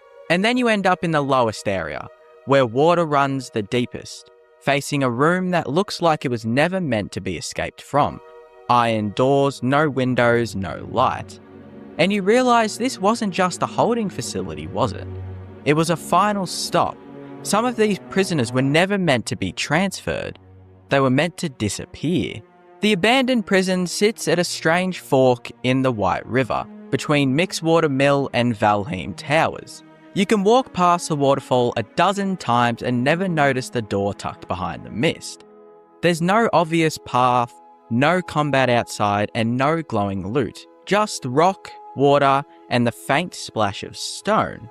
And if you never poke behind the falls, you never find it, which makes it feel more like a secret than a dungeon, and more like a memory than a location.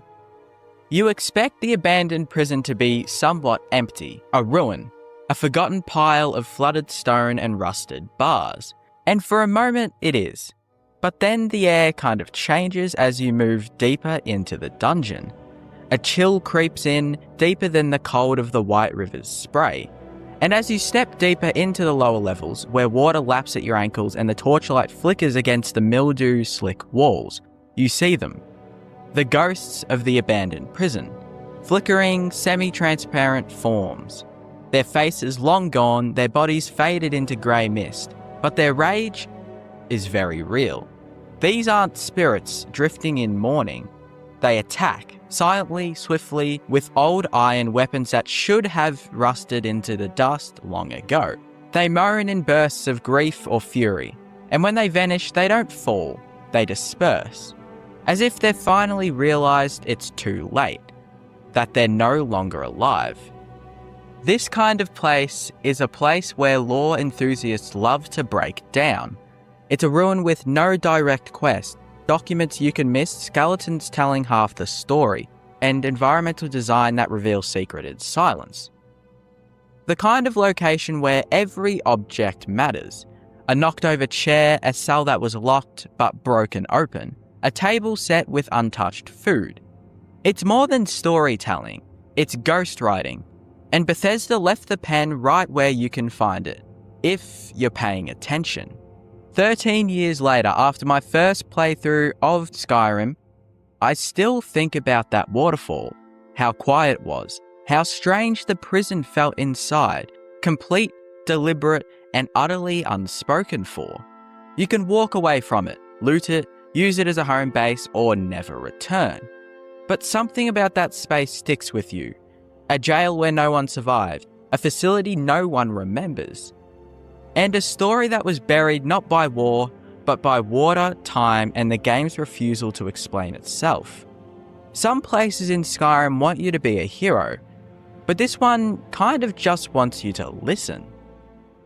Some ruins in Skyrim are remembered with reverence, others with fear. But Ilinalta's Deep, once a mighty fort along the banks of Lake Ilinalta, is barely remembered at all. It's not marked as significant by the Empire.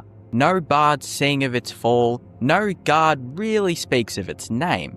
And yet it's still here, sunken into the muddy western shoreline of the lake, choked with moss and rot, filled with magic that no longer follows rules. You don't hear about Ilinalta's Deep until you're really sent there, or until you do the Black Star quest. Not by the Empire and not by a mage, but by a bartender.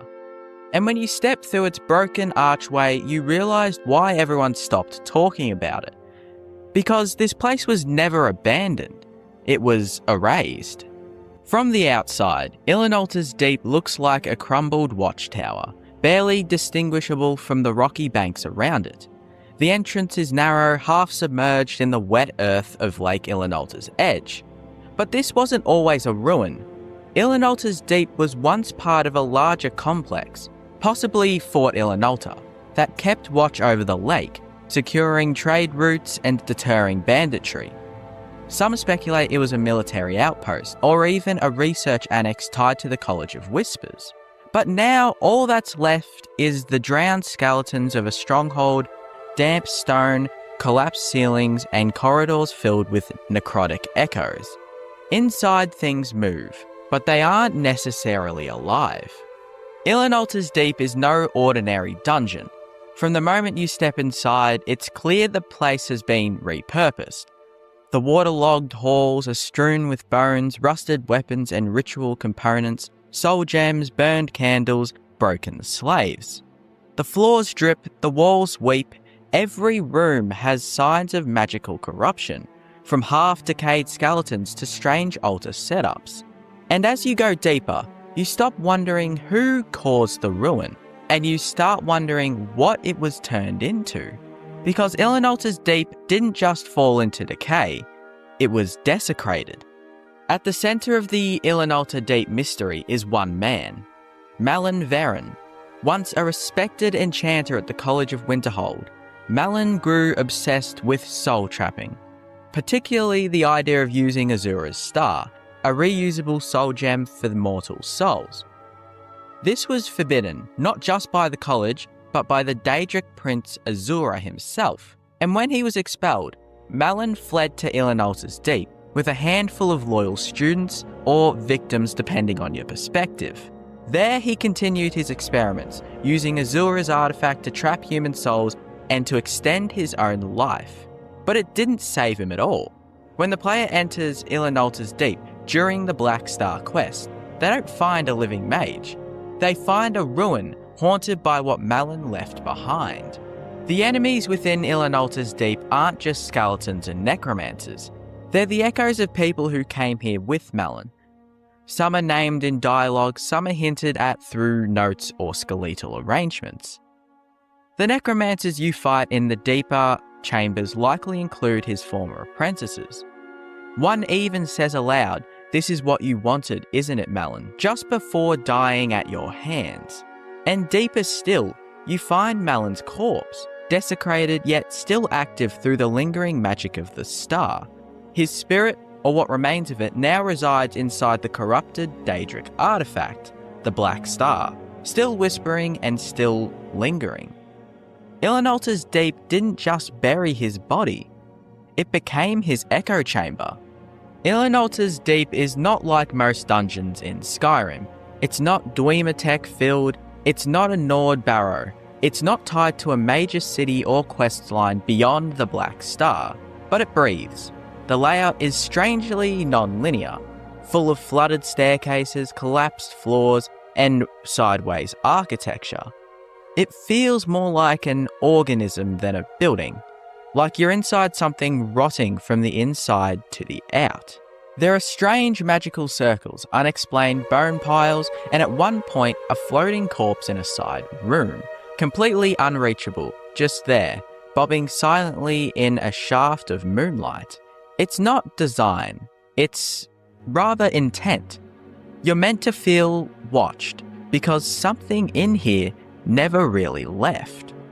For all its mystery, Ilinalta's Deep is only briefly acknowledged by the people who should care the most, the College of Winterhold.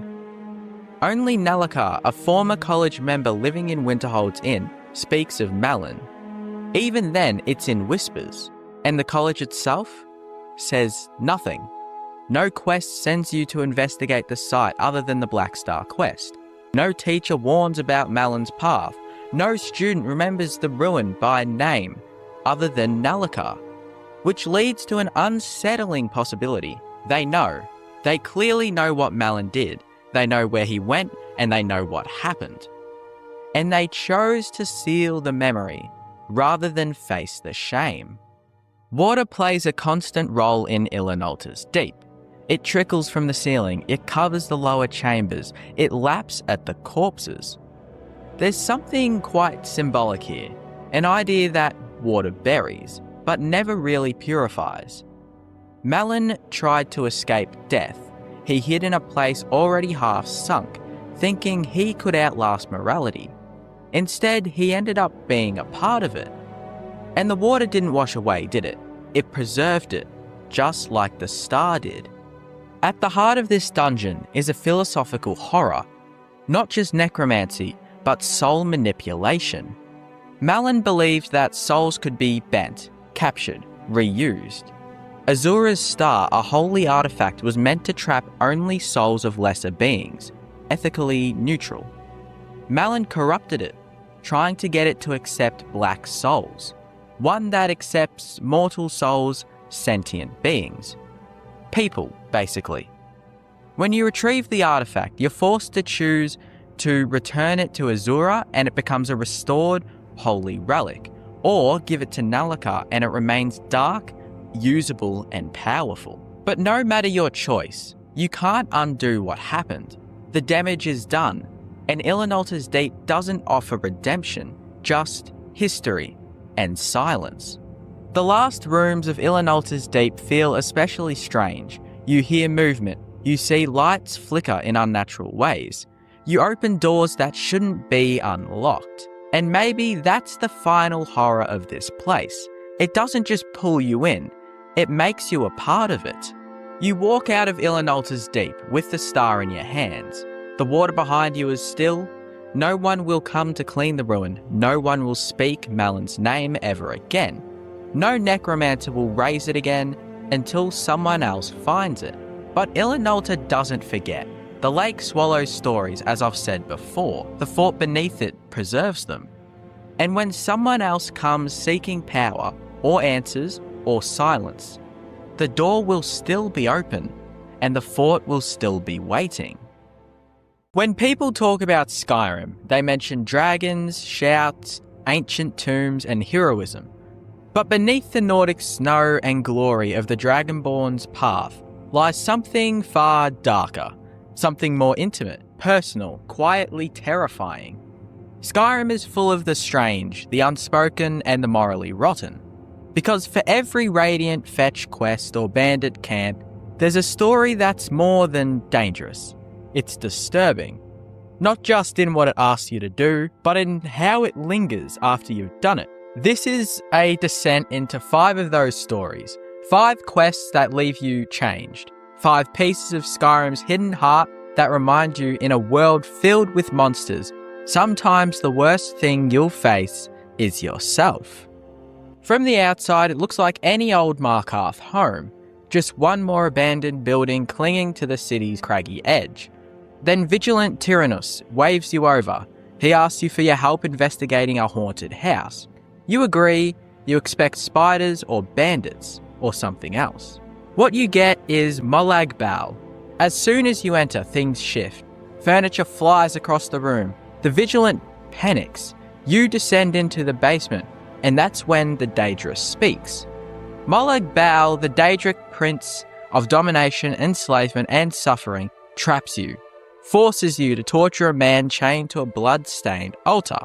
And he watches. And he enjoys it. But what makes this quest truly disturbing isn't the violence, it's how quietly it happens. How your choice is reduced to do as you're told or die. And the game never gives you a way out. No third option, no mercy. You just leave the house with a powerful mace. But you also leave with blood on your hands. The blood of the old priest and the blood of the Vigilant. And the awareness that in this story, you were never the hero. Windhelm is cold even in daylight, but its real chill creeps in through the alleys. At night, you find a body in the graveyard, a woman murdered. A city guard explains it's not the first time. You're dragged into the role of the amateur detective. The tools of the killer, bone swords, butcher knives, strange magical implements. It becomes clear that this isn't a simple crime, is it? It's necromancy, maybe. Someone is harvesting body parts.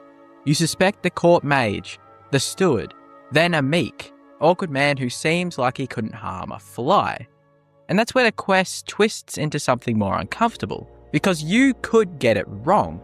If you rush the investigation, you can arrest the wrong man, and the real killer may go free. And then the city of Windhelm carries on. But even if you catch the true culprit, what's left is unsettling. A man who lived among the people, walking their streets pretending to be normal, while building a corpse bride in secret. It's not a fight, it's a reminder that evil doesn't always hide in crypts. Sometimes it lives in the spare room down the hall. The people of Dawnstar can't sleep. They're plagued by nightmares so vivid they tremble during the day, and some even stop eating, others stop working, and fear curls in every corner of every conversation. And then you meet Erender, a former priest of the Daedric Prince of Dreams, Illusions, and Twisted Memories. He believes the source of the nightmares lies inside Nightcaller Temple, once a sanctuary, now a Daedric ruin. You travel there together, but then what follows is a descent into the mind's worst fears. The temple is filled with dreamers, frozen in time by a magical device known as the miasma. You relive Erender's memories. You uncover betrayals, wars, and Daedric pacts made under the illusion of faith. The climax comes not in combat, but in choice. The Daedric prince demands you to kill him, claiming he plans to betray you, the man you travelled to this temple with. He begs for trust, and you must decide, kill a man who helped you based on the word of a Daedra, or defy the prince and risk corruption. But there is no perfect ending, just realization that trust, like dreams, can be twisted until you don't know what's real anymore. You hear rumours that the Hall of the Dead is locked. You ask about it. The priest gives you somewhat of a vague answer, something about a smell.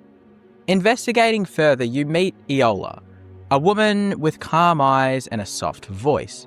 She tells you the truth, that the hall is haunted because someone's been eating the dead. Then she says something even worse, that it was her, and that you should try it too. You're invited to a hidden shrine deep within a cave, where a cult of Namira, the Daedric Prince of Decay and Filth, gathers to feast on corpses. Your task? Bring someone to be the meal, not a stranger, but a friend. The very priest who asked you to investigate. You can refuse, but if you go through with it, you become a part of it. You sit at the table, you eat, and Skyrim rewards you with the Ring of Namira, enhancing your ability to feed on the dead. The game actually doesn't punish you, and no one finds out. But you will, every time you walk past a meal, every time you see a body, and wonder if it's worth more dead than buried. The Dark Brotherhood questline starts simply. A rumour. A boy named Aventus Arantino, alone in Windhelm, performing the Black Sacrament. You find him. He's trying to summon assassins to kill a cruel head mistress. And you do it. Then, after that very moment, the Dark Brotherhood contacts you. The very next time you lay to rest, you'll wake up in an abandoned shack. But what follows is a slow descent into one of Skyrim's most fascinating and disturbing narratives. You become an agent of death, paid to kill, rewarded for creativity, celebrated for cruelty. Targets range from corrupt nobles to innocent beggars. One mission even asks you to murder a bride on her wedding day, not for justice, but spectacle. You sit in a room and kill strangers while they sleep. You poison mead meant for a king. You slit throats on a stage while applause roars around you. And when you think you understand the Brotherhood, it falls apart. You're betrayed from within. Your sanctuary is destroyed. The people you trusted are butchered. And in the end, you wear the mantle of listener, a servant to an unmummified corpse who whispers in silence. What's disturbing here isn't just the blood. It's how normal it starts to feel, until you no longer ask who the target is, just how much they are worth. Skyrim gives you power, but it rarely tells you how to use it. These quests don't challenge your stats, they challenge your comfort. They take you into crypts and cathedrals, dreamscapes and cult circles. They offer you rewards you shouldn't want, and ask questions you can't answer cleanly. Will you torture for a god, kill for a paycheck, eat a man for a ring? Skyrim doesn't judge you. That's what makes it worse. Because in a land torn by dragons and war, it's not always the monsters on the mountain that linger in your mind. It's the choices you made quietly, in the shadows. There's a city in Skyrim that looks alive. Stone walls, running water, guards pacing, merchants shouting, and everything about it seems functional. But something about it just feels wrong. No one smiles here, no one stays. The people speak in whispers. Their eyes dart like haunted animals.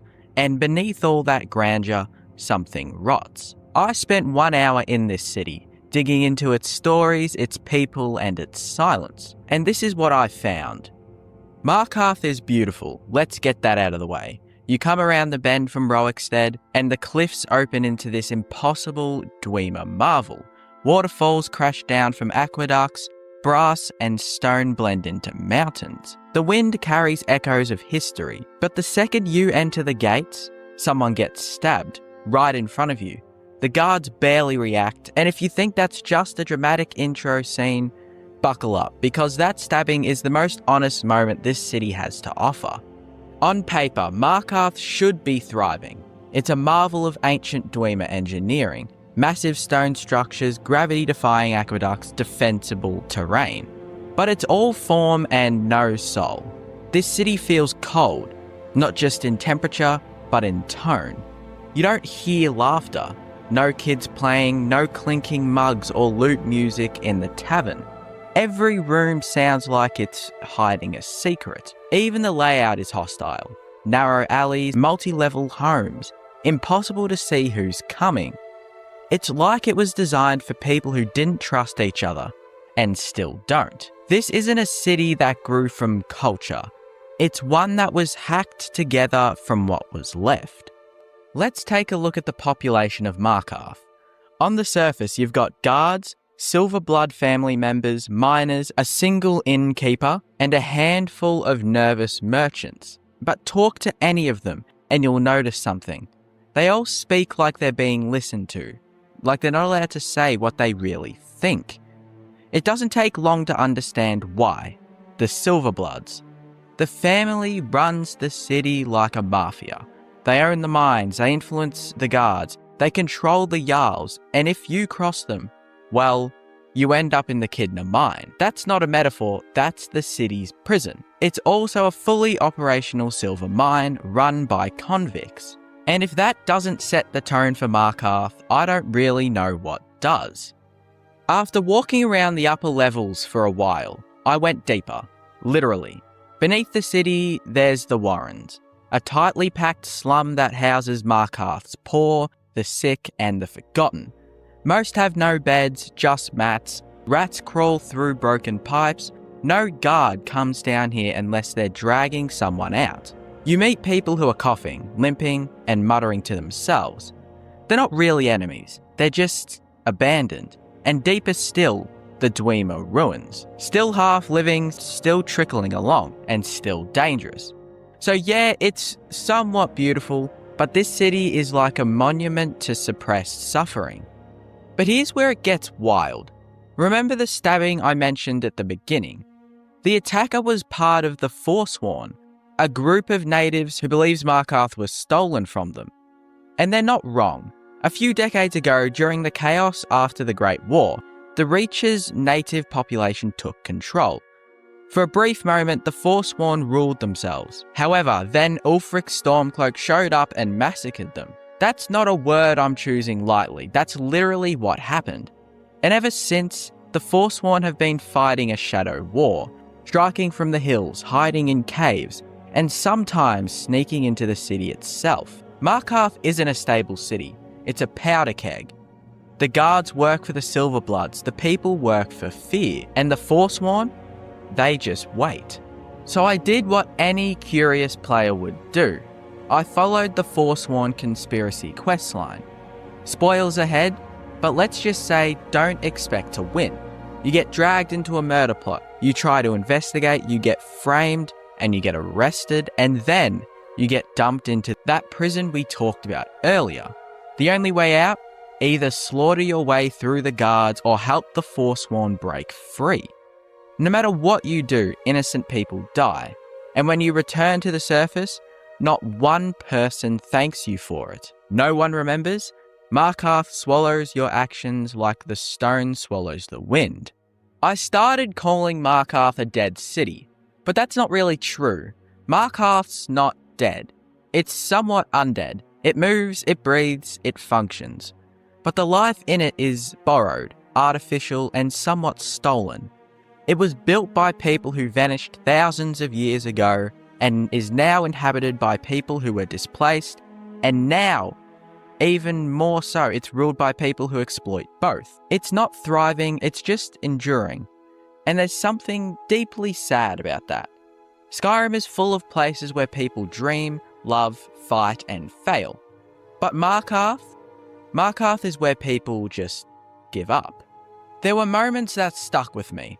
A miner begging for food, a child trying to learn Dwemer history with no teacher, a smelter who doesn't even look up when you talk to them. One man thanks you for freeing the Forsworn, another spits in your face for the same act. Everyone in Markarth wears their trauma like armor. Even the city itself, its towers, its gates feel armored, closed off, like it's waiting for another war. Or maybe it's already lost one and just doesn't know it. Meet Jarl Igmund. Young, educated, and completely disconnected from the suffering that happens right below his throne. He inherited the position after his father died during the Forsworn uprising, and since then he's doubled down on Silverblood loyalty and denial. He believes the Forsworn are terrorists, that the city's strength lies in law and order. But he never walks the Warrens, he never visits the mines, he speaks like a man reading from a letter someone else wrote. And maybe that's the tragedy. Igmund isn't evil, he's scared of the Forsworn, or being overthrown, or losing the only thing he was born into. Markarth doesn't just suffer from corruption, it suffers from a vacuum of leadership. No one is willing or allowed to fill it. Walk through Markarth long enough and you'll realise something strange about its people. They learned how to stop hoping. NPCs here aren't warm. They're not quirky or dramatic. Most of them just seem tired. The priest of Arche, who begs for help with the Hall of the Dead. The innkeeper who quietly supports you but never speaks unless spoken to. The miner who gives you food even though he's starving himself. They don't want favours. They want you to leave them alone. That makes them some of the most emotionally believable characters in the game, because not everyone in a city dreams of adventure.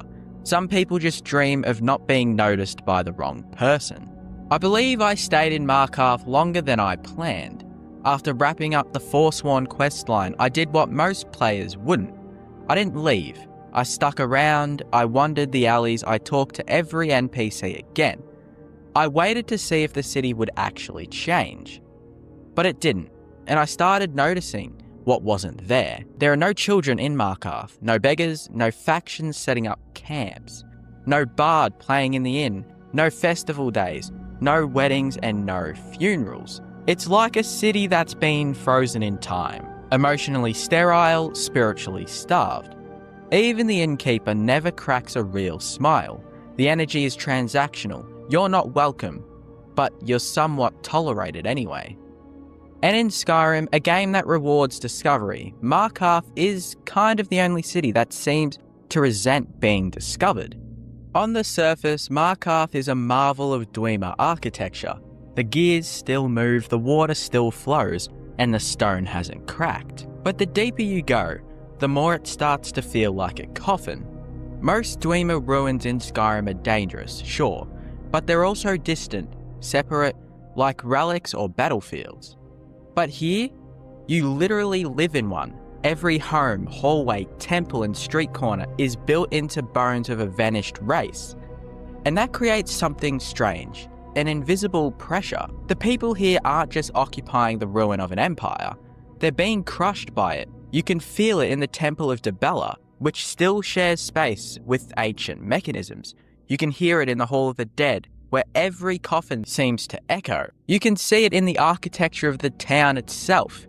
Rooms too big for humans, passageways that never really led to where you want to go. It's like the city is still built for someone else, and no one here has ever truly made it theirs. I tried asking people about the Forsworn uprising. Some acknowledged it, others just brushed it off. But no one really talks about it. No one says how many died, or what it felt like, or who survived.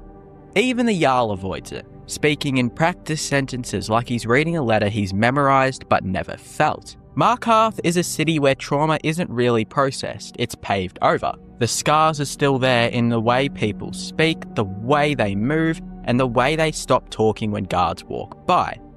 But no one has the space or the safety to grieve. In a way, the silence is the loudest thing in Markarth. Not what people say, but what they refuse to say.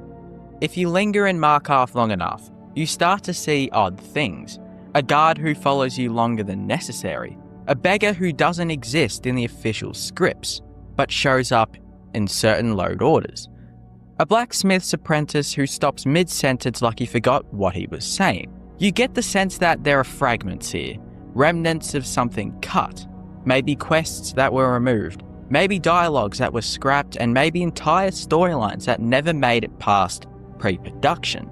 But the leftovers remain, lines that don't match anyone else's tone, locked doors that no one explains, whispers of unfinished business in a city that already feels like a graveyard. It's like wandering through a dream that someone else had and then tried to forget. Markarth doesn't have any ghosts, no spooky side quests, no cursed mansions other than the abandoned house. But it still could be considered the most haunted city in Skyrim. Not by spirits, but by history. Everything in Markarth feels like it has weight. And I'm not just talking about the stone that you see everywhere. The air and the way the people pause before speaking feels like heavy. It's not fear of monsters, it's the fear of consequence. You help a miner, the Silverbloods might take it personally. You talk to a forsworn sympathizer, you might find yourself tailed. You help the Daedric cannibal cult hiding in the Temple of Dibella. Yes, that's a thing. No matter what you do, the feeling is the same. You're not supposed to be here, not because you're the threat, but because everyone here is already trying not to drown. And your arrival means the water's rising again. After around 2 hours in Markarth, I tried to leave. I had nothing left to do, no quests, no fights, no dialogue left unturned. But I still find myself circling the same streets, sitting on the same bench, watching the sun rise over the cliffs and wondering, why does this place actually feel heavier than all the others? And then it hit me, because most places in Skyrim tend to give you resolution. You solve the quest, kill the monster, win the war. But Markarth gives you questions, then traps you with them. You walk away knowing less than when you arrived. And that's what makes it feel real. Not heroic, not epic, just real. Like a pain you can't fix. Like a story with no ending. So finally, I spent 2 hours in a dead city in Skyrim. And it felt real than most of the other cities I've been to in the game. Or maybe even life. Not because of the mechanics, but because of its weight. Markarth doesn't try to make you feel heroic. It makes you feel small. And sometimes, that's more powerful than any dragon fight. Skyrim has inns. It has homes, cities, temples, schools, festivals, you name it. Places meant to comfort, to celebrate, and to inspire. And yet, every time you walk into one, you feel that twinge, that sense that something's off, that joy doesn't live here. It's just passed through once and left some fake flowers behind. Because Skyrim doesn't really do happy places. It builds the illusion of them, places that seem full of life but echo like tombs when you stand still. Some of the towns, the taverns, the temples in Skyrim bring about this sense. A sense that something used to be here, but has decayed. Which is what makes these places kind of depressing. You know what's weird about Skyrim cities? They all feel like they used to be better. Solitude was once the proud imperial capital of the province. Now it's a city half built on rock, ruled by a duchess clinging to her own cousin's coattails. Markarth is stunning.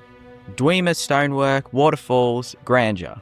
But it's also a surveillance state with secret murders, cults, and a populace that looks like they haven't seen sunlight in 3 years.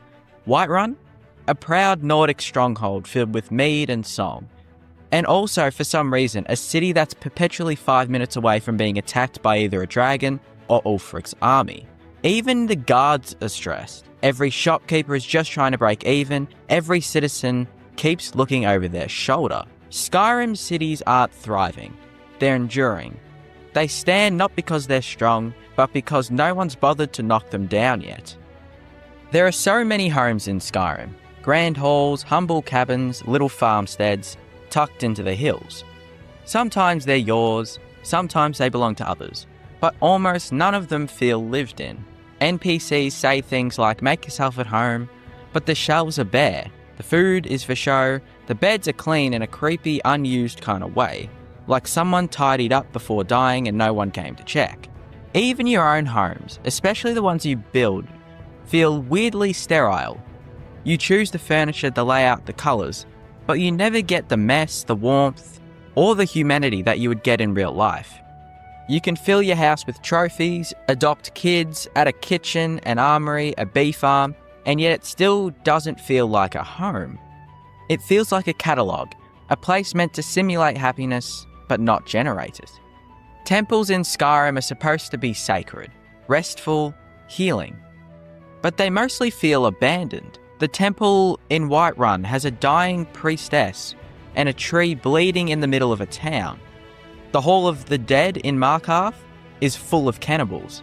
The shrines to Talos are mostly vandalized or tucked into dark corners like forgotten shrines to a god the world is too scared to remember. You'd think that in a world with actual dragons, people would be a little more excited about their gods. But Skyrim's temples are more like memorials, places where faith used to live but hasn't really paid the rent in a while. There's reverence, sure, but not really any joy. No celebration, just duty. Shrines for praying, not dancing. Holy places where no one ever seems to smile. The College of Winterhold is Skyrim's centre of magical learning. And yet, it feels so empty. There are barely any students, the professors don't seem to like each other, the main building is crumbling into the sea, and the curriculum?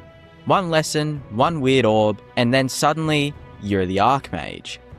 It's not a school, it's somewhat of a joke for magic, a fantasy of learning that never quite got written past first draft. There's no campus life, no energy, just mages floating around in silence, vaguely waiting for someone to fix their ancient disaster. Skyrim wanted a place of joy and discovery, a Hogwarts for the North.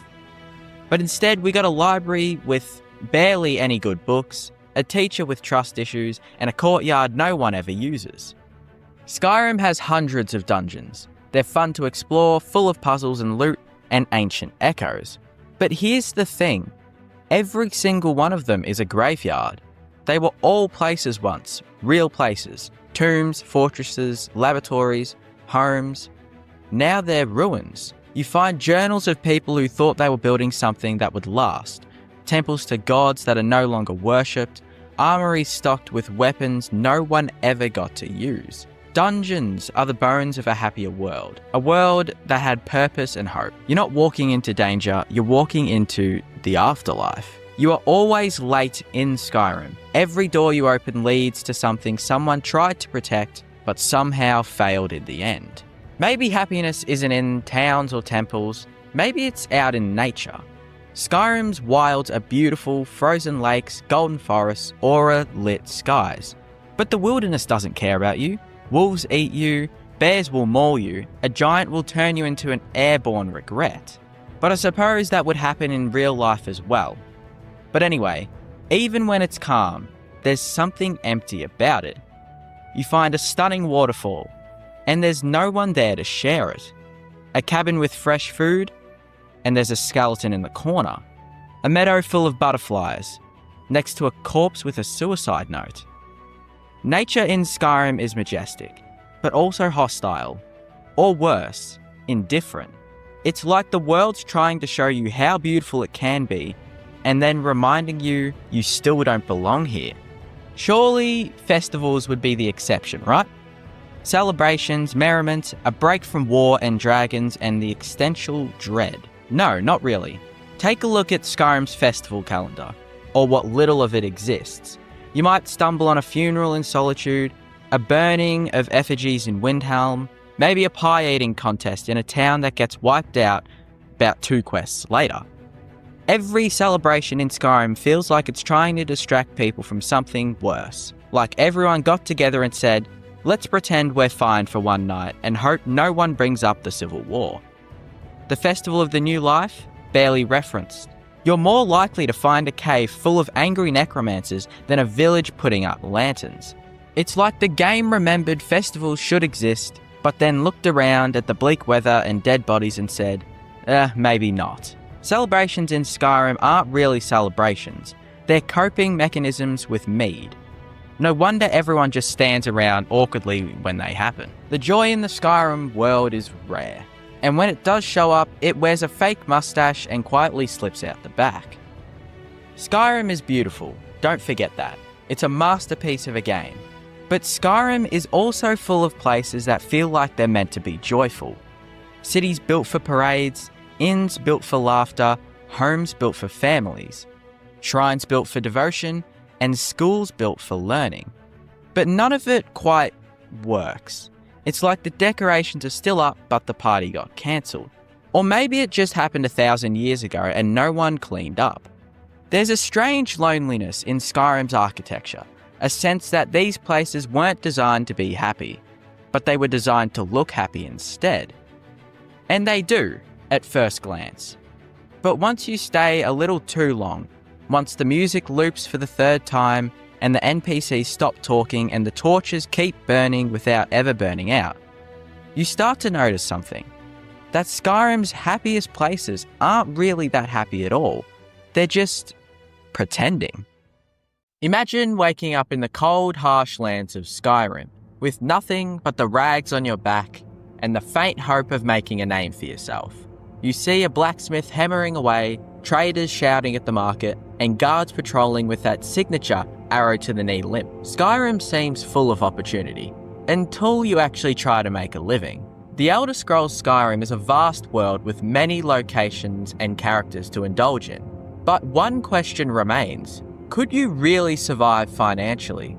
Are the wages fair, or are you just one dragon attack away from bankruptcy? Let's break down Skyrim's economy, job market, and cost of living to determine whether an honest worker can actually make ends meet, or if the only viable career path is thievery and adventuring. Before discussing wages, it's important to understand the state of Skyrim's economy.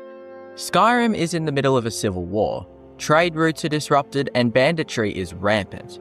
The province's economy is largely feudal, with wealth concentrated in the hands of the Jarls, nobility, and powerful merchants like Maven Blackbriar. Meanwhile, the average citizen scrapes by with low wages and little job security. Unlike real-world economies, Skyrim doesn't have a fluctuating currency system. Prices are static, meaning inflation and deflation aren't concerns. But that doesn't mean everyone is thriving. Let's take a look at the most common jobs in Skyrim and how much they actually pay.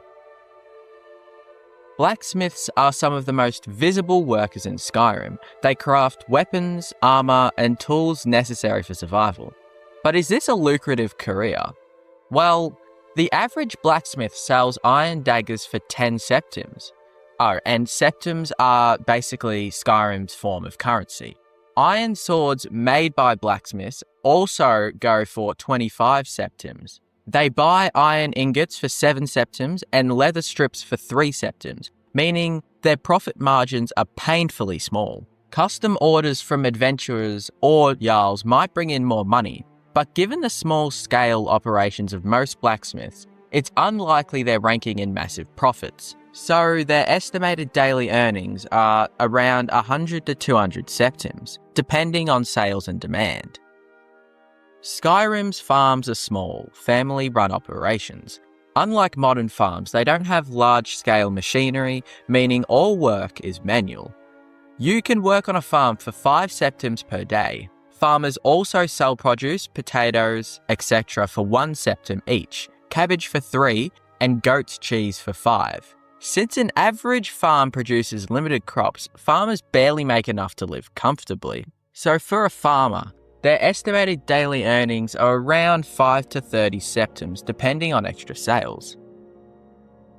Mines in Skyrim produce iron or even other rare ores like ebony and malachite. These resources are essential for blacksmiths who turn them into weapons and armor, making mining a fundamental part of Skyrim's economy. However, despite its importance, mining remains a risky and often underappreciated profession. Miners can work for around 10 septims per ore mined, though the payout varies depending on the type of ore. Common ores like iron and corundum provide a steady, albeit modest income. On the other hand, rare ores such as ebony and malachite can fetch significantly higher prices, but access to these materials is tightly controlled. The Silverblood family, for instance, has a monopoly over the lucrative silver mines in Markarth, ensuring that most of the profit flows into their coffers rather than the hands of the individual miners. Beyond economic instability, the dangers of mining in Skyrim are numerous. Cave-ins are a constant threat, especially in older or poorly maintained mines. However, the more immediate dangers come from the various hostile creatures that often lurk in these underground tunnels. Infested mines, frostbite spiders, and even Falmer strongholds make mining an incredibly dangerous profession. Additionally, some unlucky workers may find themselves forced into servitude. Seedna Mine, for example, is essentially a death sentence for prisoners, where they labour endlessly under the watchful eyes of the Silverbloods and Markarth guards. When compared to other common jobs in Skyrim, mining is one of the riskiest. Farmers, for example, earn a more stable income without worrying about being attacked by undead. Blacksmiths, who rely on mined materials, make far more money while working in relatively safe conditions.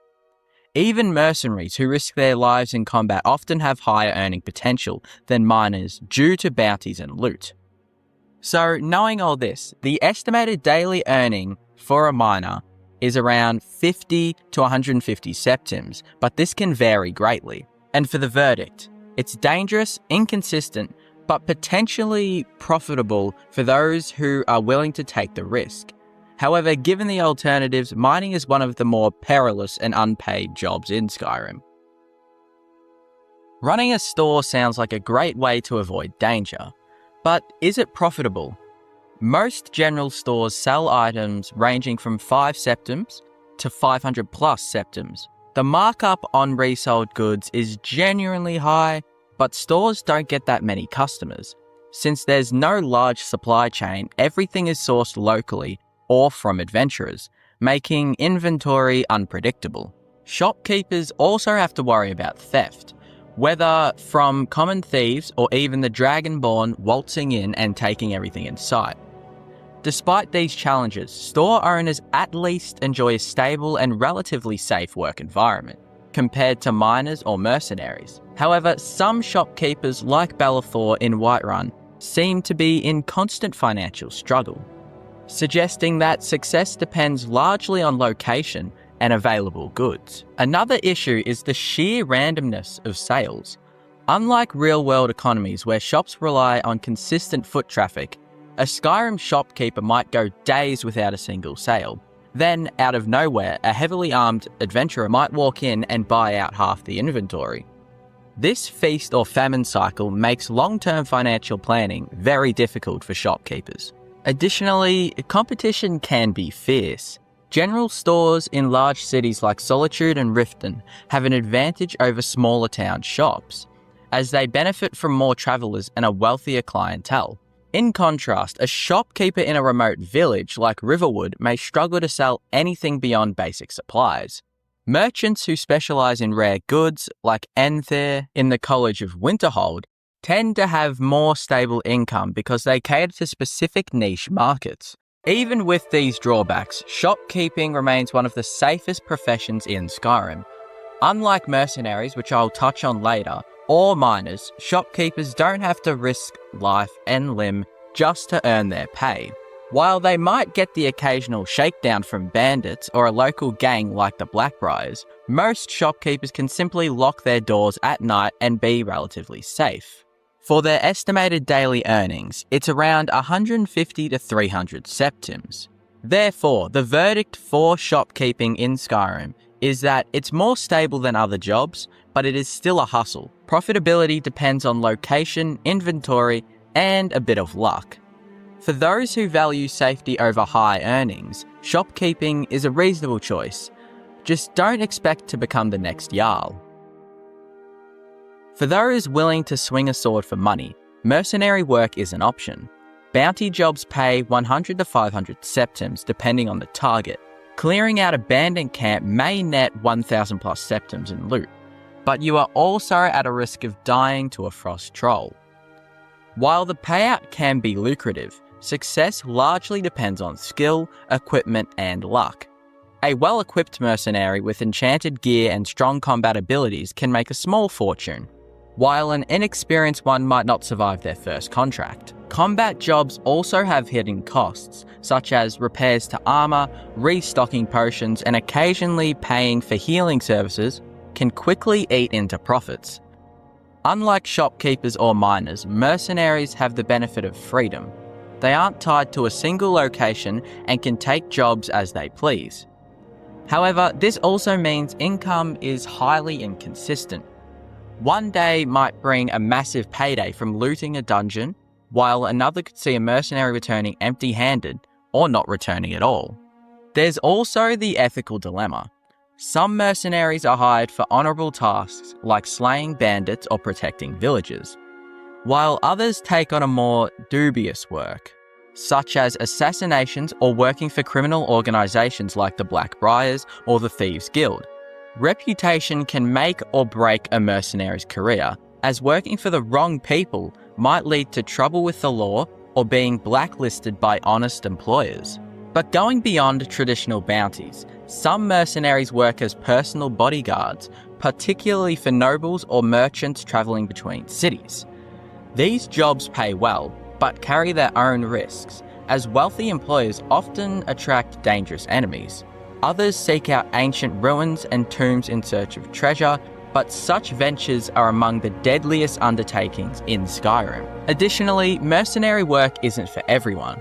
The physical demands are extreme, requiring skill in combat and the ability to navigate Skyrim's harsh wilderness. Many mercenaries don't live long enough to enjoy their earnings, and even those who do often suffer lasting injuries. This can make future work difficult. Without a steady employer, a mercenary's income fluctuates, making long-term security very uncertain. The estimated daily earnings for a mercenary varies wildly, basically high potential. And for the verdict, being a mercenary comes with high risk but high reward. It's great if you don't mind dying. A skilled mercenary can make a fortune, but the job is brutal and unforgiving. Those who survive and build a reputation can live well, but the road to riches is paved with danger and bloodshed. Given how rough legal jobs are, it's no surprise many turn to crime. Joining the Thieves Guild can net 1,000 plus septims per job. Dark Brotherhood contracts range from 500 to several thousand septims. Banditry, a life of looting, pays well, assuming you don't get caught. There's also scamming and extortion and treasure hunting. In short, crime pays in Skyrim. A Thieves Guild member can make more in one heist than a farmer earns in a month. And with so much lawlessness, even the guards don't seem particularly motivated to crack down on it. Unless, of course, you get caught red-handed. After analysing Skyrim's economy, wages, and cost of living, one thing is clear. Surviving in Skyrim is tough. Honest labour barely covers basic expenses, and most workers live paycheck to paycheck, with little hope of upward mobility. Ultimately, while it's technically possible to make an honest living in Skyrim, it's a hard and unforgiving existence. If you want to thrive, you may have to embrace the shadows, or pick up a sword and carve out your own fortune. Skyrim is full of places with purpose. Whiterun is the political fulcrum of the Civil War. Solitude is a naval and imperial stronghold. Windhelm has cultural gravitas. Markarth has Dwemer mystique. Even Rokestead is the canonical home of at least 3 bandit backstories. And then there's Morthal, a fog-covered swamp town that seems to exist entirely because someone at Bethesda whispered, "We need a place here," and then went to lunch. Morthal is quiet, isolated, barely connected by any roads. It's not near anything important, it doesn't produce anything quite valuable, and it seems like half the people living there forget they were supposed to be a part of a functioning town, and yet it still exists. It has houses, a jarl, a tavern, a broom vendor. But here's the weird part. It might actually exist for no reason at all. Okay, so most of Skyrim's cities feel like, well, cities.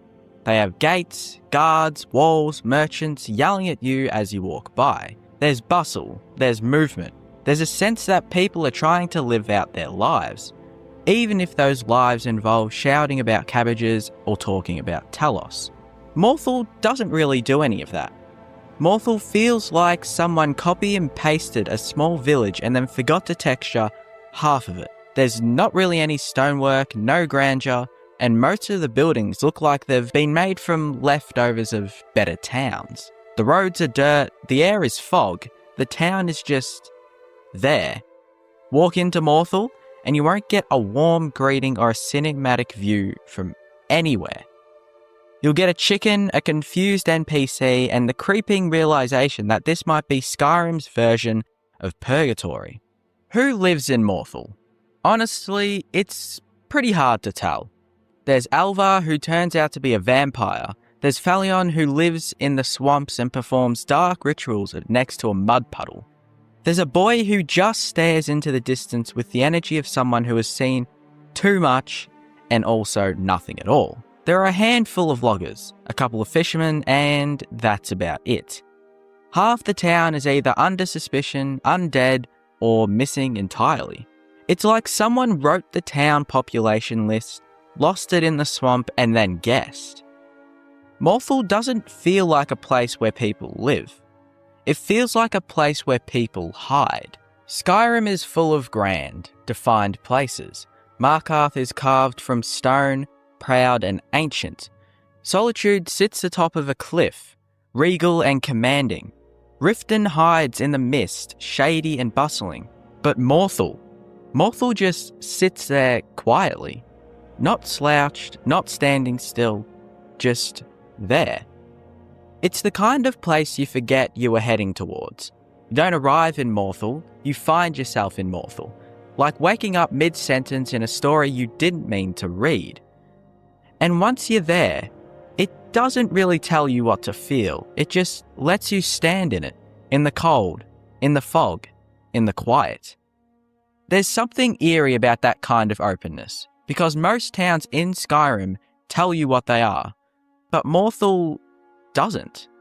And in a strange way, that makes it feel more human than most places in the game. It's always foggy in Morthal, not just in the literal sense, though yes, the mist rolls in like clockwork and never quite leaves, but in the emotional sense as well. This is a town suspended in ambiguity. Things happened here clearly, tragedy, fire, secrets, but nobody really talks about them.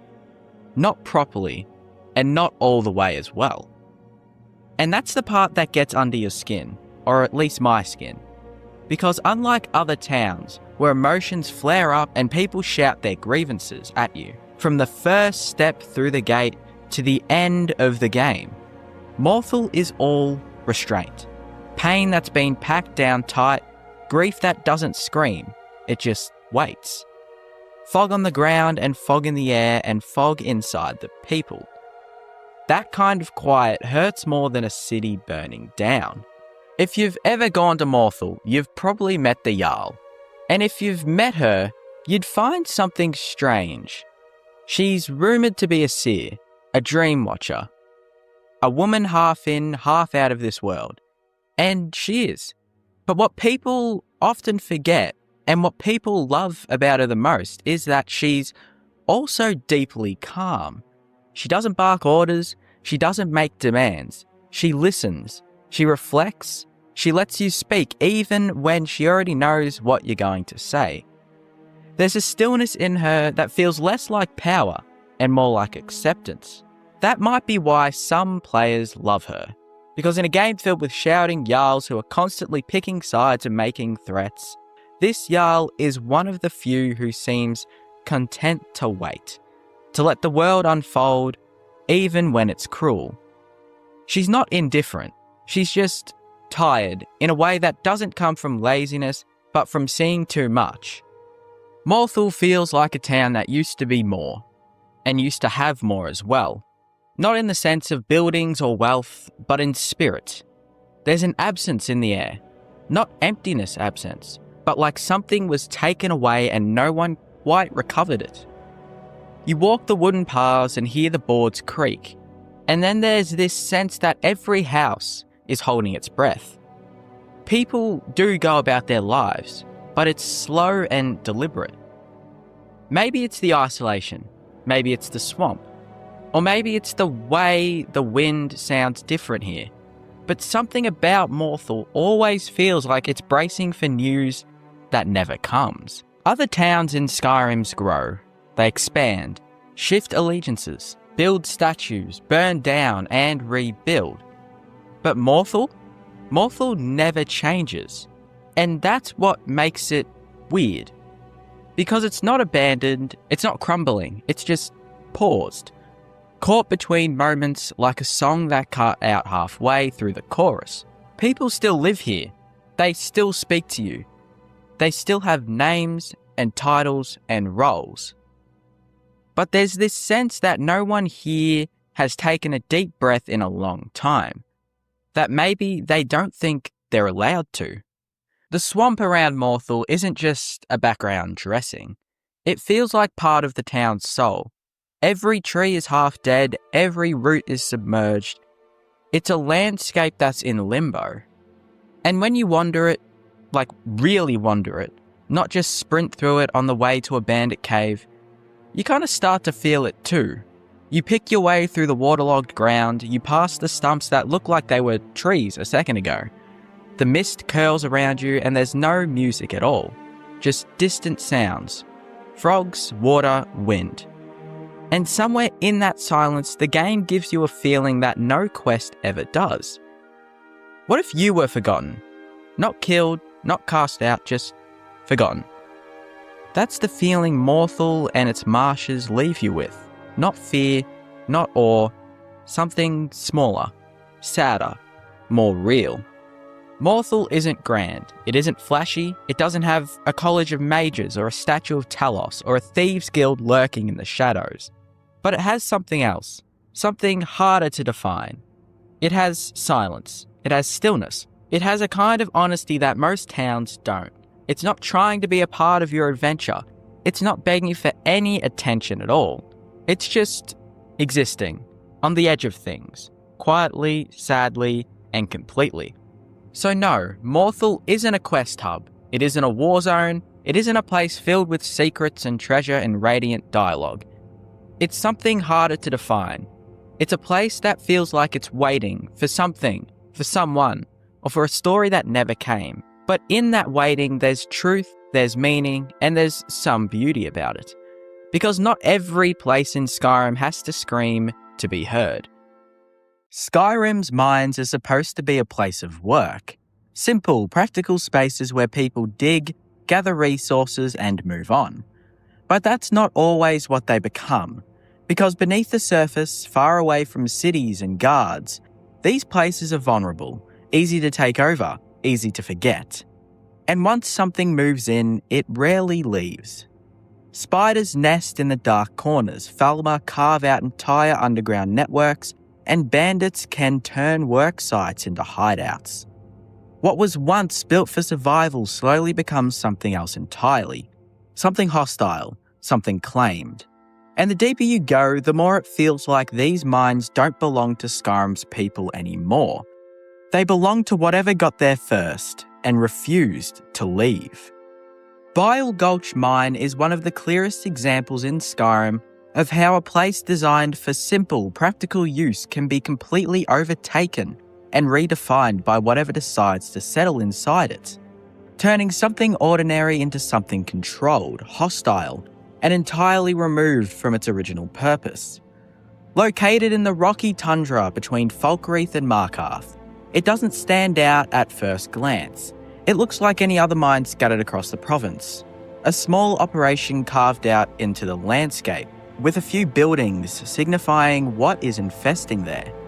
This place is likely intended for resource gathering, quiet labour and steady output. But the moment you approach it, that expectation immediately starts to fall apart. Because Bile Gulch Mine isn't functioning as a mine anymore. It's a functioning stronghold.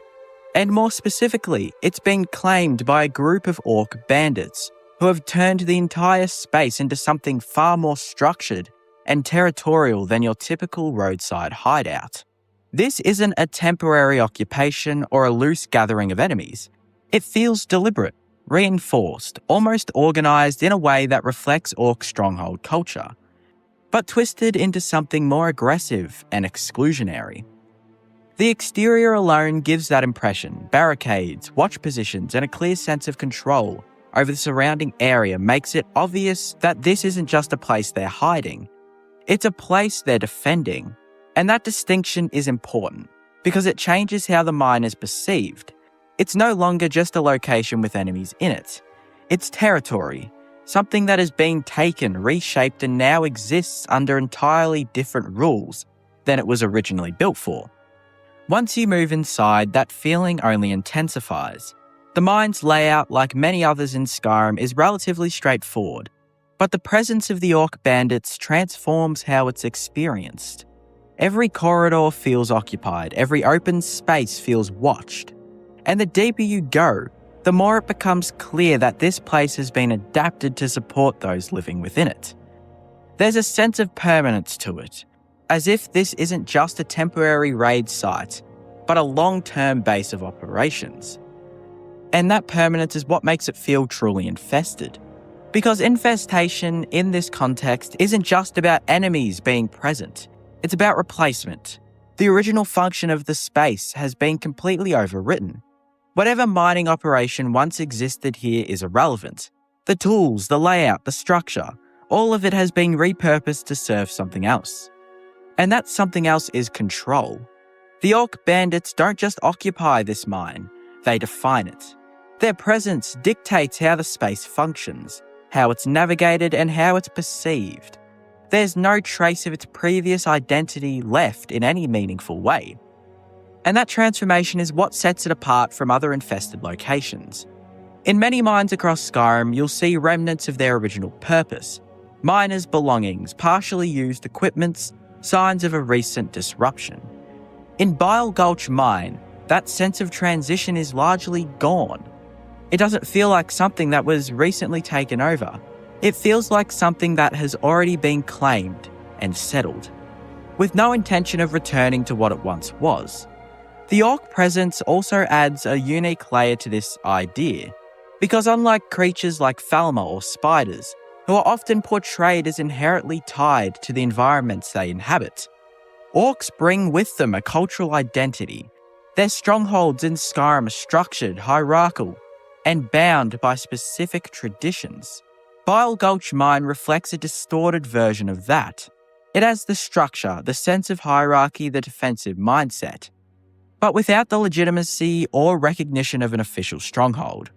It's what happens when that culture is removed from its proper context and forced into a space that wasn't meant for it at all. And that creates a kind of tension within the location. It feels organised but not stable, controlled but not really legitimate. Like something that exists on the edge of Skyrim's social structure, acknowledged only as a problem to be dealt with rather than a place to be understood. This ties into the broader idea of infestation as something that exists outside of the accepted systems of the world. Bile Gulch Mine isn't part of any hold's infrastructure. It doesn't contribute resources, doesn't support a settlement, doesn't serve any purpose beyond sustaining those who have taken over it. It's isolated, self-contained, and entirely disconnected from the systems that define the rest of Skyrim. And that isolation reinforces that feeling that this is something that has ultimately slipped through the cracks. A place that once lost is simply written off rather than reclaimed. Solion's Sinkhole is a place where the player ultimately gets surprised by what has overtaken it, feeling like an intrusion from something ancient, something that was already there long before the mine existed, waiting beneath the surface. Located in the Reach just north of Old Roldan Inn, it begins like many other mining operations in the province, a small, functional site carved into the landscape, built with a clear purpose and supported by workers trying to make a living. There's nothing outwardly unusual about it at first. It's modest, grounded, entirely tied to the present. But that sense soon quickly starts to unravel the moment you step inside. Because what defines the sinkhole isn't what the miners built, it's what they uncovered. Unlike other mines that are taken over by bandits or creatures moving in from the outside, this is a case where the danger comes from below, from something buried and undisturbed until the act of mining itself brings it to the surface. The deeper sections of the mine reveal Nordic ruins, and with them the presence of Draga, not as scattered enemies but as a reawakening force tied to the ancient dead. This changes the entire framing of the location. The mine wasn't simply lost or abandoned, it was disrupted. The miners didn't fail to defend it, they accidentally unearthed something they were never meant to find. And once that line was crossed, there was no reclaiming it without confrontation of what had been awakened. What makes this especially effective is how the transition is handled. Much like Darkwater Pass, there isn't a single moment where everything changes. Instead, it's gradual. The mine begins to feel less like a place of work and more like a threshold. Wooden supports and mining equipment give way to stone architecture, carved walls, and burial chambers that clearly belonged to a much older world. And unlike Falmer tunnels which reshape and adapt, the Nordic ruin beneath Solion's sinkhole feels preserved, untouched until recently. The Draga aren't building anything new. I don't think they really could anyway. They're reclaiming what was always theirs. And that distinction creates a very different kind of tension. This isn't a place being transformed into something else. It's a place reverting back to what it once was, with the miner's presence reduced to a brief interruption in a much longer timeline. The Draga themselves reinforce this idea through their behaviour and placement. They aren't wandering aimlessly or occupying the mine in a disorganised way. They are positioned within the structure of the ruin, guarding it, moving through it with a sense of purpose that feels tied to something older than the current world. When they spill into the mine's upper sections, it doesn't feel like an expansion. It feels like a spillover, like a coffee that was poured too far over the brim of the mug, as if the boundary between the ancient and the present has been broken. And that's where the real unease comes from, because this place doesn't feel like it's been taken over by external force. It feels like it's been opened up to something that was always there, just waiting beneath the surface, much like the Falmer in Darkwater Pass. This also gives the location a different kind of narrative weight compared to the other overrun mines. In places like Bile Gulch Mine, the transformation is visible and immediate. A group takes control, reshapes the space, and establishes dominance. In Darkwater Pass, the change is environmental and systematic, a slow absorption into something alien. But in Solion's sinkhole, the change is temporal. It's about layers of history colliding. The mine represents the present, fragile and temporary, while the ruin beneath represents the past, enduring and unyielding. And when those two layers intersect, the result isn't coexistence, it's displacement. The present gives way to the past almost effortlessly. Even the structure of the mine supports this idea. It doesn't feel particularly deep or expansive at first, but once the ruin is revealed, the sense of scale shifts. The space beneath feels older, more significant, as if the mine was only ever scratching the surface of something much larger. And that imbalance makes the upper sections feel small in comparison, almost insignificant. The miners weren't uncovering a resource, they were uncovering a tomb, a piece of history that was never meant to be disturbed. And in doing so, they effectively erased their own claim to the space. The sinkhole ultimately stands out because it doesn't show a mine being lost. It shows how easily the present can be overwritten by the past in Skyrim. It's not about invasion or control, but about rediscovery in the worst possible sense. A reminder that much of the province is built on top of something older, something buried, and that digging too deep doesn't always lead to progress. Sometimes it just uncovers what was meant to stay hidden. And once that happens, the mine itself isn't just dangerous, it's no longer yours at all. Darkwater Pass doesn't feel like a place that was simply taken over. It feels like a place that was consumed slowly and completely, until whatever it used to be no longer mattered. Located near Darkwater Crossing and the Rift, it begins with a sense of being familiar. The entrance suggests a mine, or at least a very functional tunnel carved with purpose, something tied to the surface world and the people who live there. But that sense of normalcy doesn't last long. The deeper you move into Darkwater Pass, the more the environment shifts, not abruptly, but gradually, in a way that feels almost invasive. Wooden supports and man-made structures begin to give way to damp stone, bioluminescent growths, and the unmistakable signs of Falmer presence. It's not just that enemies appear, it's that the space itself begins to change identity. You're not entering a mine with Falmer in it, you're entering a Falmer domain that has absorbed a mine. That distinction is what defines Darkwater Pass, because the Falmer don't just occupy spaces, they reshape them. Their presence isn't surface level or temporary, it's systematic. The tunnels twist in ways that feel less engineered and more organic. as if the original layout has been altered over time to suit something else entirely. Charus nests line the walls, adding another layer of discomfort, not just visually, but conceptually as well. These creatures aren't just companions to the Falmer, they're part of the same ecosystem, reinforcing the idea that what's happening here isn't random. It's established, sustained, and deeply rooted. The further you go, the less it feels like you're exploring a location, and the more it feels like you're descending into something that has been building itself for a long time without interruption. What makes this especially effective is how subtle the transition is, creating a kind of overlap where it becomes difficult to separate what was built by humans and what has been altered by what came after. The blurring of boundaries is what gives Darkwater Pass its unsettling tone. It's not just a place that was lost, it's a place that was overwritten. The original purpose hasn't just been abandoned, it's been erased, replaced by something that doesn't resemble it in any meaningful way. Darkwater Pass doesn't feel temporary, it feels permanent, like whatever claim the surface once had over this space has been completely lost. It doesn't lead somewhere, it traps you within itself, looping you through a space that has no interest in connection back to the world above.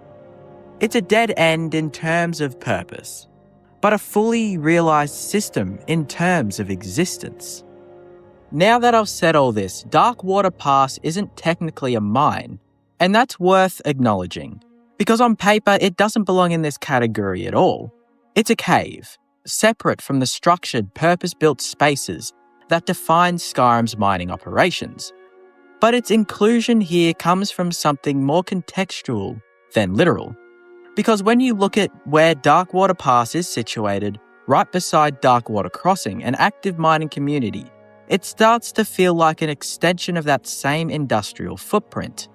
That kind of place that under slightly different circumstances would have been a mine. The geography lines up, the proximity makes sense.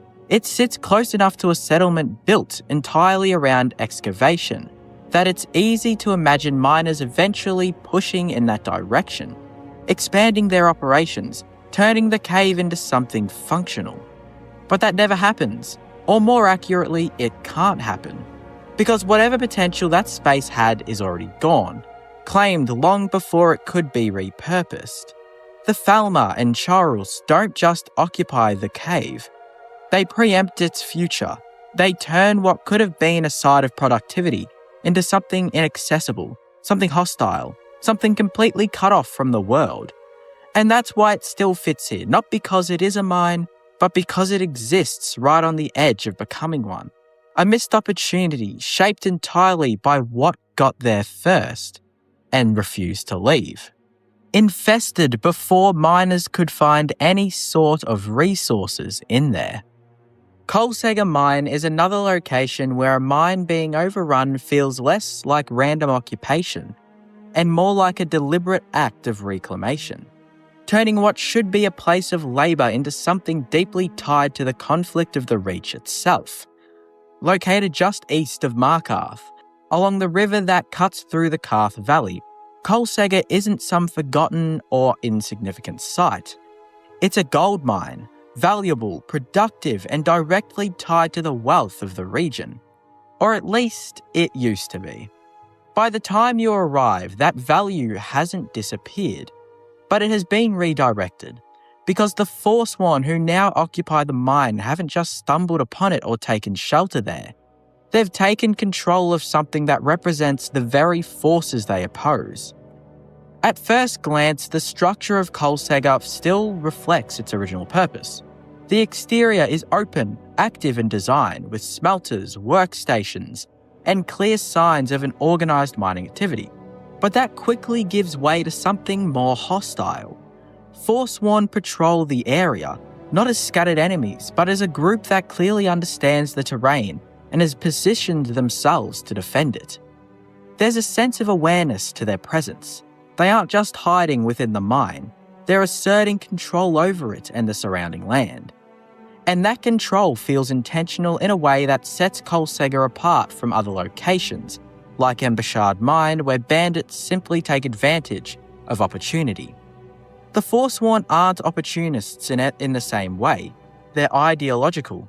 Their presence here carries meaning. That meaning becomes clearer when you consider what Kolsegger Mine represents within the Reach. The region itself is defined by tension between the Nords who control it and the Forsworn who claim it as their ancestral land. Markarth stands as a symbol of that control, a city built on Dwemer foundations, rich in resources and heavily guarded. The mine, sitting just outside of it, feeds into that same system. It's part of the infrastructure that allows Markarth to thrive. So when the Forsworn take over the mine, it doesn't just disrupt a single location. It disrupts a supply line. It's a direct challenge to the authority that governs the region. Inside the mine, that tension continues to build. The deeper you go, the more it becomes clear that this isn't just a defensive occupation. It's an adaptation of the space itself. The Forsworn don't reshape the mine in the same way Falmer might, nor do they leave it structurally untouched like bandits often do. Instead, there's a blending of identities. The mine's layout remains intact, but its atmosphere shifts. The presence of the Forsworn, with their distinct armour, rituals and connection to the land, creates a contrast against the industrial nature of the space entirely. It feels like two opposing ideas existing in the same place: extraction versus belonging. The mine was built to take from the land. The Forsworn, in their own way, are trying to reclaim it. This creates a unique kind of discomfort because Kolsegger Mine doesn't feel like it's being stripped of meaning. It feels like it has been given a different one. The gold is still there, the tunnels still function, but the purpose behind them has changed. It's no longer about production or profit. It's about control, resistance, and presence. The Forsworn aren't mining the gold in any structured sense, but by holding the mine, they're denying it to those who would. And that act alone transforms the space into something political. There's also a noticeable difference in how the location feels compared to the more enclosed or isolated mines. Kolsegger is relatively open, both outside and its inside sections. Sunlight reaches parts of it. The river runs nearby. It doesn't feel buried or hidden in the same way as other overrun locations. And that openness makes the takeover feel more bold. This isn't something happening in the shadows. It's happening in full view, right on the edge of one of Skyrim's most important cities. The Forsworn aren't concealing their presence. They're making it known. So Kolsegger Mine isn't just a place that was overrun. It's a place that was contested, taken and temporarily reclaimed, all within the broader struggle of the region it belongs to. It shows how a mine can become more than just a source of resources. It can become a symbol, a point of tension, a piece of land that means different things to different people. And because of that, its transformation feels more significant than a simple occupation. It's not just about who's inside the mine. It's about what the mine represents and who has the power to decide that. Embershard Mine is one of the first locations most players will ever encounter in Skyrim. And because of that, it's easy to overlook just how telling it is as an example of a mine being completely overrun and repurposed into something far removed from its original intent.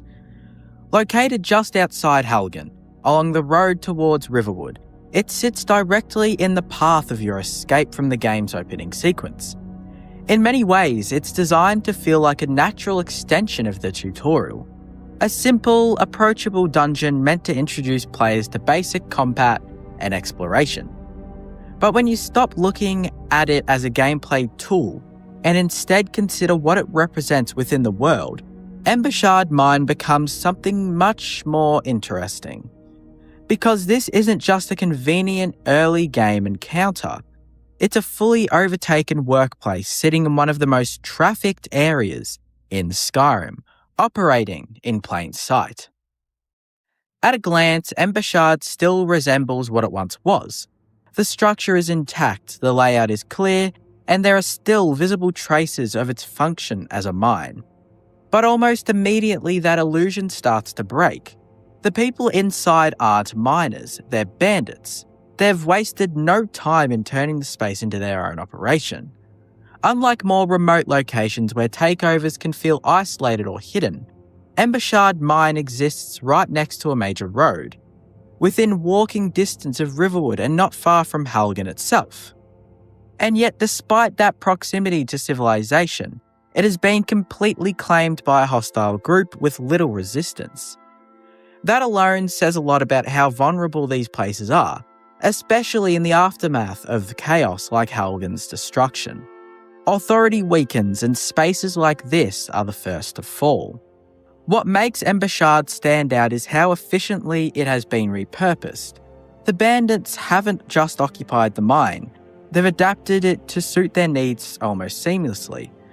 Lookouts are positioned outside, keeping watch over the road. Inside, the layout is used strategically, with choke points, elevated positions and traps that suggest a level of awareness about how to defend a space. There's even a sense of routine to their presence. Conversations between bandits hint at a familiar nature, at a group that is settled in rather than just passing through. This isn't a temporary hideout, it's a functional base built on top of something that used to serve a completely different purpose. And yet, unlike places such as Bile Gulch Mine, there's no attempt here to establish identity or permanence beyond survival. The bandits aren't trying to build something new, they're simply using what's already there. The mine's infrastructure remains largely unchanged, but its meaning has shifted entirely. Where there was once labour and production, there is now control and opportunism. The tools, the tunnels, the storage areas, all of it has been recontextualised. The mine still functions in a way, but not for the people it was meant to serve. It's been hollowed out conceptually, its purpose replaced without altering its form. This creates an interesting contrast between appearance and reality. This mine looks familiar, almost mundane, especially compared to more dramatic locations in Skyrim. There are no ancient ruins hidden beneath it, no sprawling underground ecosystems, no overwhelming sense of scale. And because of that, it's easy to dismiss it as significant. But that simplicity is exactly what makes it effective. It shows how quickly and quietly a place can be overtaken without needing to be transformed into something unrecognisable. The change doesn't have to be dramatic to be complete. Sometimes all it takes is a shift in who controls the space. There's also something important about its placement so early in the game. Embershard introduces players not just to combat, but to a recurring theme in Skyrim's world. That many of its structures are unstable, constantly shifting between ownership and abandonment. Mines, forts, caves, they don't stay under one group's control for long. They're contested, reclaimed, lost, repurposed over and over again. Embershard Mine is simply the first time you see it happen. And because it's framed as a basic encounter, its implications are easy to miss. But in reality, it sets the tone for how the rest of the world has to operate. Even after clearing it, there's a lingering sense that nothing about the situation is permanent. The mine can be reclaimed, yes, but there's no guarantee it will stay that way. Another group could move in just as easily, and that instability is baked into the location, and to be honest, into the world of Skyrim itself. The mine doesn't present a resolved problem, it presents a cycle. In the end, what makes Embershard Mine one of the most overrun mines and places in Skyrim isn't the scale of its takeover, but how ordinary it feels. There's no spectacle, no dramatic transformation, no hidden depth, just a straightforward example of how quickly something functional can become something hostile. And because it happens so early, so casually, it almost goes unnoticed. But it really shouldn't. Because if a mine this close to civilization can be completely overtaken without much resistance, it raises a larger question about the rest of Skyrim. Not how these places fall, but how many of them were never truly secure to begin with. Mines in Skyrim are meant to be some of the most grounded places in the entire world. They're not ancient ruins or hidden cities, they're simply practical, built for one purpose, to work. But that's exactly what makes them so vulnerable. Because once that structure is broken, once the workers leave or something forces them out, these places don't stay empty for long. They get taken, sometimes by bandits looking for easy shelter, sometimes by something far worse lurking beneath the surface, and sometimes by forces that were already there, just waiting to be uncovered. What you're left with are spaces that feel familiar on the inside, but completely changed within. Not abandoned, but claimed. And across Skyrim, some minds stand out more than others, not for what they produce, but for what's taken over instead. Skyrim is a land built on history, not just the kind you're told through quests and dialogue, but the kind that's buried in its ruins, carved into its walls, and hidden in places most players walk straight past. Ancient cities lie beneath the surface, forgotten tombs hold the stories of long-dead kings, and entire civilizations leave behind traces that are never fully explained. Some locations don't just exist for exploration or combat. They exist to tell a story, not loudly, not directly, but through atmosphere, design, and the small details that piece together something much larger than what you see on the surface. Because in Skyrim, the world doesn't revolve around the player. It existed long before you arrived. And in some places, you can still feel that history pressing in from every direction. Buried beneath the frozen landscape not far from Winterhold lies Sarthal, a ruin that at first glance might seem just like any other Nordic tomb. Another stretch of stone corridors filled with Draga and forgotten relics. But the deeper you go, the more it becomes clear that Sarthal is not just a ruin. It is one of the most historically significant locations in all of Skyrim. A place where the foundations of human presence in the province were first established, and where one of the most important and suspicious events in the Elder Scrolls history took place. Unlike many locations that hint at lore through scattered details, Sarthal is defined by its past, with every part of it tied to a story that reaches far beyond the ruin itself. Sarthal is known as the first human settlement in Skyrim, founded by Ysgramor and his companions after their arrival from Atmora. That alone gives it weight. This is not just an old city. It is the beginning of Nordic civilization in the region. Everything that comes after, the holds, the culture, the identity of Skyrim itself, traces back in some way to this place. But Sarthal's importance isn't just in its founding. It's in what happened shortly after. The Night of Tears. According to Nordic history, the Snow Elves attacked Sarthal, slaughtering its inhabitants in a sudden and devastating assault. Ysgramor, one of the few survivors, fled back to Atmora and returned later with the 500 companions, beginning the long and brutal conflict that would eventually lead to the near extinction of the Snow Elves as a visible civilization.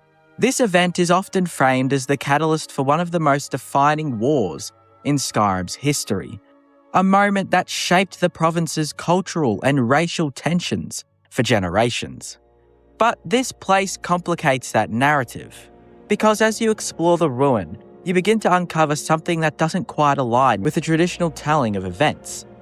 The Eye of Magnus, a powerful and mysterious artifact hidden deep within Sarthal, suggests that the city was not just a settlement, but a site of immense magical significance. And that raises a question that the game never fully answers. Did the Snow Elves attack Sarthal out of pure aggression, or were they trying to reclaim or protect something hidden beneath it? That ambiguity is what makes Sarthal so lore-rich. It doesn't just present history, it challenges it. The version of events told by the Nords is clear and emotionally driven, a peaceful settlement destroyed by a hostile force. But the presence of the Eye of Magnus introduces doubt. It implies that there may have been more to the story, something that was either misunderstood or deliberately omitted over time. And that idea, that history is shaped by perspective, runs through the entire location. Even the structure of Sarthal reflects this layered path. As you move through the ruin, you're not just exploring a tomb.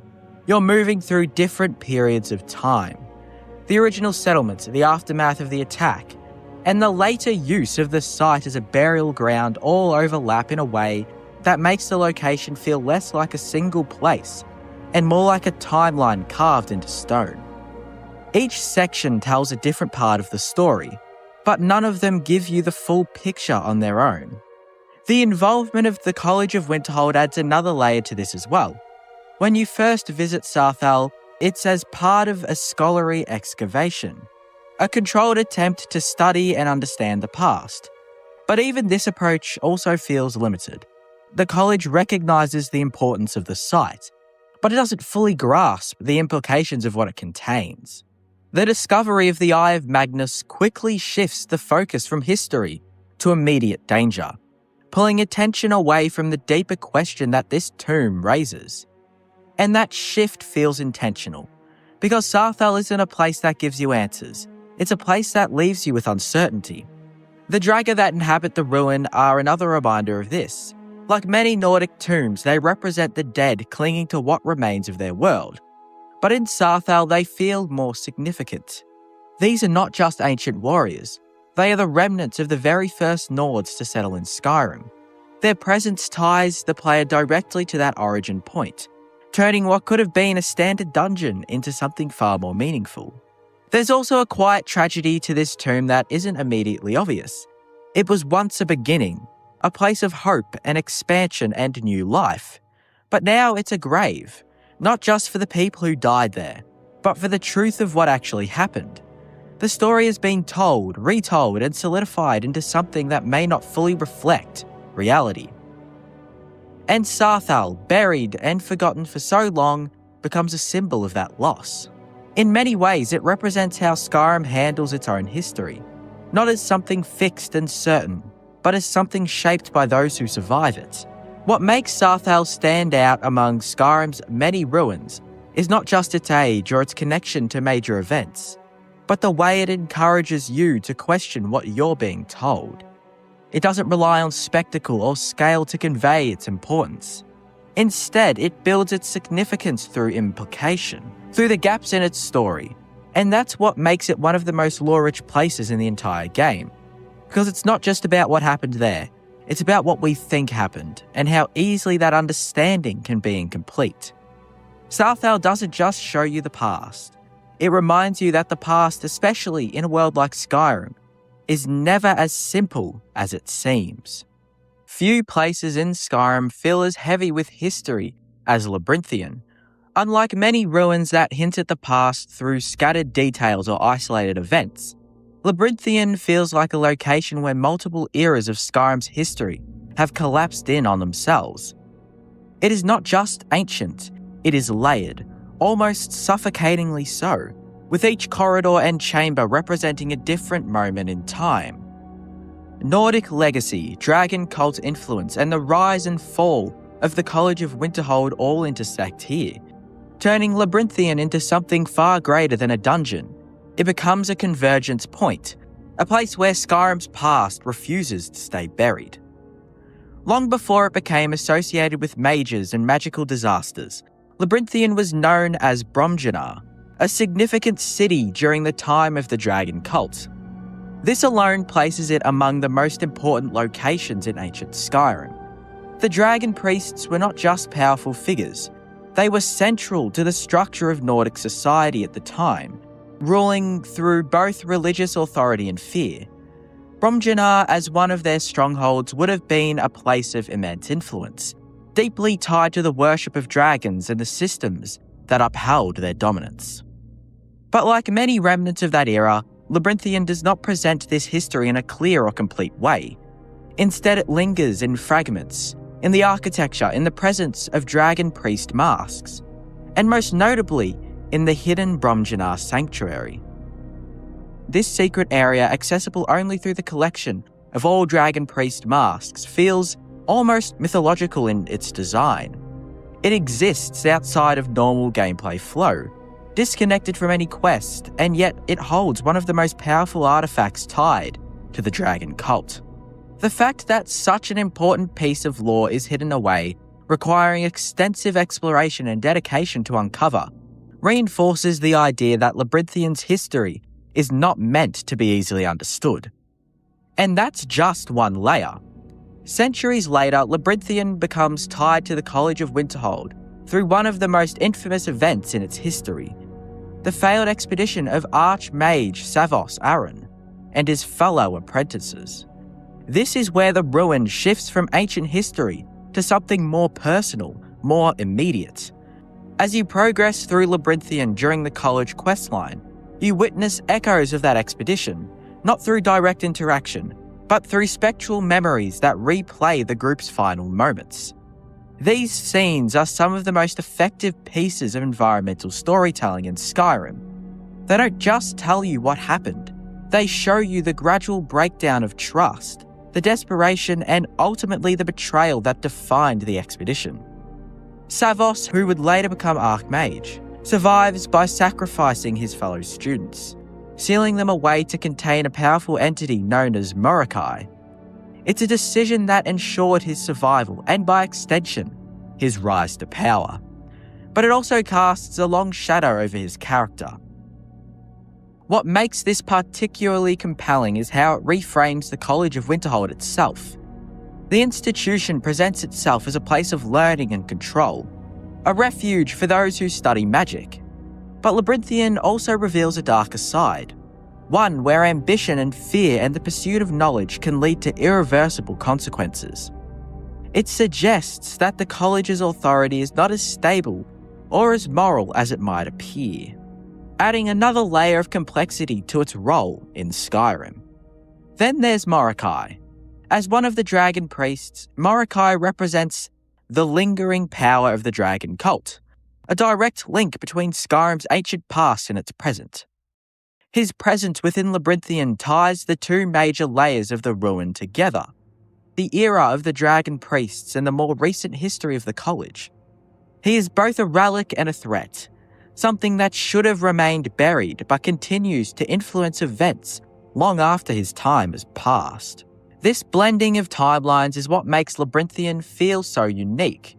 Most locations in Skyrim are rooted in a single identity: a Nordic tomb, a Dwemer ruin, a bandit camp. Labyrinthian refuses that simplicity. It is all of those things at once, shifting between identities as you move through it.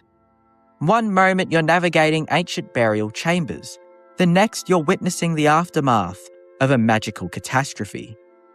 The environment never lets you settle into a single interpretation of what the place is. Even the name Labyrinthian feels intentional as well. It's not just a physical maze, though it certainly functions as one. It's a narrative maze as well, a place where history loops back on itself, where answers lead to more questions, and where understanding the full story requires piecing together fragments from entirely different time periods. There's no single clear explanation for everything that has happened here. Instead, you're left to navigate the complexity on your own. There's also a sense of isolation that amplifies all of this. Labyrinthian is not a place people casually visit. It sits in the mountains, distant and imposing, separated from the rest of Skyrim both geographically and thematically.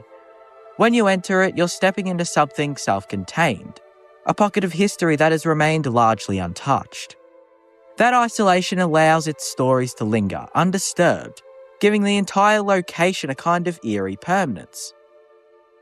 And in the end, what makes Labyrinthian one of the most lore-rich places in Skyrim is not just the amount of history it contains, but the way that history is presented. It's not organised or easily digestible. It's fragmented, overlapping, and often contradictory. It forces you to engage with it, to question it, to accept that you may never fully understand everything it holds. It is a place where power was once centralised, where knowledge led to betrayal, and where the past continues to shape the present in ways that are never fully resolved. Labyrinthian doesn't just tell a story, it buries it, and leaves you to find your way through it. Hidden deep within the mountains of the Reach, carved directly into the stone and concealed behind layers of secrecy, Skyhaven Temple stands as one of the most historically dense and quietly significant locations in all of Skyrim. Unlike ruins that tell fragmented stories or isolated events, Skyhaven Temple feels deliberate, constructed with purpose, preserved with intention, and tied directly to one of the most important ongoing conflicts in the Elder Scrolls universe: the war between dragons and those sworn to hunt them.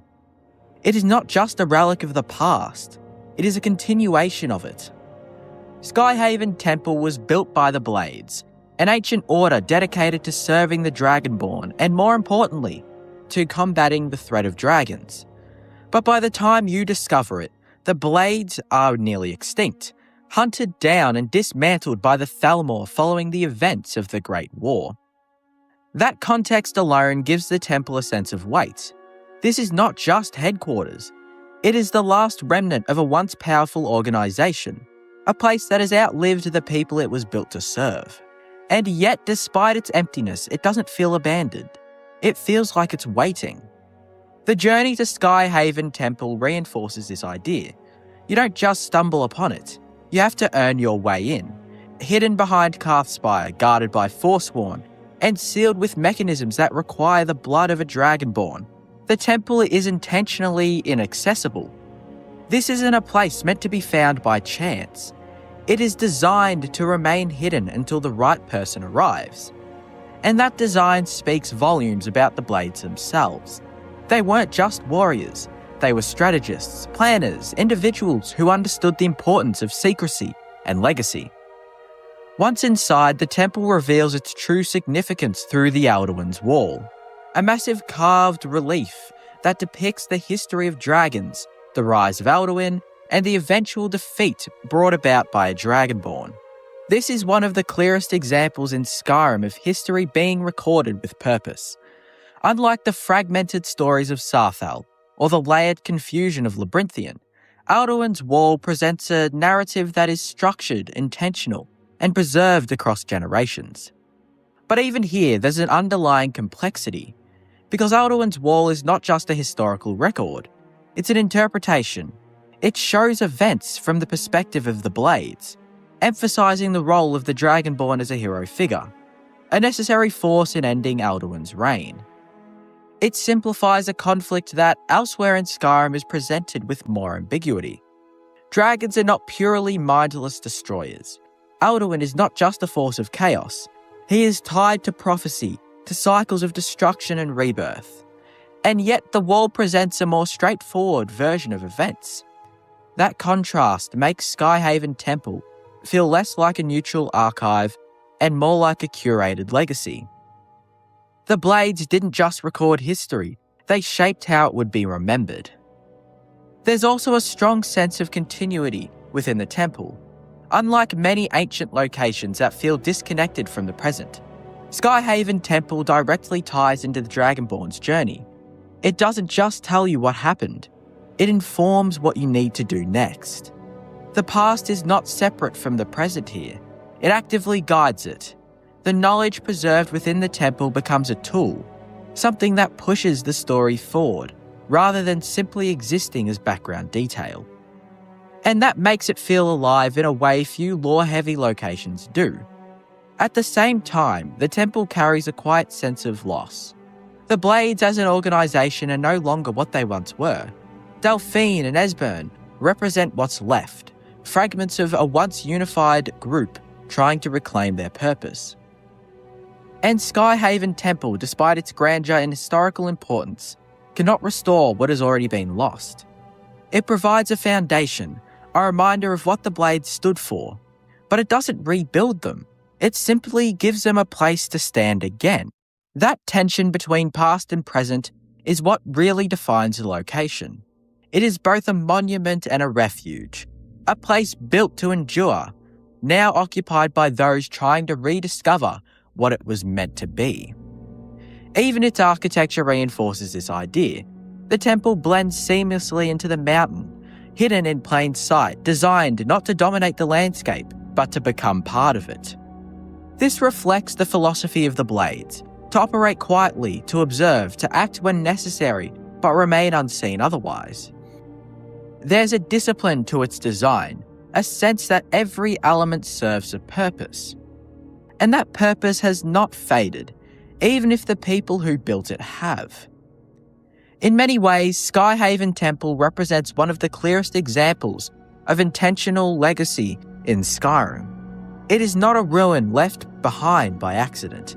It is a place meant to be found, but only under the right circumstances. It preserves knowledge not just for remembrance, but for action. It bridges the gap between ancient history and present conflict in a way that feels direct and meaningful. And what makes it one of the most lore-rich places is not just the information it contains, but the clarity of its role within the larger narrative. It doesn't just hint at the past, it connects it to the future. It shows how history can be preserved, interpreted, and ultimately used to shape what comes next. But even with that clarity, there's still something quietly unresolved about it. Because while Skyhaven Temple tells you what the Blades believed, it leaves open the question of whether they were right. And in a world like Skyrim, where history is rarely as simple as it's presented, that uncertainty is what gives the temple its lasting weight. It is not just a place of answers, it is a place of perspective. Skyrim is a world that constantly reminds you of its scale, but its true depth doesn't come from how big it is. It comes from how much has already happened before you arrive. Places like Sarthal, Labyrinthian, and Skyhaven Temple aren't just locations you clear out and move on from. They are layers, pieces of history that was never meant to be fully understood in a single visit. Each one tells a story, but more importantly, each one leaves something out. A missing perspective, a questionable truth, a version of events that feels just a little too convenient. And that's what makes them so powerful, because the lore in Skyrim isn't handed to you cleanly. It's fragmented, biased, sometimes even contradictory. Sarthal makes you question the origins of conflict. Labyrinthian shows how history can collapse in on itself, leaving behind only echoes and consequences. Skyhaven Temple presents a carefully preserved narrative, one that feels authoritative, but not necessarily complete. Together they reveal something much bigger about the world, that history in Skyrim isn't about certainty, it's about interpretation. These places don't just exist to give you answers.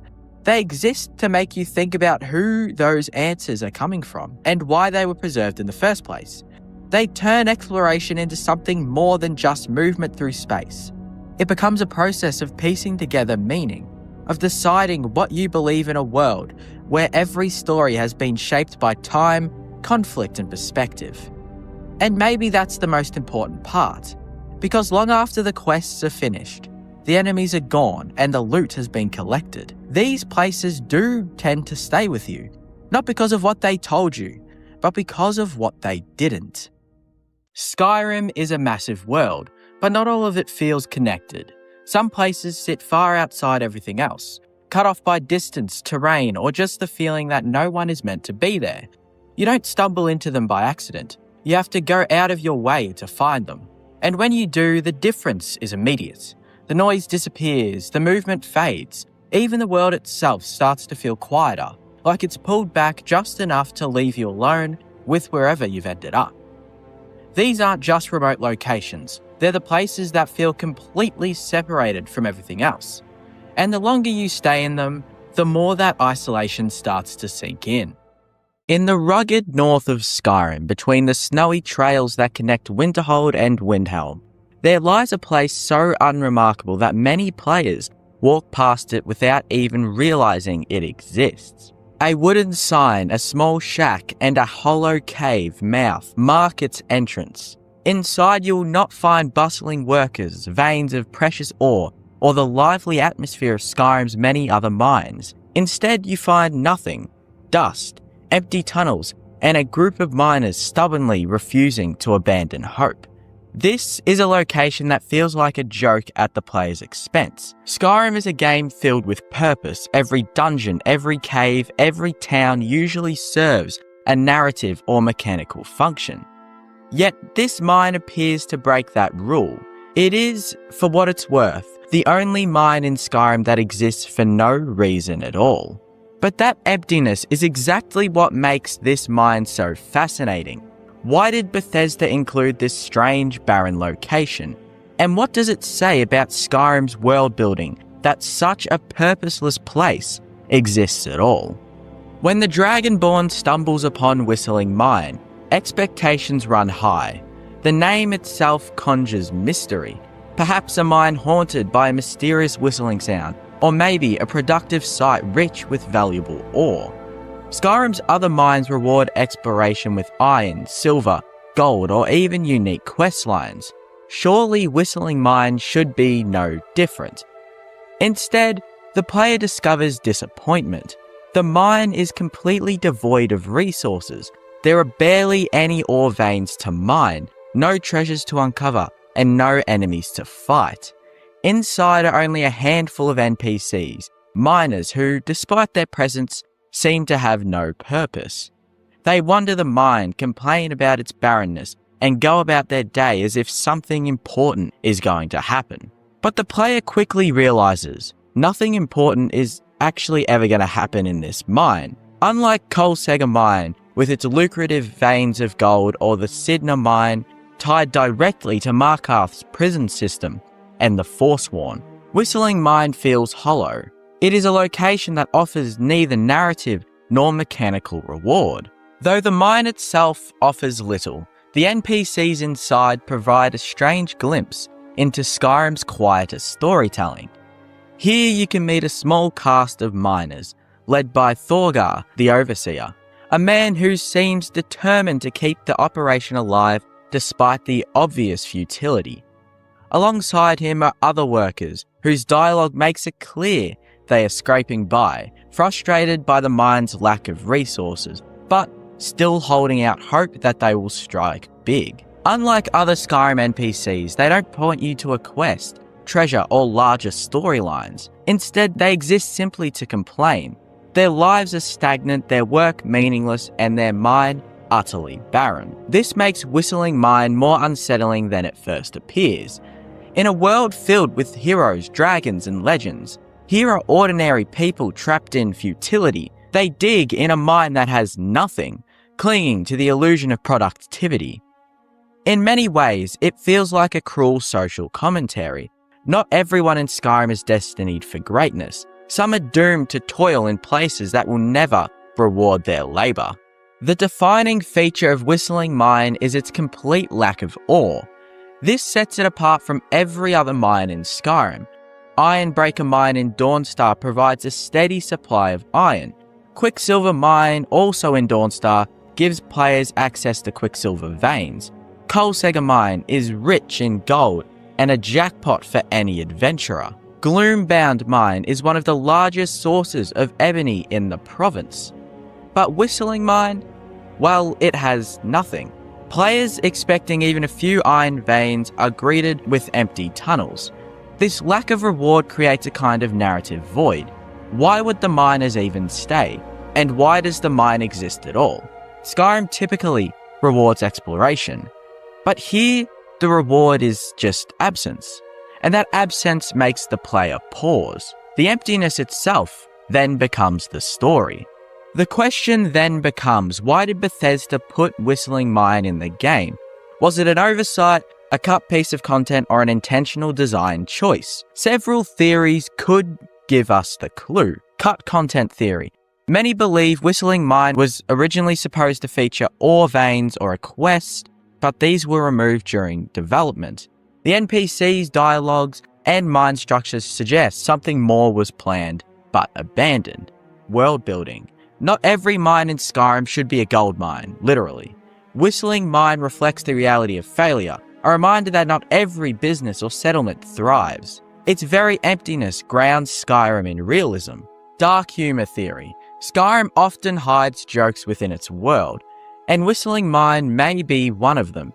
The name suggests promise, but the reality is disappointment, a wary commentary on a wasted effort, both for the miners and the player.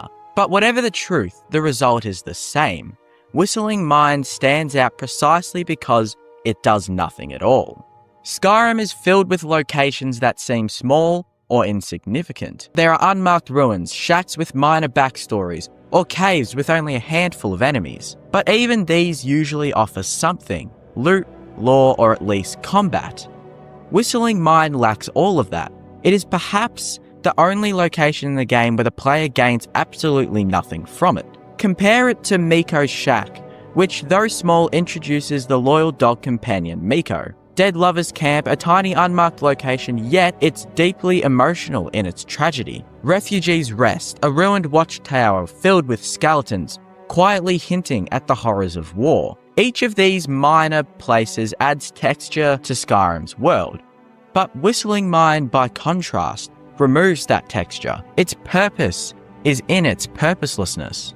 Perhaps the deeper meaning of Whistling Mine lies in its commentary on labour. Skyrim often highlights the tensions between power and poverty. Jarls, guilds, and wealthy merchants thrive, while farmers, miners, and beggars struggle in obscurity. The miners of Whistling Mine are emblematic of this imbalance. They labour endlessly, but their labour yields nothing. Their overseer clings to hope, but his hope is delusion. Their existence is a tragedy, not of violence, but of stagnation. In a province where great battles rage and heroes rise, Whistling Mine is a quiet reminder of futility. Not all stories are heroic, some are just empty. One of the most striking things about Whistling Mine is that the Dragonborn cannot fix it. In Skyrim, the player often has the power to transform lives. You can liberate towns, rescue hostages, overthrow Jarls, rebuild the Thieves Guild, and restore the Dark Brotherhood. Mines too can be cleared of bandits or forsworn, reopening them for the workers. But Whistling Mine, it remains barren no matter what you do. You cannot uncover hidden ore veins, rally the miners, or change their fate. This makes this mine feel especially bleak. It is not simply forgotten, it is just unchangeable. Even the Dragonborn's legendary power cannot bring purpose to this hollow place. And what of the name Whistling Mine?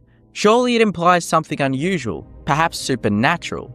Players might expect eerie ambient sounds, a ghostly whistle carried by the wind, or a legend hidden beneath the tunnels. But the name, like the mine, delivers nothing. There is no whistle, no mystery, no revelation, just silence. This, more than anything, cements the mine's identity as the most purposeless location in Skyrim. Its very name is a false promise, a tease that never pays off. Whistling Mine stands as one of Skyrim's strangest curiosities. A mine without ore, NPCs without quests, a name without meaning. Yet in its emptiness, it captures something haunting about the world Bethesda created. For every Jarl, hero, or Dragonborn, there are countless others living in loneliness, working without reward, existing without purpose. Whistling Mine is not a place of riches or glory. It is a place of silence, futility, and forgotten lives. It is, without a question, the only mine in Skyrim that exists for no reason. Skyrim is full of characters who demand your attention. Ulfric shouts his rebellion from Windhelm's throne. Maven Blackbriar casts her shadow across Riften. Even the smallest villagers, farmers, miners, hunters, usually serve some identifiable purpose in the vast clockwork of the game. And then there's Nafi, a beggar who lives on the edge of Ivarstead, in the ruins of his family's house, scraping by in dirt and despair. You don't find him unless you're looking, and if you do, the game itself seems unsure what to do with him. He is lonely, broken, and largely ignored, both by the town he lives near and by the narrative of Skyrim itself. Nafi is not just a side character, he's a wound in the world building, an NPC so isolated, so forgotten, that his very presence feels like a mistake, and yet he lingers. His life reduced to ashes, but why? Ivarstead is already a strange town, a waypoint between Whiterun and Riften. It is best known as the final stop before the 7,000 steps up to High Hrothgar. For most players, it's a pass-through, a place to grab supplies, listen to rumours, and then begin the climb to meet the Greybeards. But if you walk just outside of the town, across the bridge, and towards the riverbank, you'll notice something peculiar. A burnt-down house, collapsed, abandoned. Inside the ruins, you'll hear muttering, and then you'll see him, Nafi the beggar. He doesn't greet you like other NPCs. He doesn't stand tall. He doesn't have a job, doesn't contribute. Instead, he shuffles, mumbles, and begs. He's a man who has been hollowed out. He is in many ways the physical embodiment of absence. Nafi is not homeless by choice. His family's house burned down, leaving him destitute. His sister, Rada, went missing and never returned, leaving him both orphaned and alone. The trauma shattered him, and when you meet him in the game, he is already too far gone. The villagers of Ivarstead know him, they pity him, in the way one might pity a stray dog, but no one truly ever helps him. He is tolerated but not embraced. The innkeepers will sometimes mention his state. The townsfolk shake their head, but no one offers him food or shelter or companionship. Skyrim is a land filled with tragedy, but Nafi is unique because his tragedy is not tied to prophecy, war, or gods. It is simple, domestic, and all too human. The story of a man who lost everything and in turn was left behind. If you talk to Nafi, he will mumble about his missing sister, Rada. This triggers a small miscellaneous quest, the straw that broke. You're asked to search for Rada. Her fate is bleak. You find a necklace by the river suggesting that she drowned. You return to Nafi with the news and he thanks you in his sort of broken way. That's it. That's the quest. No reward, no consequence, no major branching path. Just the quiet resolution of a man whose world is already over. Compared to the sprawling quest lines of Skyrim, the Civil War, the Dark Brotherhood, the College of Winterhold, Nafi's quest feels almost like a whisper, but perhaps that's the point. It is not about changing the world, it is about changing one's man's understanding of his loss. Still, the question lingers, why does Skyrim include this NPC at all? Most characters in Skyrim have a gameplay function. Shopkeepers sell goods, followers fight by your side, trainers teach skills. Even background NPCs serve to populate towns, flesh out culture, or connect to Radiant quests. But Nafi, he offers nothing. He cannot be married, recruited, or trained. His quest yields no material benefit. He doesn't even move from the ruins of his house. He is frozen in place, a relic of sorrow, existing only to remind players of what cannot be fixed. In this sense, he feels purposeless, and that purposelessness is precisely what makes him so disturbing. He's not just an NPC, he is a monument to futility. If you've joined the Dark Brotherhood, you encounter Nafi again, this time as a target. Astrid assigns you to kill Nafi. No justification, no backstory, no explanation. He is simply just marked for death. This transforms Nafi from a forgotten beggar into one of Skyrim's most unsettling moral dilemmas. Do you kill a broken man already destroyed by life simply because you were told to? When you approach him, he doesn't resist. He doesn't even seem to understand. He just wanders, starts running, muttering obliviously. Striking him down feels crueler than killing any bandit or soldier. But the game doesn't care. The Dark Brotherhood rewards you all the same. His death changes nothing.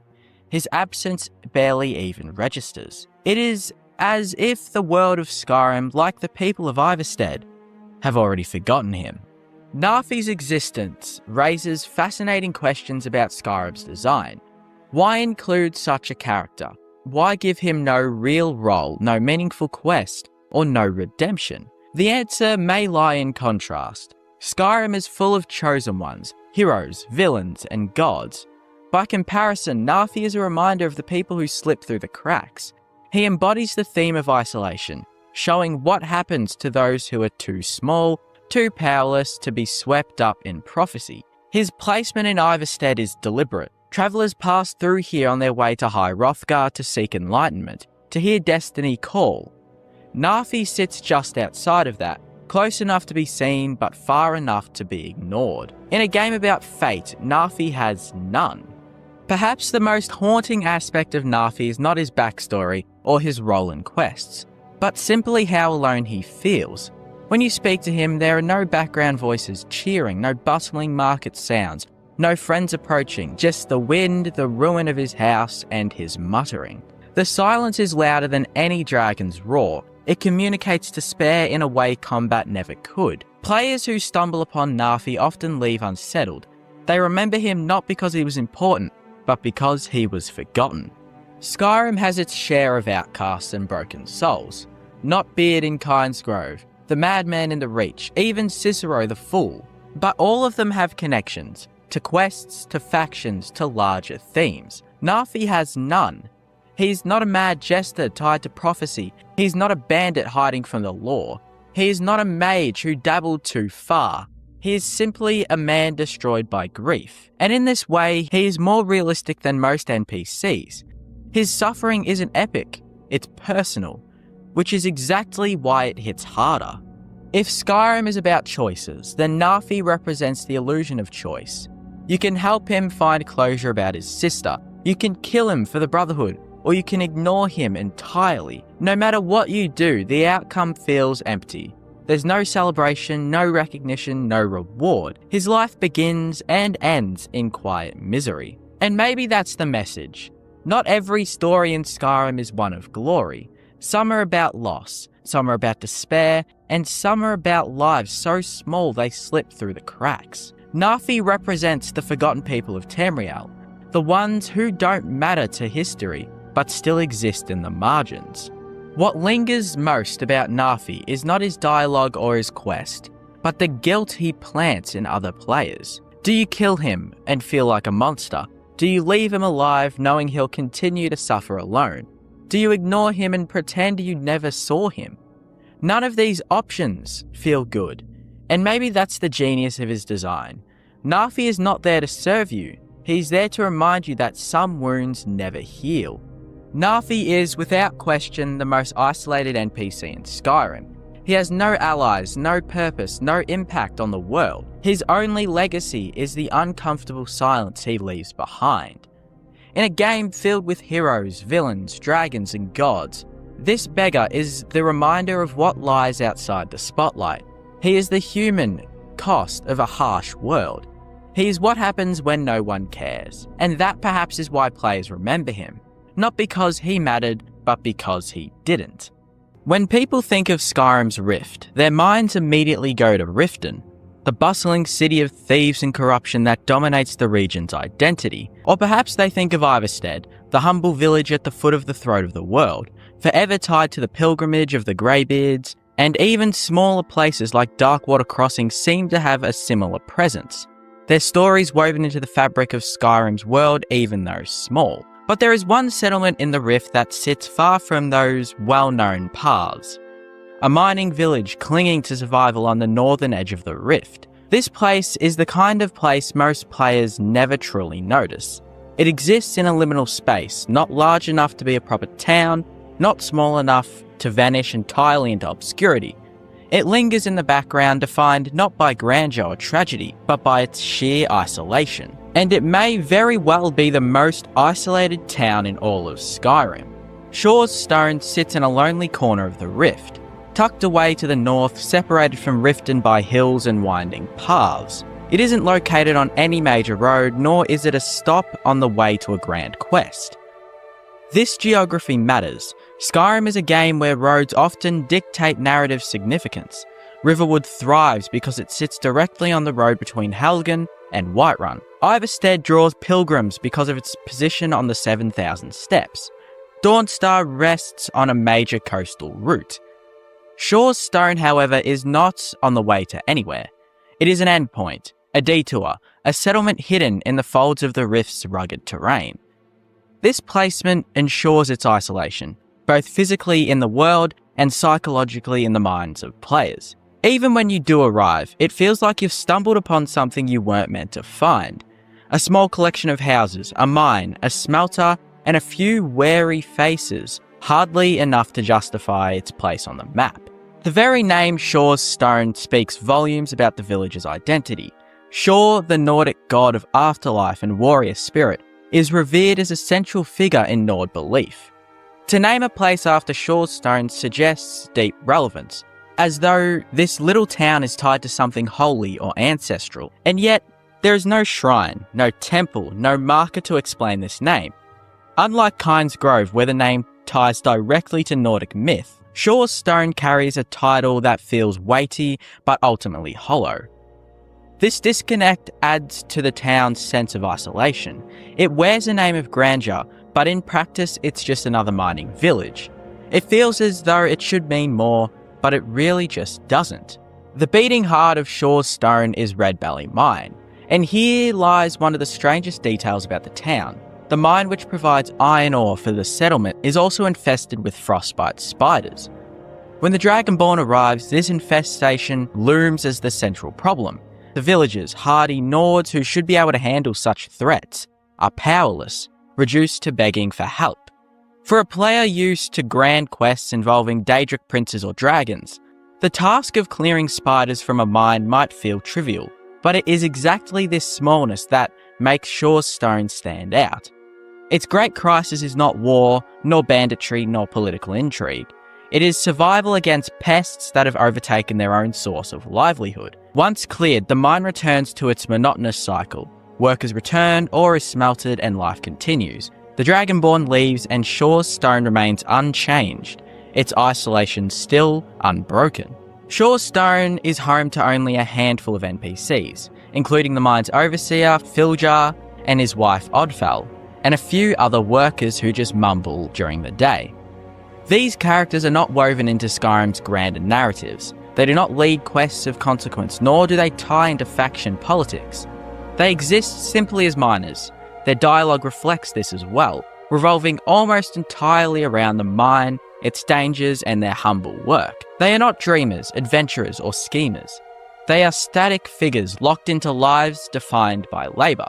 This lack of depth makes them easy to overlook, but in their simplicity, they embody the forgotten working class of Skyrim. While the Jarls wage wars and the Dragonborn slays dragons, these miners toil in obscurity, unnoticed and unremarked upon. It is their isolation, not just geographically, but narratively as well, that makes them some of the loneliest characters in the game. Though Shaw's Stone appears disconnected from Skyrim's greater conflicts, it does brush up against the edges of the Civil War, like some of the other mining communities. The mine supplies ore to the surrounding region, which in turn fuels the production of weapons. Its allegiance, like many settlements, falls under the Rift, and thus the rule of Jarl Layla Lawgiver in Riften. But in the day-to-day lives of the Shaw's Stone miners, the war hardly registers. This absence is telling. Other towns are defined by their relationship to the war. Dawnstar is torn between Stormcloak and Imperial sympathies, while Falkreath sits as a prize to be contested. Shaw's Stone, however, is too small to matter. The great tides of history flow around it, leaving the villagers to their own isolated struggles. It is a settlement so far removed from the political storm that it feels almost timeless. As I have said previously, Skyrim contains several mining villages, but few are as lonely as Shaw's Stone.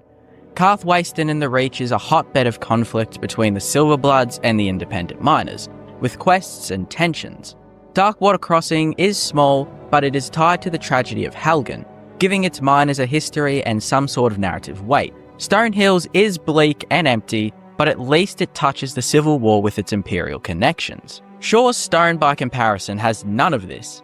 Its mine is not valuable enough to fight over, its villages are not remarkable enough to drive quests, and its location is not central enough to matter. It is the purest form of a forgotten town, existing for itself and for no one else. Part of what makes this place so isolated is its position within the Rift.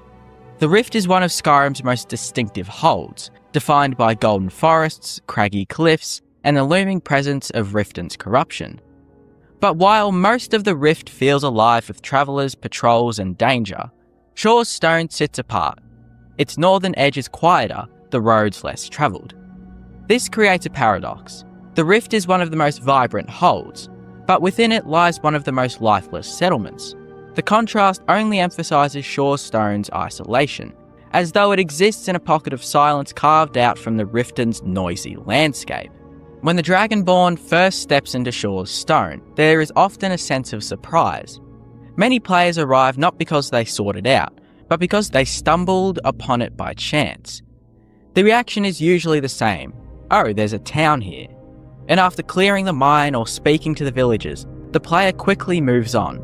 Few have reasons to return, and the town has no equipment, no major quests, and no narrative hooks. It becomes a place remembered vaguely, if at all, a dot on the map that is rarely visited.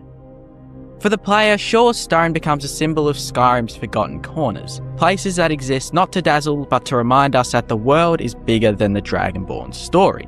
Perhaps the saddest part of this little mining village is that its grand name suggests a legacy it cannot live up to. To invoke Shaw is to invoke the heart of Nord culture, their god of warriors and the honoured dead. And yet here, this place is no more than a forgotten hamlet.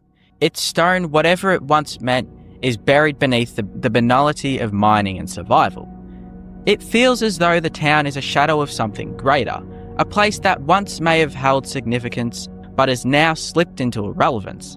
And in that way, its name becomes almost tragic. Unlike some settlements that rise and fall with quests, Shaw's Stone never changes. The mine may be cleared, but life continues as before. The villagers remain, endlessly repeating their routines. Nothing shifts, nothing grows, nothing collapses. This permanence creates a peculiar kind of loneliness. Other towns feel alive because they change. Riften can lose its Jarl. Falkreath can be fought over. Whiterun can be besieged. Shaw's Stone, however, exists outside of time. It is frozen in its isolation, forever the same small town and forever unnoticed. Shaw's Stone may not be haunted like Old Roldan, tragic like Darkwater Crossing, or corrupt like Riften. It may not hold ancient secrets or lost treasures, but in its simplicity, it becomes one of the most haunting places in Skyrim. It is a town that exists without a purpose, a mine that barely matters, a name that promises more than it delivers. It is the kind of place most players forget, and that is precisely what makes it the most isolated town in Skyrim. For in a world filled with dragons, Daedra, and heroes, perhaps the greatest loneliness of all is simply to be ignored. Markarth is a city of contradictions. Built into the crumbling ruins of the Dwemer, its golden towers rise proudly above, while its underbelly festers with poverty, corruption, and shadows. And hidden deeper still, below even the reach of the Silverblood family's power or the Jarl's decrees, lurks something more sinister, a secret faction most players might never stumble upon. It's not a guild you can join through banners or oaths. It's not an organisation shaping the Civil War or Skyrim's future. Instead, it's a gathering of outcasts, bound by a hunger that is a bit more taboo than necromancy or Daedric worship itself. Cannibalism. This is the Coven of Namira, a faction so isolated, so detached from Skyrim's world, that it almost feels like a secret meant to remain undiscovered. To understand her coven, one must first know Namira, the Daedric prince they serve. Namira is called the Lady of Decay. She is the mistress of repulsion, darkness, vermin, and filth.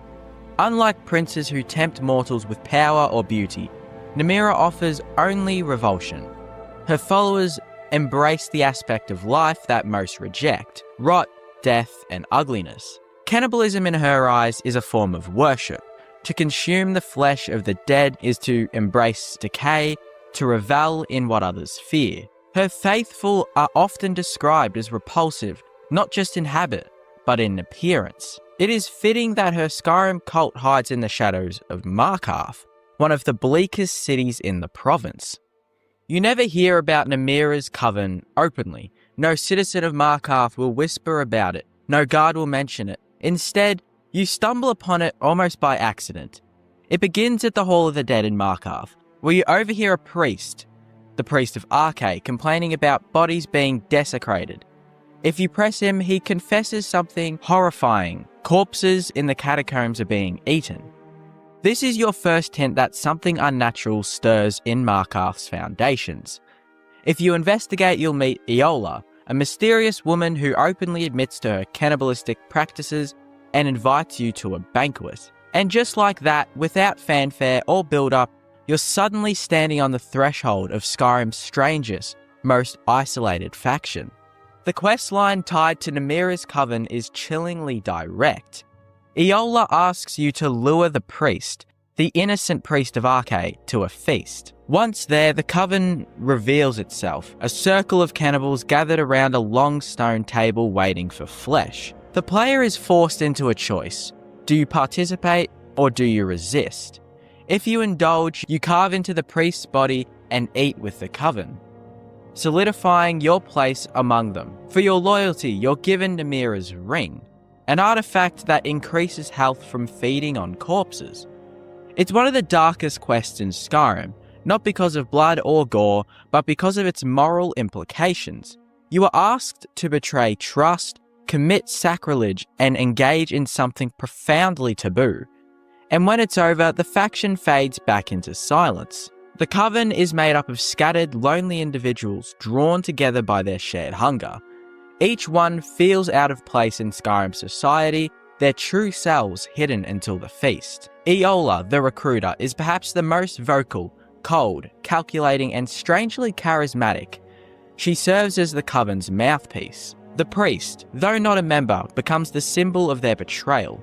His innocence highlights the depravity of what follows. Around the table you'll find other citizens who, outside this quest, blend seamlessly back into Skyrim's world. They aren't enemies, they aren't villains, they're people you might pass in a marketplace without knowing the darkness within them. This blending of the ordinary with the monstrous makes the Coven unsettling. They don't live in caves or shrines, they literally walk among us. Unlike the Thieves' Guild in Riften or the Dark Brotherhood in Falkreath, Namira's Coven really has no headquarters beyond a hidden chamber. They don't wield power in politics or war, they don't offer jobs, progression, or a hierarchy to climb. Their entire presence is tied to a single quest line, and once it ends, they disperse back into obscurity. This is why the Coven feels so isolated. They exist entirely on the fringes of Skyrim's world, untouched by the grander conflicts. You can complete the quest, acquire the ring, and never hear from them again. No guard will mention the murders, no bard will sing of the feast. It's almost as though Bethesda wanted them forgotten. What makes Namira's cult feel even lonelier than the others is the nature of their worship. In Skyrim, Daedric worship is not uncommon. You'll find shrines to Azura and cults of Mehrunes Dagon. These princes are dangerous, but their followers often hold real influence. Namira, however, represents something so viral that even other Daedric cultists would recoil. Cannibalism is not a power fantasy, it's degradation. The rewards are meager, the Ring of Namira pales in comparison to artifacts like Azura's Star or Dawnbreaker. In gameplay terms, the faction is optional. Its rewards are underwhelming, its presence fleeting, its narrative terms, it is feared, hidden, and despised. Thus, Namira's Coven is undoubtedly isolated, shunned by society and ignored by players. One of the strangest details about this faction is how little the world reacts. If you kill the priest, no one in Markarth mourns him, no new dialogue acknowledges his absence. The city carries on as if nothing happened, as if the priest disappearing is just an ordinary affair. Similarly, if you spare him and refuse to join, the Coven simply retreats back into the shadows, their hunger unquenched but unpunished. Again, the city never speaks of it. This silence contributes to the sense that Namira's Coven exists in a vacuum. Their feast is a dark secret buried beneath the stone city, unseen, unremarked, and unresolved. Contrast Namira's Coven with the Dark Brotherhood, who also practice murder in secret. The Brotherhood has a sanctuary, a hierarchy, and a lengthy quest line. They leave marks on Skyrim's political landscape. The Coven, by comparison, feels skeletal.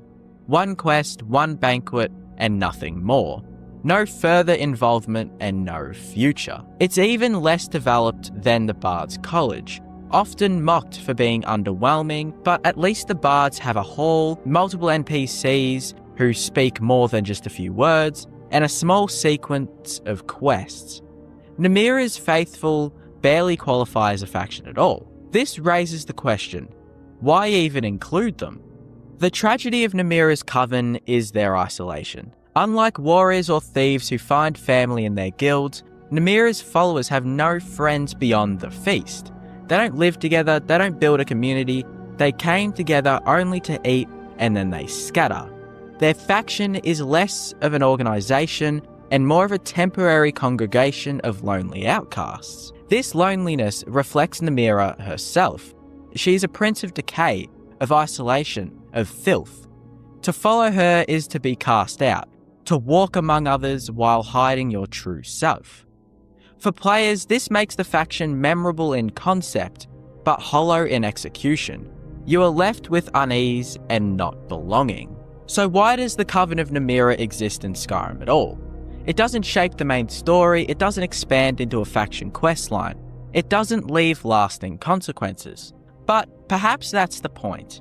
Namira's followers aren't supposed to feel powerful or relevant. They're supposed to feel repulsive, forgotten, hidden away in the cracks of civilization. Their very irrelevance is their identity. Theirs is not a story of glory, but of secrecy. Not a tale of triumph, but of shame. And in that way, the most isolated faction in Skyrim perfectly embodies the god they serve.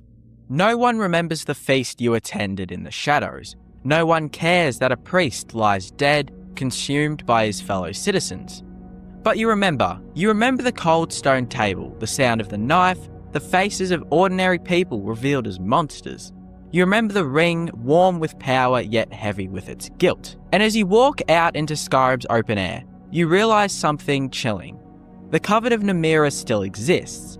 They are still out there hiding in plain sight. And that makes them the most isolated faction in Skyrim. So forgotten, so irrelevant that perhaps they exist for no reason at all. And maybe that's what makes them so unforgettable. Skyrim is a province of loud locations. Black Reach glows beneath the earth. Sovereign Guard burns in golden myth. The throat of the world scrapes the sky. But some places whisper. This place is one of those. Tucked quietly in the mountains southeast of Helgen, this cave rarely appears in discussions about Skyrim's most mysterious or most dangerous locations. It isn't tied to a Daedric prince. It isn't part of the main quest. It doesn't contain a legendary artifact that players obsess over. And yet, it might be one of the strangest, most overlooked locations in the entire province. Because South Fringe Sanctum is not just a cave.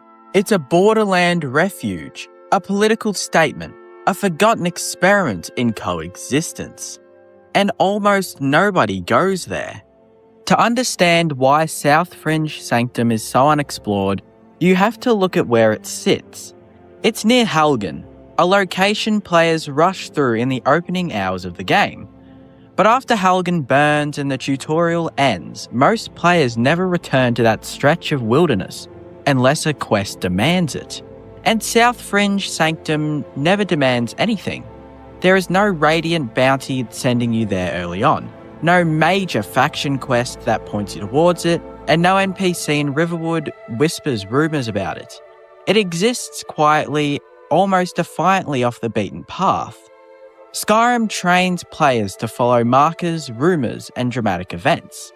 South Fringe Sanctum offers none of those hooks. You only find it if you deliberately explore the mountain ridges and cold edges near the southern border, which means most players never see it at all. And that's exactly what makes it fascinating. When you finally enter this cave, you expect bandits, or Falmer, or vampires. Instead, you find something far stranger. The cave is occupied primarily by hostile mages, conjurers, alchemists, and refugees from the College of Winterhold. These are not typical enemy necromancers chanting in ritual circles. They are mages who have withdrawn from society. Some were expelled from the college, some left voluntarily. Some simply don't belong anywhere else. South Fringe Sanctum is not a lair. It's a refuge, more like. Inside, you find makeshift living quarters, alchemy tables, and quiet signs of domestic life. There is an air of seclusion rather than aggression. The inhabitants are defensive, yes, but not inherently malicious. It feels less like a dungeon and more like a hidden community. And that subtle difference makes the cave feel alive in a way most Skyrim locations never attempt. Geographically, South Fringe Sanctum sits near the southern border of Skyrim, close to Cyrodiil. And that matters. Skyrim's civil war rages across the province. The Thalmor hunt Talos worshippers. The College of Winterhold is mistrusted by nearly every hold. Magic itself is viewed with suspicion. Now imagine being a mage during this time. Where do you go? Not to Whiterun, they distrust magic. Not to Windhelm, they distrust outsiders. Not to Markarth, they distrust everyone. So you go south. You go to the mountains. You go somewhere no one will look. South Fringe becomes symbolic of something larger. The quiet exile of knowledge. It's a physical manifestation of how Skyrim pushes its intellectuals and mages to the margins. The province is loud about warriors and gods, but it is suspicious of scholars. And so the scholars disappear into caves. What makes South Fringe Sanctum even stranger is its proximity to Helgen. Helgen is where everything begins. It's the birthplace of the Dragonborn's story. The execution block, Alduin's return, the moment the world changes forever. Players remember Helgen vividly. The burning towers, the collapsing walls, the dragon overhead. And yet, just a short distance into the southern mountains, sits this cave, untouched by spectacle, untouched by destiny. That's the paradox. You start your journey in this region, you escape through its forests, you follow Hadvar or Ralof through its caves, you look back at Helgen's smoking ruins, and then you leave.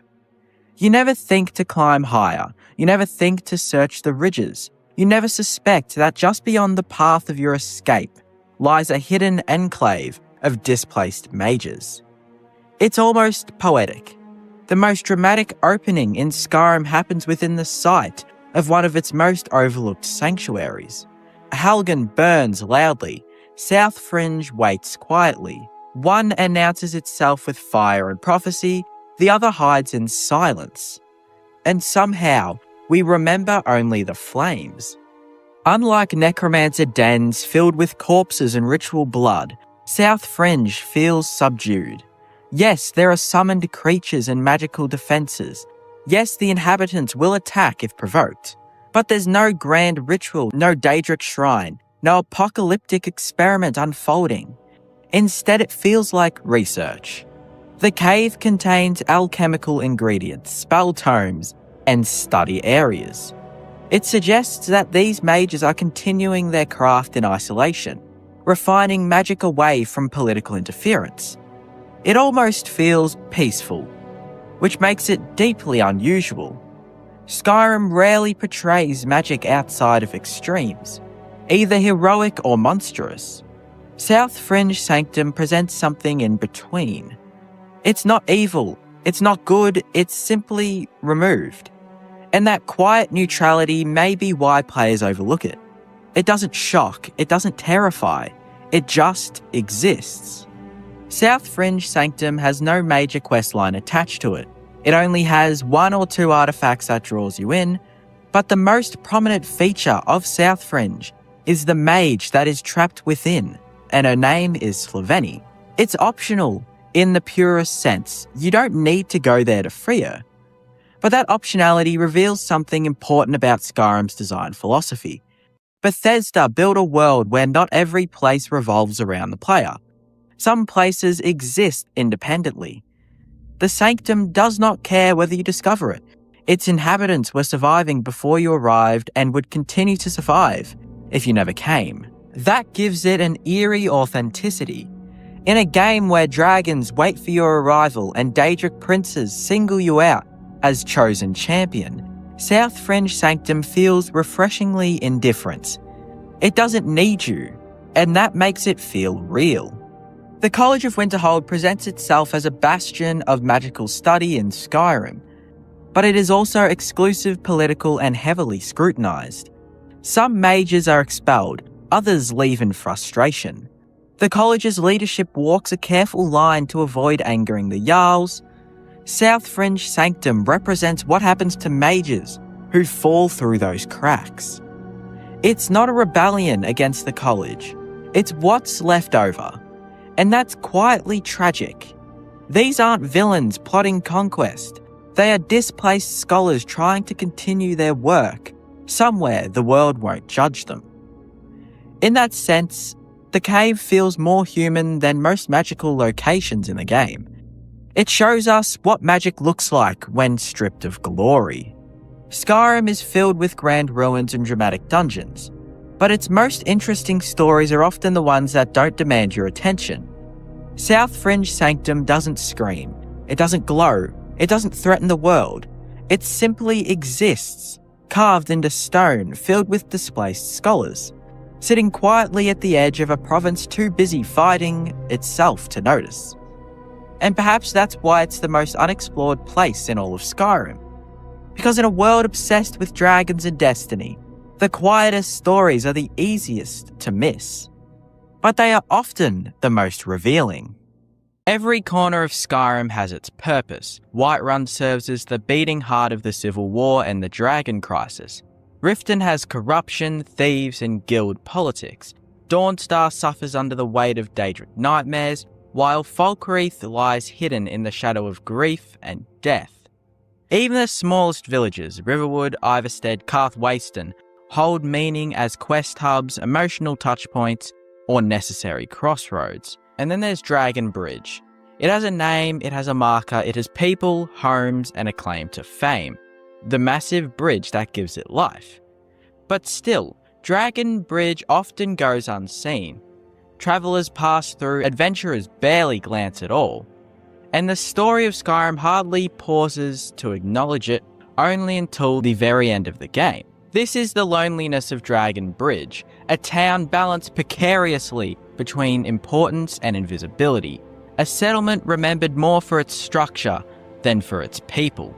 Dragon Bridge sits in the northeastern corner of Skyrim, along the Karth River, just before the road curves towards Solitude. From a geographic standpoint, this should make it one of the most critical towns in the province.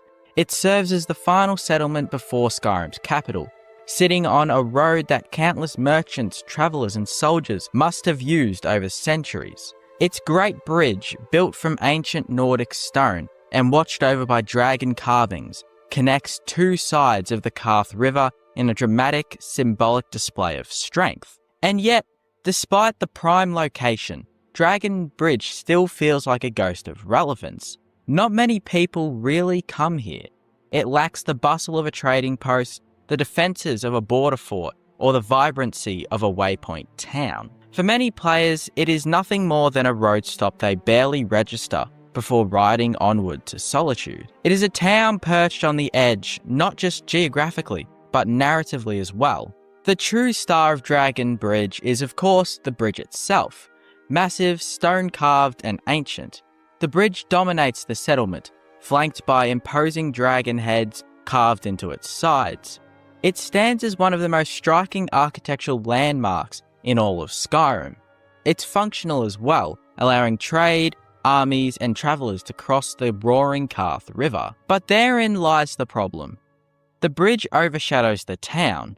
When players hear the name Dragon Bridge, they think of the structure, not the settlement. The bridge is a landmark, a screenshot-worthy backdrop, a place that feels connected to Skyrim's mythic past. And the town? It's just a cluster of wooden houses that pale in comparison. The result is a place where the town exists in service to the bridge, not the other way around. And without it, Dragon Bridge might not even exist. What makes Dragon Bridge so unseen is not just its size, but its function. It is not a destination, it is a transition. Players ride through it on the way to Solitude. Couriers sprint past it. Even quests that mention Dragon Bridge rarely linger here for long until you're in the end game. The settlement has no inn, beyond a humble tavern-like home. No guild hall, no market, no reason for the player to settle or stay. When you walk into the tavern, there is barely anyone there other than one person. In this way, Dragon Bridge embodies the feeling of being looked at but not seen. It is acknowledged as a waypoint, but rarely experienced as a place.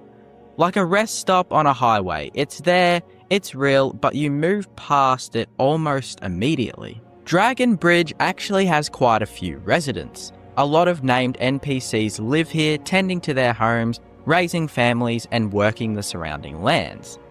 There's the lumberman who keeps the sawmill running, and Fader who tends to her home and hearth. Yet these characters feel like shadows of themselves. They offer little dialogue and barely any quests, and they rarely tie into Skyrim's broader web of politics and myth. Compare this to Riverwood's blacksmith, who arms you for the journey, or Iverstead's townfolk, who beg you to climb the throat of the world. In Dragon Bridge, the people just exist, but they never truly speak. They are present, but unheard, mirroring the unseen nature of the town itself. One exception to Dragon Bridge's obscurity lies in the Penitus Oculatus outpost. This outpost, the Emperor's personal guard and intelligence service, establishes a small stronghold here. For a moment, this gives Dragon Bridge significance, especially if you join the Dark Brotherhood questline. The outpost becomes a target, a reminder of the Empire's reach and the shadows trying to destroy it. And yet, even this fleeting spotlight seems to fade somewhat quickly. Once the relevant quest is over, the outpost remains, but it holds no further purpose. The Penitus Oculatus stand watch in a town where no one visits, guarding against threats that never come. It is emblematic of Dragon Bridge itself, poised for importance but quickly abandoned by the narrative. Again, geographically, Dragon Bridge sits at a political crossroads. It lies near Solitude, the heart of the Imperial power in Skyrim, but it also rests close to the Reach, a territory long contested between Nords, Imperials, and the native Forsworn. Its location makes it a natural choke point, a settlement that should hold strategic significance in the Civil War, but once again, this potential remains unused. The Stormcloaks never seize it, the Imperials never fortify it, the Forsworn never attack it. It is a place of potential battles, but not of actual ones. A stage built for a play that never comes. What strikes many players the most about Dragon Bridge is its silence. Other small towns hum with some sort of life. Miners at work in Darkwater Crossing, dockhands moving cargo in Dawnstar, priests holding rituals in Kynesgrove. But Dragon Bridge often feels empty. Its residents are scattered, rarely seen outdoors, and the central road lacks bustle. This creates an atmosphere of quiet neglect. You ride in, the river is roaring below, the bridge looming overhead, and nothing really greets you. No guard, no market, no lively tavern really chatter. They just kind of hum in the night. Just a silence that feels out of place on such a major road. The most telling sign of Dragon Bridge's neglect is how little the game uses it for storytelling. Beyond the endgame and Penitus Oculatus and a single bounty quest, Dragon Bridge is barely referenced. No Daedric prince stirs trouble here, no guild recruits you from its homes, no artifact lies buried beneath its soil. Only once you get to the later quests is where it becomes significant. It exists as a setting without a story, a name on a map that offers almost nothing for most of the game. Compared to places like Shaw's Stone or Karthwasten, both of which tie directly into mining conflicts and quests for most of the game, Dragon Bridge feels like a town deliberately overlooked. To truly understand Dragon Bridge's invisibility, it helps to compare it with other small towns. Riverwood anchors the beginning of the main quest. Iverstead leads to High Hrothgar. Kynesgrove hosts a dragon resurrection. Shaw's Stone ties into the Thieves Guild and mining economy. Karthwasten struggles with Imperial overreach and the Silverblood family. Each of these towns matter to an extent, if only briefly. Dragon Bridge, by contrast, never earns the moment. Even though its bridge is unforgettable and towards the end the town actually means something, the town attached to it still slips from memory almost as soon as you leave. It is the town that matters less than its landmark, and in that sense perhaps the most unseen of them all. And yet players do remember Dragon Bridge. They remember the bridge's dragon heads, the roar of the river below, the sense of passing something ancient and monumental. They may not remember the names of its residents or the quests that it had but still lacked, but they surely remember the feeling of being there. Dragon Bridge lingers not because of what it offers, but because of what it withholds. It feels like a town caught in suspension, a place that should have mattered but really doesn't. That emptiness tends to make it more memorable. Dragon Bridge is possibly Skyrim's most unseen town.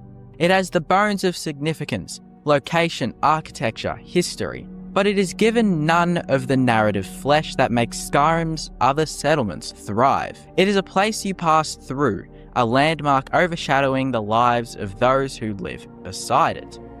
And maybe that's the point, because not every town in Skyrim can be the heart of a questline, the spark of a Daedric tale, or the site of a dragon battle.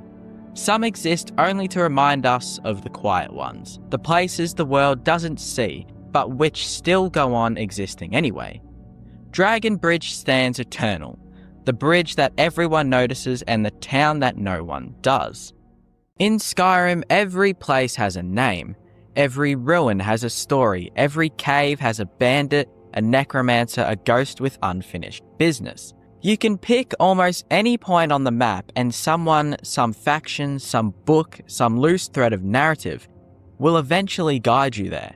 And yet, some places don't feel like they were ever meant to be found. Some places feel like they slipped through the cracks, built, textured, maybe even plotted out, and then quietly left behind.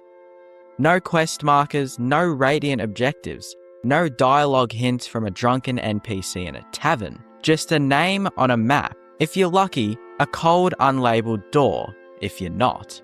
This is one of those places. No one ever tells you to go there, no one even mentions it. But if you wander far enough east of Riften, past the stables, across the river, up the rocky slope towards the edge of the mountain, you might see it. A wooden scaffolding, a crumbling mine entrance, a place the world seems to have forgotten. The Lost Prospect Mine doesn't open with a bang. It's not like Bleak Falls Barrow with its towering arches and blaring music cues. There's no combat encounter waiting at the threshold, no trap to dodge. You walk in and the world just gets quieter. The first room is small, dusty. A minecart is tipped over, gold ore litters the floor, glittering faintly in the gloom. There's a lantern, a pickaxe, and water, the sound of it faint and rhythmic deeper inside. At this point, you're thinking, okay, standard abandoned mine, probably some skeevers, maybe a dead bandit with a journal and a minor treasure. But then you notice something strange. There are no enemies at all. None. Just tunnels and silence. As you move deeper, the mine widens. You reach a larger cavern, water running through it, and a series of ledges above you. There's a broken ladder, a few more carts, and you start to wonder what actually happened here. Why was it abandoned, and why did no one ever come back? And then, in a narrow side chamber, you find him. A corpse. Two corpses, actually. A man and a woman dead, frozen together. Next to him is a letter. It's short, rambling. If you read it and realize this wasn't a mine that was closed by force. It wasn't overrun by spiders or something dark. It was closed because of obsession. The prospector believed there was more gold here, a lot more. His partners didn't believe him, they left, but he stayed. Kept digging, kept dreaming until the dream became all there was. The note ends with something like, "I'm close, I can feel it." And then he died right there. A pickaxe on the floor, a lantern running out of oil, and nothing else to say for him. There's no boss at the end of Lost Prospect Mine. No chest full of rare loot. No artifact waiting on a pedestal. If you climb the ledges above and navigate the broken scaffolds and explore every inch, you'll find a few extra gold veins. But that's it. Just some ore. Which in a game like Skyrim feels strange. Wrong, even. You've been trained to expect more. Big reveal, big reward, big battle. But the Lost Prospect Mine doesn't care about any of that.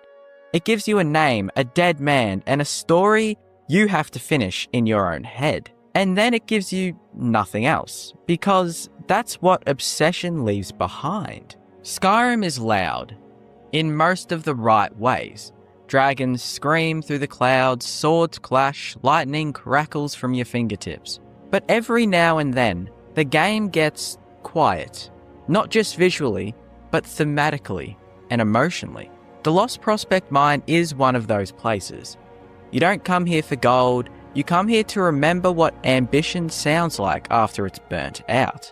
This mine didn't collapse in a battle. It didn't get swallowed by the war. It wasn't cursed or haunted or corrupted. It was simply forgotten.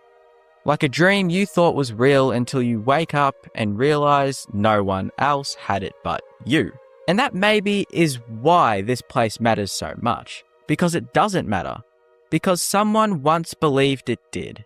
Skyrim is a game that usually over-explains. It gives you journals, dialogue trees, exposition dumps, quest markers, flashing arrows, and redundant monologues from people who really want to tell you about their missing sword.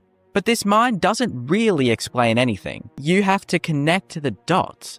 The prospectors note the layout of the mine, the empty scaffolding, the fact that by the time you reach the deepest point in the cave, the gold is there, but the person who needed to see it never made it. And he was right, there was more gold, but that doesn't matter because he's dead now. And no one else cared enough to come back, not even to bury him. There's a type of location in Skyrim I've started thinking of as a pre-quest. These are places that feel like they were meant to have something tied to them. A Daedric artifact, a moral dilemma, a branching story about trust and betrayal. But for some reason, the part never got written. This location in Skyrim, the Lost Prospect Mine, feels like a pre-quest. You could build a whole story out of it. Maybe the prospector was cursed. Maybe the mine was a front for something darker. Maybe there's more gold, but every time someone comes for it, they vanish. But the game doesn't do that. It leaves the door open. And that's rarer than you think in a game like Skyrim. If you were to draw a map of Skyrim, not just the geography, but the psychology of its places, the Lost Prospect Mine would be a little dot at the edge of ambition. It's about what happens when you believe in something no one else does. It's about digging and digging and digging and never hitting bedrock. It's about thinking that if you just go a little further, if you just try a little harder, you'll eventually get the reward you were promised. And it's about how that promise can kill you. And it's about how the world might never even notice you're gone. Because the mine is so tucked away, so out of the public's eye that no one will ever think to go there other than prospectors. There are players who will never enter the Lost Prospect Mine. They'll walk past it, ride past it, maybe even glance at it while chasing something bigger. And that's okay, because the game doesn't ask you to go there. But that's what makes it feel real, because the world is full of forgotten places. Houses with the lights off, offices with dust on desks, buildings with no footprints in the snow. Not every location gets a headline. Not every place gets a purpose. Some places exist simply because someone once needed them to, and then stopped. In most of Skyrim, gold means something, right? It's currency, it's value, it's the reward. But in the mine, gold is something else. It's the object of fixation, the illusion of purpose, the thing that a man clung to while the rest of the world moved on. And in that context, the gold in the mine isn't a treasure. It's a tombstone. You can mine it if you want, you can even sell it. But part of you knows this wasn't meant for you at all. It was meant for someone who never got to hold it. The Lost Prospect Mine doesn't change. It doesn't scale with your level, it doesn't respawn, it doesn't evolve. It doesn't care if you're level 5 or level 50. You walk in, you see the story, and you walk out. It waits for you, but it doesn't need you. And when you leave, I bet it doesn't miss you either. Which makes it feel more real than half the quest hubs in the game. It's a scar and not a wound. Not everything in Skyrim is meant to be remembered. Some stories don't echo through the taverns, some places don't get marked on your map. Some people live and die between the lines of dialogue, between the cracks in the cave walls, between the radiant events and the dragon fights. The Lost Prospect Mine is one of those places. And maybe that's why I keep thinking about it, because I forgot it once as well. But now, I can't. In Skyrim, danger is usually loud. Dragons scream across the sky, bandits shout as they draw blades, magic crackles in the hands of those who defy the Nine. But not all danger announces itself. Some of Skyrim's most haunting places aren't in crypts or Daedric shrines. They're the quiet places, locations that don't offer gold or quests, places the game barely acknowledges. Places like Unger's Mill and Heartwood Mill, two isolated lumber mills, two quiet homes, one defined by loneliness, the other by grief. But neither one of them gets closure. But they're both pretty easy to miss, unless you stop, and unless you listen. Unger's Mill lies along the river, just east of Windhelm. There's almost no drama, it's just a dock, a house, and a water wheel, and a woman named Aerie. She and the two others working here are the sole residents, and Aerie is the one running the mill. She has no spouse, all her family have died, no guards, just her dog and the sound of wood being chopped. She speaks with a kind of quiet practicality. She offers you firewood, work, and that's about it. Her life is functional, self-contained, but unmistakably hollow. There's no tension here, but there's also no warmth. And the longer you stand in the mill's silence, the more it feels like a place waiting for someone who never came. Aerie is one of Skyrim's most easily overlooked characters. She has no questline, no deep dialogue tree, and no mention in any other storyline. But that simplicity is what makes her kind of interesting. She inherited the mill from her father. We're told this in passing, but that's about it.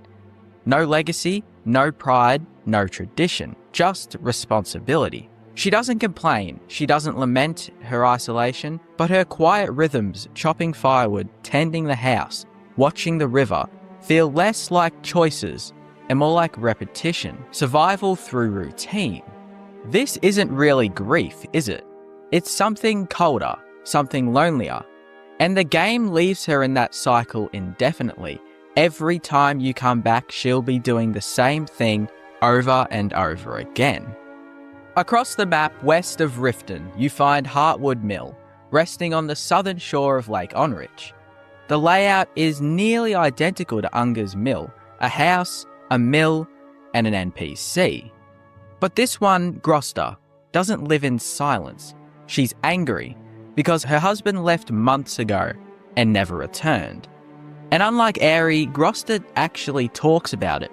She believes he's dead, and she's bitter that he left them alone with the work, her and her son. And she says it plainly, "If you see my husband, tell him to get his sorry carcass home." But if you've already been to Trevor's Watch, a nearby fortress overrun by bandits, you end up knowing the truth. Grosta's husband is dead, face down in the mud. Eventually, after you finish the quest Fight or Flight, you can eventually tell Grosta that her husband has seemingly died. And when you tell her, she gets mixed feelings of sadness and relief. On opposite sides of Skyrim, two mills turn in silence. In one, Aerie works somewhat alone, bound by inheritance and isolation. In the other, Grosta lives with open grief, abandoned by a man whose fate she will never learn until you come around. These aren't loud stories. There's no quest markers, no rewards, just a feeling that someone once planned to say more but never did. Or maybe that someone knew saying less would leave the deepest impression. Because Skyrim rarely punishes players for not paying attention, but it rewards those who do. It's tempting to see these stories as unfinished content, cut quests, missing dialogue, lost design notes. But they're not unfinished. Maybe they're just open-ended. Grousta only finds out about her husband until you, the player, come around and do the quest. Aerie never leaves her mill. You can't change their outcomes, and that's what makes these places feel so human. In the real world, grief doesn't always come with answers, and loneliness doesn't always end in romance. Sometimes the world just goes on, and the world doesn't stop for it. And that is the same thing in Skyrim. Skyrim is full of life in certain places. Cities bustle, inns echo with bard songs and drunken laughter. Even the sawmills in places like Riverwood, Solitude or Riften are hubs of daily routine. Workers hauling logs, merchants barking prices, travellers passing through. These locations feel inhabited, interconnected and alive, but not Unger's Mill and certainly not Heartwood Mill. Barely any travellers pass through it. These places feel separate, not just geographically but spiritually as well. They exist outside the rest of the Skyrim world. There are no other workers on Heartwood Mill, no buyers coming to haul timber, no carts loaded for shipment. Their lumber wheels just turn, but there's no one to collect the product. At Unger's Mill and Heartwood Mill, there's only routine. They're just refusing to stop. And that's what makes them kind of unsettling. They're not really abandoned, they're just half alive. What makes these mills even stranger is how untouched they are. They lie in Civil War territory, surrounded by unrest but remain completely unaffected. No soldiers, no guards, and no bandits. They seem protected and somewhat preserved. Or they could just be forgotten, which makes them feel like echoes. Places left behind by the world, still functioning, but no longer relevant in the Skyrim era. They're still spinning, yes, but only because no one told them to stop. Back at Unger's Mill, Aerie doesn't have a missing husband. She isn't grieving anyone other than her father, which she rarely even shows signs of grieving. But that doesn't make her story any less heavy. Her mill is a monument to self-reliance. She lives there because she has to, because someone must keep the place running, because something about that wheel turning is tied to who she is and who her family was. But what happens when that wood eventually does run out? What happens when the storms come? Aerie is the kind of character who won't ask for help, and the game won't offer it. She barely has any dialogue herself. She's not broken, she's just alone. And in Skyrim, that might be worse than getting an arrow to the knee or getting brutally murdered by an ogre. But once you're finished looking at these mills, the water keeps moving, the wheel keeps turning, Grousta and Aerie keep chopping wood, and the player just keeps walking. But something about these places do tend to stay with you, like a lot of things in Skyrim. Because Skyrim is a land of heroes, but also of forgotten people, forgotten places, and stories that only complete themselves if you're willing to notice them. The mills don't shout, they endure. And that somehow makes them the most haunting locations of all. In the far northern reaches of Skyrim, nestled between frost-bitten cliffs and blizzards that never rest, lies a place few known, and even fewer survive. The Chill. To most, it's not even a location. They've never heard of it, never seen it on the map, and certainly never dared to stumble into it by chance. It doesn't announce itself, nor does it offer the illusion of justice and fairness. Instead, it whispers a warning in the howling wind. This is where Winterhold sends those they wish forgotten, and within its glacial prison walls lies the skeletal remains of prisoners long dead. Silent, frozen figures who raise more questions than answers. The Chill is unlike any other prison in Skyrim. It is the only hold facility not managed by jailers or city guards, but by conjured frost atronics. Elemental beings of ice who offer no sympathy, no nourishment, and no reprieve. And in the farthest corners of this glacial cave, you find them. Locked cages, bedrolls iced over with time, and the bones of those who never left. But who are they? Why are they left to die? And what does this unassuming location tell us about Winterhold the college, and the darker undercurrents of Skyrim's justice system. The Chill is not labelled on any map and cannot be found through exploration alone. In fact, the only way most players discover it is through an arrest in the hold of Winterhold, one of the least populated and most isolated regions in Skyrim. When you choose imprisonment over a fine in this hold, instead of waking up in a city cell, you awaken in a cave. The walls are slick with frost, the air is heavy with silence, the cells are small, metallic cages with adept-level locks. 3 of them line the cave's walls. Each cage contains a bedroll, some bones, and all emit a chilling aura of neglect. But unlike other jails in Skyrim, there is no exit mechanism, no waiting guard to release you after time has passed. This is a place where you are meant to escape or die in. But what truly sets the Chill apart is what you find when you look closely at the details. 2 of the cages contain human remains. There are no journals, no named markers, no dialogue triggers to identify them.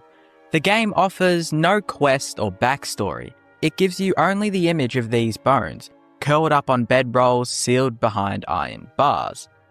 The implication is bleak. These were real prisoners, once alive, who died from exposure, starvation, or perhaps even at the hands of the frost trolls themselves. One cannot help but wonder, why are they so forgotten? Were they simply low-level criminals the Jarl wished to dispose of? Were they mages cast out of the College of Winterhold for breaking rules that went too far? Or were they political prisoners? People whose continued existence threatened the fragile order of a crumbling hold. There is one possibility that adds a particularly tragic angle. The college has a dark history. Members involved in necromancy, Daedric worship, and magical incidents have vanished with little explanation. These skeletal remains may be proof of those stories, evidence that the college doesn't exile its most dangerous members to the wilds, but locks them away in the Chill, where their mistakes can be quietly erased. While every other hold in Skyrim uses guards and jailers to maintain order, Winterhold relies on the frost trolls, summoned ice elementals. This is more than a mere aesthetic choice. It's emblematic of how Winterhold views its prisoners, not as citizens who've broken the law, but as expendables. People unworthy of even basic human dignity. These Frost Atronachs don't feed, speak, or care. They won't hesitate to kill a prisoner attempting to escape. And their cold, mindless efficiency makes them the perfect tools for silent execution. If a prisoner were to die of starvation or illness, no guard would know. No reports would be filed, no one would ever visit the Chill to retrieve their body. This system absolves any human of moral responsibility. It allows the authorities of Winterhold, whether the Jarl or the college, to maintain plausible deniability. The Chill operates like a machine, and the Frost Atronachs are its gears. Players have speculated wildly over the years about who the skeletons in the Chill may have been. Some theorists suggest that they could be remnants of the Great Collapse, the mysterious cataclysm that destroyed much of Winterhold and left the city in ruins. Perhaps in the chaos, the Jarl's court turned to the cruel punishments to maintain control. Others think the bones could belong to mages who dabbled in Daedric rituals or Black Soul gem magic, criminal acts even in the arcane, lenient halls of the college. Reddit and the Elder Scrolls forums have pointed to possible connections with the Sigic Order or the remnants of the Mythic Dawn, hiding in plain sight and eliminated when discovered. Still, others believe the prisoners may not be criminals at all, but scapegoats. People who knew too much about the college's experiments, or who bore witness to things the Jarl's court wanted buried. There's also the uncanny silence about the Chill in-game. No NPC mentions it, not even the guards or mages. You only hear about it when you're going to jail. It's almost as if everyone in Winterhold is pretending it doesn't exist. This kind of narrative omission is pretty rare in Skyrim, and often a signal that something darker lurks beneath the surface.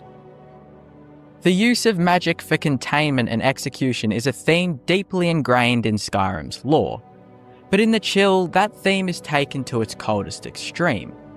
Unlike the Dwemer ruins, this isn't a mystical place meant to awe. It's meant to erase. Prisoners here aren't just locked away, they're deleted. No one comes looking for them and no one knows their names. It's a brutal metaphor for the unchecked power of Winterhold's institution. The Jarl, weakened and powerless, in a hold lost to time, may be clinging to order by any means. The college, unregulated and secretive, could be using the chill as a dumping ground for their mistakes. And that makes the skeletons more than just a set dressing. They are narrative relics, fossils of a system that no longer sees justice as rehabilitation, but as erasure. Skyrim is full of mysteries, but few are as quietly chilling as the chill. The prison offers no quests, no dialogue, no direct lore, but it tells a story all the same. Through its design, its silence, and the forgotten bones of the prisoners, it paints a picture of a hold struggling to maintain power, a college guarding its secrets, and a justice system that would rather you freeze in silence than be heard in defiance. The skeletons remain not just as relics of failed escapes or neglected prisoners, but as symbols of a broader truth in Skyrim. Sometimes the coldest places aren't just made of ice, they're made of indifference. And in the end, maybe that's the scariest mystery of all. Because even in Skyrim, it's very rare to see something as neglected as this. Skyrim is a land filled with noise. Dragons tear through the skies. Cities bustle with life. Dungeons echo with the sounds of battle and discovery. Everywhere you go, the world seems to demand your attention. But not every place in Skyrim is like that. Some locations don't fight to be seen. They don't offer quests, rewards, or even clear stories. They sit quietly at the edges of the map, easy to miss and even easier to forget. These are the empty places, the abandoned ones, the locations that feel less like part of a game and more like something left behind. Some rest along the frozen northern coast. Some lay bare in bustling areas in Markarth. But when you first come into contact with an empty place, you realise something. No movement, no inhabitants, no explanation. Just the remains of something that didn't last. And in a world as loud and eventful as Skyrim, that kind of emptiness stands out more than anything else. Clam Digger's Camp is the kind of place most players will walk past without ever realising it exists. And in a game like Skyrim, that says a lot. It sits quietly along the northern coast, east of Dawnstar, where the Sea of Ghosts stretches endlessly into a pale frozen horizon. There are no dramatic ruins here, no towering Nordic structures carved into the mountains, no glowing markers pulling you in with the promise of something important. Just a small weathered camp pressed against the shoreline, exposed to the wind, the cold, and the constant sound of waves breaking against ice. At first glance, it barely feels like a location at all. A few bedrolls, a cooking spit, scattered tools, and the faint suggestion that someone once tried to live here. But that's all it is, a suggestion. There are no active inhabitants, no quests to guide you, no narrative thread to follow. It exists in a strange liminal space between presence and absence, where everything points to human activity, but nothing remains to confirm it. And that emptiness is what makes it so interesting, because Clam Digger's Camp isn't just abandoned, it feels forgotten. Not in the dramatic, tragic way that Skyrim often presents its ruins, with skeletons posed mid-story, or journals spelling out exactly what went wrong, but in a quieter, more unsettling way. There's no clear explanation for why it was left behind. No signs of struggle, no obvious danger, no final moment preserved in time. Whoever was here simply isn't anymore. And the game offers no answers as to why. That lack of context creates a very different kind of atmosphere, one that relies entirely on implication rather than exposition. You're left to fill in the gaps yourself, to imagine what life might have been like in a place like this. And more importantly, what could have driven someone to leave it behind? The location itself doesn't help much. The northern coast of Skyrim is one of the most inhospitable regions in the game. It's cold, isolated, and largely devoid of meaningful activity. Unlike the forests of Falkreath or the plains of Whiterun, there's very little sense of life here. The environment feels static, almost indifferent, as if it would remain exactly the same whether anyone lived there or not. And that indifference is key to understanding why this camp feels the way it does. It's not just empty, it's insignificant. Not in a design sense, but a narrative one. This isn't a place the world cares about. It's not strategically important, not culturally relevant, not even particularly useful beyond the small, mundane act of gathering clams along the shore. Which raises an interesting question. Why was anyone here in the first place? The idea of someone choosing to live in such a harsh, isolated environment suggests a kind of quiet desperation.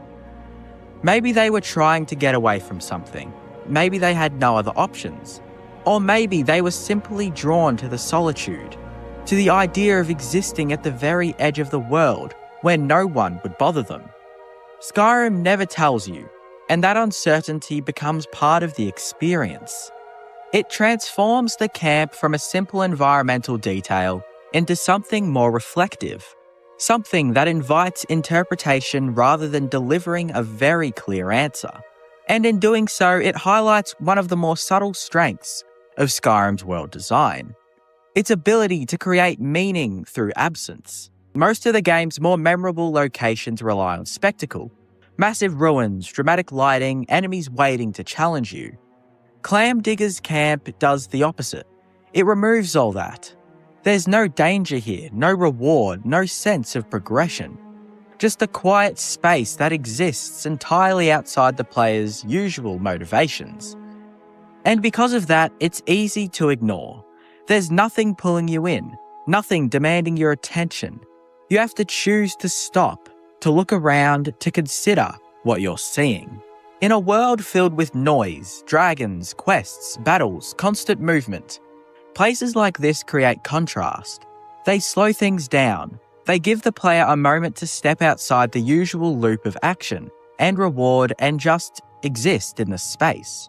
And while that experience might not be as immediately engaging, it lingers in a different way, not as a memorable event, but as a feeling, a sense of quiet, of absence, of something that used to be there and isn't anymore. And in a game as large and as busy as Skyrim, that kind of emptiness can be just as meaningful as anything else. Deep Folk Crossing is one of those places in Skyrim that feels important the moment you see it. And yet, the longer you stay there, the more that importance begins to unravel into something quieter, something far more hollow. Located high in the mountains north of Markarth, it stretches across a deep chasm in the form of a massive Dwemer bridge, an imposing structure of stone and metal that immediately suggests purpose, scale, and history. From a distance, it looks like a landmark, the kind of place that should lead somewhere or guard something, or at the very least tell a story worth hearing. But when you finally arrive, when you step onto the bridge itself and take in your surroundings, what you're met with is not discovery, but absence. There are no bustling ruins here, no hidden city beneath it, no sprawling dungeon waiting to be explored. Just the bridge suspended over nothing, connecting one quiet stretch of mountain to another. And that's what makes Deep Folk Crossing so strangely compelling. It feels like a piece of something much larger. But whatever it once connected to is gone, leaving behind only this isolated fragment. The Dwemer, known for their advanced architecture and sprawling underground cities, built structures with clear intent. Their ruins are usually dense, complex, and filled with purpose. But this bridge stands apart from that pattern.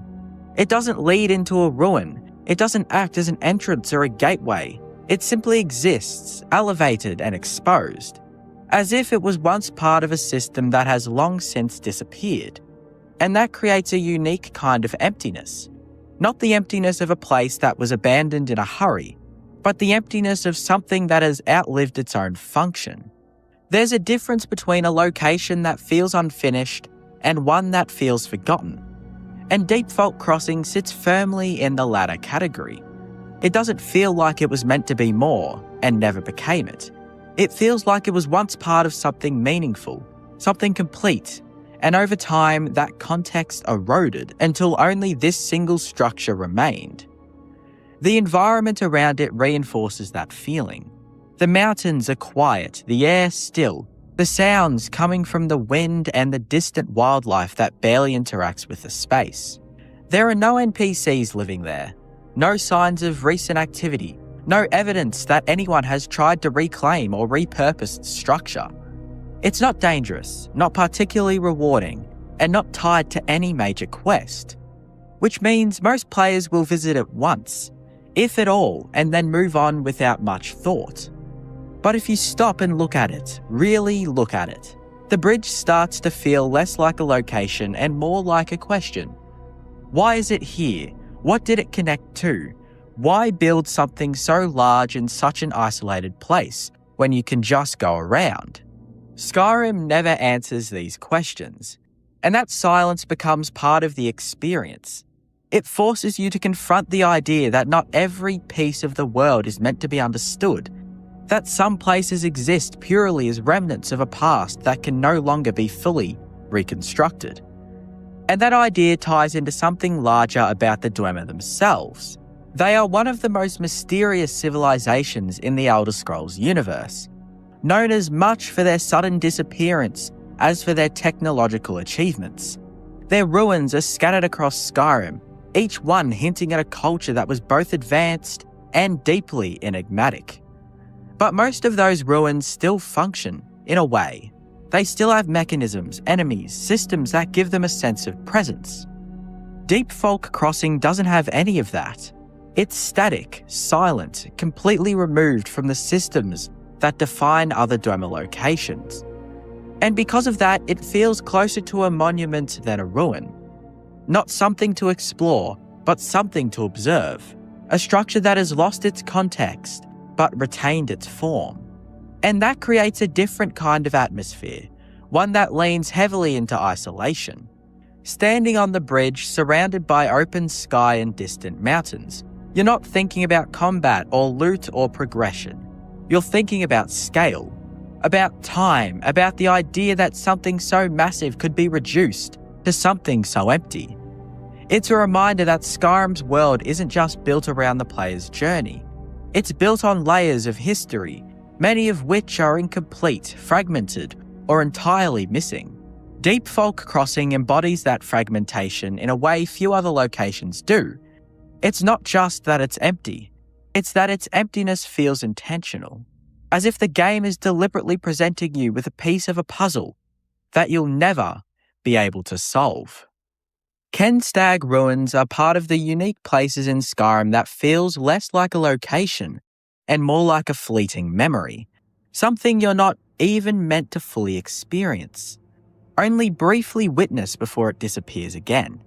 Situated east of Morthal in the fog-covered marshes of Yarmarch, the ruins themselves are already easy to miss. The region is flat, desolate, and choked with mist, the kind of environment where visibility is low and landmarks blur into one another. It's not a place players tend to explore thoroughly, and even when they do, Kenstag ruins don't immediately stand out. At first glance, it's just another set of crumbling Nordic stones, partially collapsed and swallowed by the surrounding swamp. There are no enemies waiting to ambush you, no obvious loot that draws you in, no quest marker pointing you towards its significance. It feels empty in the most literal sense. But what makes Kenstag ruins truly unique and deeply unsettling is that its emptiness isn't consistent, and it changes. Under the right conditions at night, obscured by the ever-present fog, the ruins reveal something that feels almost like it shouldn't be there at all. A group of ghostly figures locked in an eternal silent standoff, both frozen in place as if time itself has been interrupted. There's no movement, no dialogue, no interaction. Just a moment suspended in stillness. And then, just as suddenly as they appear, they're gone. No explanation, no follow-up, no way to engage with what you just saw. The ruins return to their original state, empty, quiet, and seemingly insignificant. This is what sets these ruins apart from almost every other location in Skyrim. It doesn't just lack content, it withholds it. It gives you a glimpse of something meaningful, and then immediately takes it away, leaving you with more questions than answers. Most locations in the game are built around permanence. Enemies respawn, loot resets, environments remain largely unchanged. Kenstag Ruins breaks that pattern by introducing something temporary, something that exists outside the normal rules of the game world. And because of that, it feels less like a designed encounter and more like an anomaly. Something you weren't supposed to see, or at the very least, something that doesn't want to be understood. The figure themselves only deepen that sense of mystery. The ghost you see that leads you to a tomb where bandits are trying to rob is almost contradicting of the whole place entirely. It shows that even in the most abandoned places, the worries of life can still be seen, which makes this ruin even more haunting to this day. But the game never explains who they are, what their story is, or why this moment is being played here, in this forgotten corner of the map. There are no journals, no environmental clues other than the tomb that is being raided. It's just the image itself, stark and silent. It's a form of storytelling that relies entirely on implication, asking the player to interpret meaning from a single, unchanging scene. And in doing so, it creates a different kind of engagement. You're not uncovering a narrative piece by piece. You're confronting the absence of one, trying to make sense of something that refuses to be explained. The environment plays a crucial role in reinforcing this feeling. Jarlmarch is already one of the most isolated and atmospheric regions in Skyrim. The constant fog, the mutated colours, the lack of major settlements. It all contributes to a sense of detachment from the rest of the world. Kenstag Ruins fits perfectly within that landscape. It doesn't break the silence, it becomes a part of it. And when the spectral figure appears, they don't disrupt the atmosphere so much as intensify it. They feel like a natural extension of the environment, as if the land itself is remembering something briefly before letting it fade again. This makes the ruins feel less like a physical space and more like a point where the boundaries between past and present blur. A place where something unresolved lingers, not actively, but passively, waiting to be seen by those who happen to pass through at the right moment. It's also worth noting how easy it is to miss this entirely. If you visit during the day or simply don't spend enough time in the area, you might never see the apparition at all. And in that case, Kenstag Ruins remains exactly what it appears to be, an empty, unremarkable set of stones in an already empty region. And that duality is part of what makes it so effective. The Hunter's Camp with the sulfur-soaking pools is one of the rare places in Skyrim where emptiness doesn't feel unsettling, but instead it almost feels comforting, like a quiet pocket of the world that exists completely separate from the chaos surrounding it. Located near Darkwater Crossing, a region otherwise defined by mining, hardship, and the looming presence of conflict, the camp sits beside a series of natural hot springs that gently steam against the cold air. The landscape here is striking in a way that doesn't demand attention, but rewards it. Pale mineral deposits ring the water, soft light reflects off the surface, and the constant hiss of sulfur vents creates a kind of ambient stillness that feels more alive than silent. It's the kind of place that feels like it should be more important than it is, or at the very least more populated. But it isn't. Instead, what you find here is a small, almost fragile presence of life. Just 3 hunters going about their routines with no sense of urgency, no larger narrative pulling them elsewhere. And despite their presence, the area still feels empty. Not abandoned, not forgotten, but intentionally sparse, as if the world itself is choosing to leave this place alone. That contrast is what makes the location so interesting. In most cases, emptiness in Skyrim is tied to loss or absence, places where something used to be and no longer is. But here, the emptiness exists alongside life. The hunters are not struggling to survive in a harsh environment, nor are they remnants of something greater that has fallen apart. They are simply there, existing in a space that doesn't require anything of them. There's no tension, no conflict, no underlying threat that needs to be resolved. Because of that, the camp feels remarkably stable, almost timeless in a way that few other locations in the game achieve. It's not waiting for something to happen. It's not building towards an event. It just is. And that sense of stillness creates a different kind of atmosphere, one that stands in stark contrast to the rest of the region. Darkwater Crossing, just a short distance away, is defined by labour and limitation, a mining settlement where people are tied to routine and obligation. Beyond that, Skyrim itself is a province of constant motion, dragons attacking, civil war unfolding, quests pulling the player in every direction. But at the sulphur-soaking pools, all of that feels distant, almost irrelevant. The world slows down here, the usual urgency fades, and in its place there's a kind of quiet appreciation for the environment itself. The sound of the water, the movement of the steam, the way that light interacts with the landscape. These details become more noticeable precisely because there's so little competing for your attention. It's a form of emptiness that enhances the experience rather than diminishing it. And yet, despite how inviting the location feels, it remains largely untouched. The fact that there are only 3 hunters here emphasises just how underutilised the space is. In a more typical design, a place like this would be a hub, a settlement, or at least a point of interest with multiple interactions. But Skyrim leaves it almost entirely alone. The hunters don't offer much in terms of dialogue or engagement. They don't anchor a quest or provide a deeper narrative. They simply occupy the space, giving it just enough life to prevent it from feeling abandoned, but not enough to make it feel busy. And that balance is what makes the emptiness so noticeable. It's not the absence of people, it's the absence of activity, the absence of purpose beyond simply being there, which in a game so often driven by goals and progression, feels almost unusual.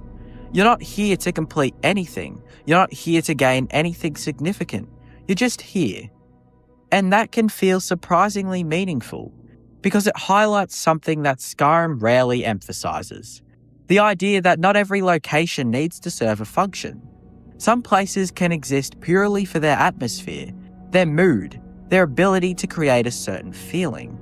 The Hunter's Camp is one of those places. It doesn't try to impress you with scale or complexity. It doesn't hide secrets or challenge you with enemies.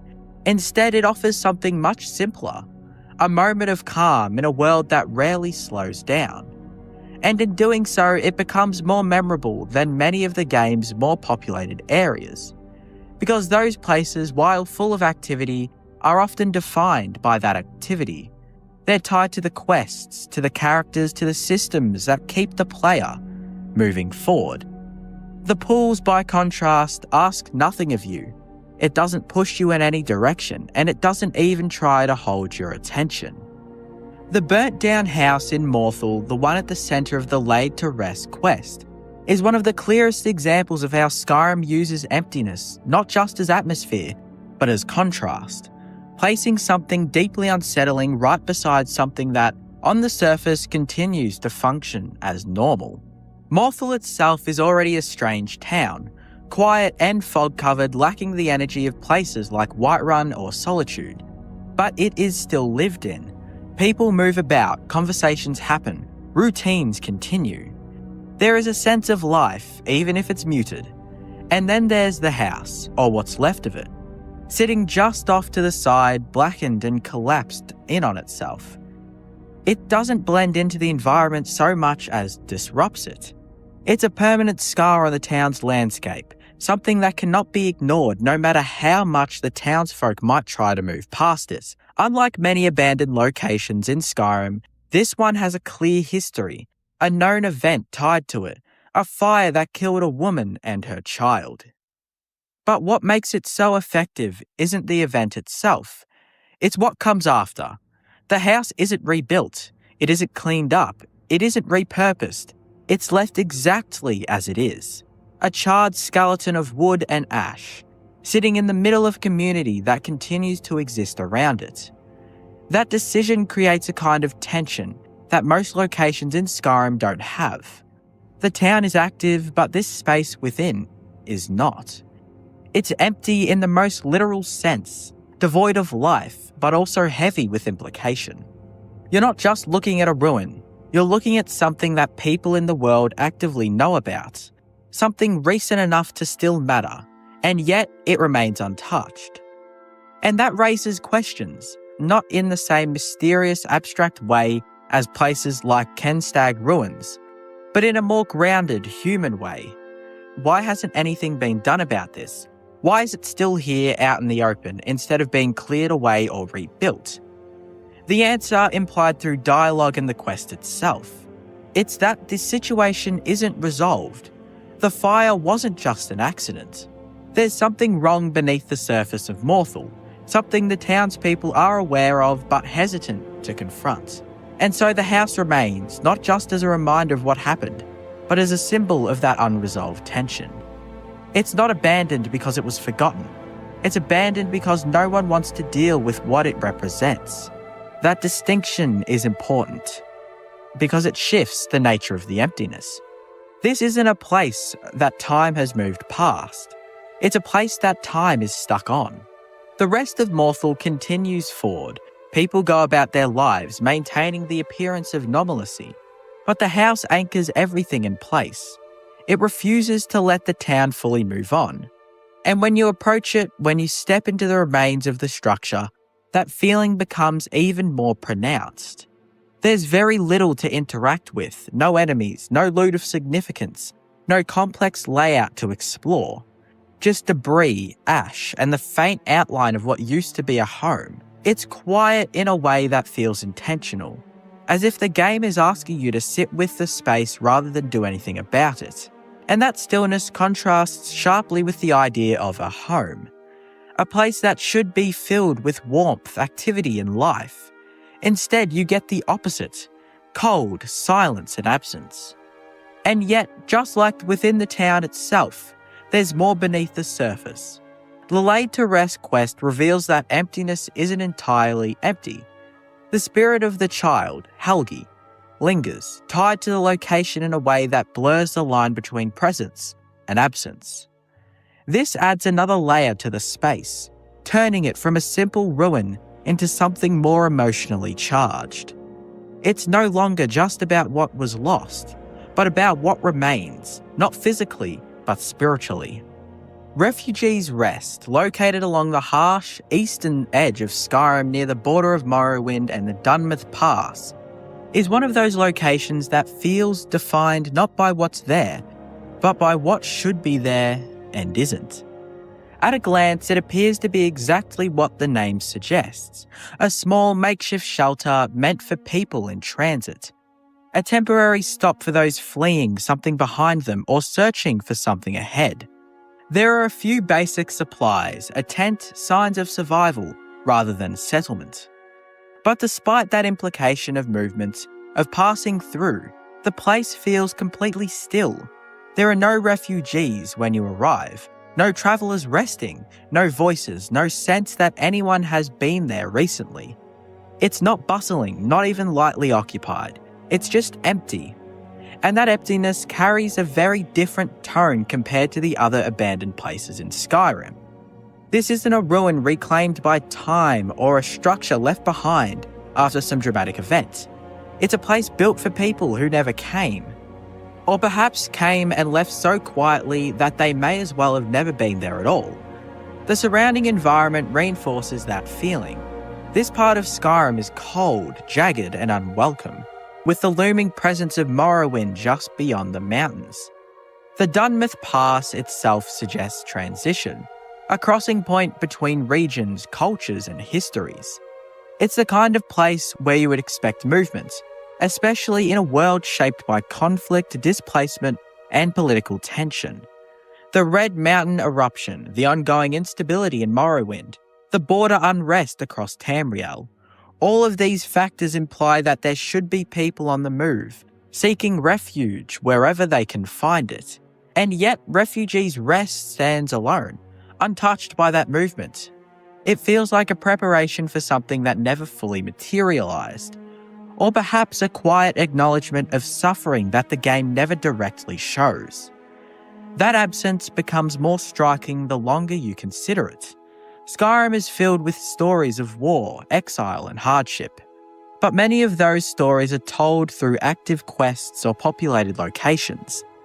Here the story is implied entirely through the name and the setting, without any characters to reinforce it. You're left to imagine the kinds of people who might have needed a place like this. Families fleeing their homes, individuals escaping conflict, travellers with nowhere else to go. And then you're confronted with the reality that none of them are here. The shelter exists, but the people it was meant for do not. This creates a subtle but powerful disconnection between expectation and reality. The name Refugees Rest suggests life, movement, and temporary community. What you find instead is silence, and that silence feels heavier because of what the name implies. It's not just an empty camp. It's an empty promise, a place that represents safety and relief, but offers neither in practice. This is where the location starts to feel less like physical space and more like a commentary on the world around it. Skyrim is a province caught in conflict, filled with political tension and social division. It's not a place particularly welcoming to outsiders, especially those arriving with nothing. The existence of Refugees Rest suggests that someone at some point recognized the need for a place like this. But its emptiness suggests that recognition wasn't enough. Whether due to the harshness of the environment, the lack of resources, or the broader indifference of the world, the space remains unused, and that unused state becomes part of its identity. Skyrim is often remembered for its scale, its noise, and its constant sense of movement. Dragons circle overhead, cities carry on with their routines, and quests pull you endlessly from one place to another. It's a world that feels alive, or at the very least, always in motion. But what these empty and abandoned places reveal is that Skyrim's world isn't defined solely by what's happening. It's equally shaped by what isn't. Each of these locations present a different kind of emptiness. Clam Digger's Camp shows us what it's like when a place is simply left behind with no clear explanation, only the quiet suggestion of a life that didn't last. Deep Fault Crossing turns absence into something structural, a massive piece of architecture that has outlived its purpose, standing as a fragment of something we've never fully understood. What ties all of these together is not just that they're empty, but how they are empty. Skyrim doesn't treat absence as a single idea. Sometimes it's peaceful, sometimes it's unsettling, sometimes it raises questions, and other times it refuses to answer them entirely. These places don't guide you, don't reward you, and often don't even acknowledge your presence. They simply exist, quietly at the edges of the world. And in doing so, they reveal something important. Not every story in Skyrim is told through action or dialogue. Some are told through silence, through stillness, through the spaces where something should be and isn't. Because in a world so full of noise, it's often the quietest places that leave the strongest impression. In the far northern reaches of Skyrim, nestled between frost-bitten cliffs and blizzards that never rest, lies a place few known, and even fewer survive. The Chill. To most, it's not even a location. They've never heard of it, never seen it on the map, and certainly never dared to stumble into it by chance. It doesn't announce itself, nor does it offer the illusion of justice and fairness. Instead, it whispers a warning in the howling wind. This is where Winterhold sends those they wish forgotten, and within its glacial prison walls lies the skeletal remains of prisoners long dead. Silent, frozen figures who raise more questions than answers. The Chill is unlike any other prison in Skyrim. It is the only hold facility not managed by jailers or city guards, but by conjured frost atronics, elemental beings of ice who offer no sympathy, no nourishment, and no reprieve. And in the farthest corners of this glacial cave, you find them. Locked cages, bedrolls iced over with time, and the bones of those who never left. But who are they? Why are they left to die? And what does this unassuming location tell us about Winterhold, the college, and the darker undercurrents of Skyrim's justice system? The Chill is not labelled on any map and cannot be found through exploration alone. In fact, the only way most players discover it is through an arrest in the hold of Winterhold, one of the least populated and most isolated regions in Skyrim. When you choose imprisonment over a fine in this hold, instead of waking up in a city cell, you awaken in a cave. The walls are slick with frost, the air is heavy with silence, the cells are small, metallic cages with adept-level locks. 3 of them line the cave's walls. Each cage contains a bedroll, some bones, and all emit a chilling aura of neglect. But unlike other jails in Skyrim, there is no exit mechanism, no waiting guard to release you after time has passed. This is a place where you are meant to escape or die in. But what truly sets the Chill apart is what you find when you look closely at the details. 2 of the cages contain human remains. There are no journals, no named markers, no dialogue triggers to identify them. The game offers no quest or backstory. It gives you only the image of these bones, curled up on bedrolls sealed behind iron bars. The implication is bleak. These were real prisoners, once alive, who died from exposure, starvation, or perhaps even at the hands of the frost trolls themselves. One cannot help but wonder, why are they so forgotten? Were they simply low-level criminals the Jarl wished to dispose of? Were they mages cast out of the College of Winterhold for breaking rules that went too far? Or were they political prisoners? People whose continued existence threatened the fragile order of a crumbling hold? There is one possibility that adds a particularly tragic angle. The college has a dark history. Members involved in necromancy, Daedric worship, and magical incidents have vanished with little explanation.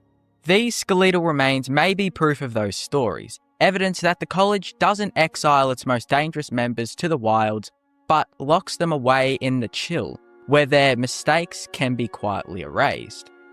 While every other hold in Skyrim uses guards and jailers to maintain order, Winterhold relies on the frost trolls, summoned ice elementals.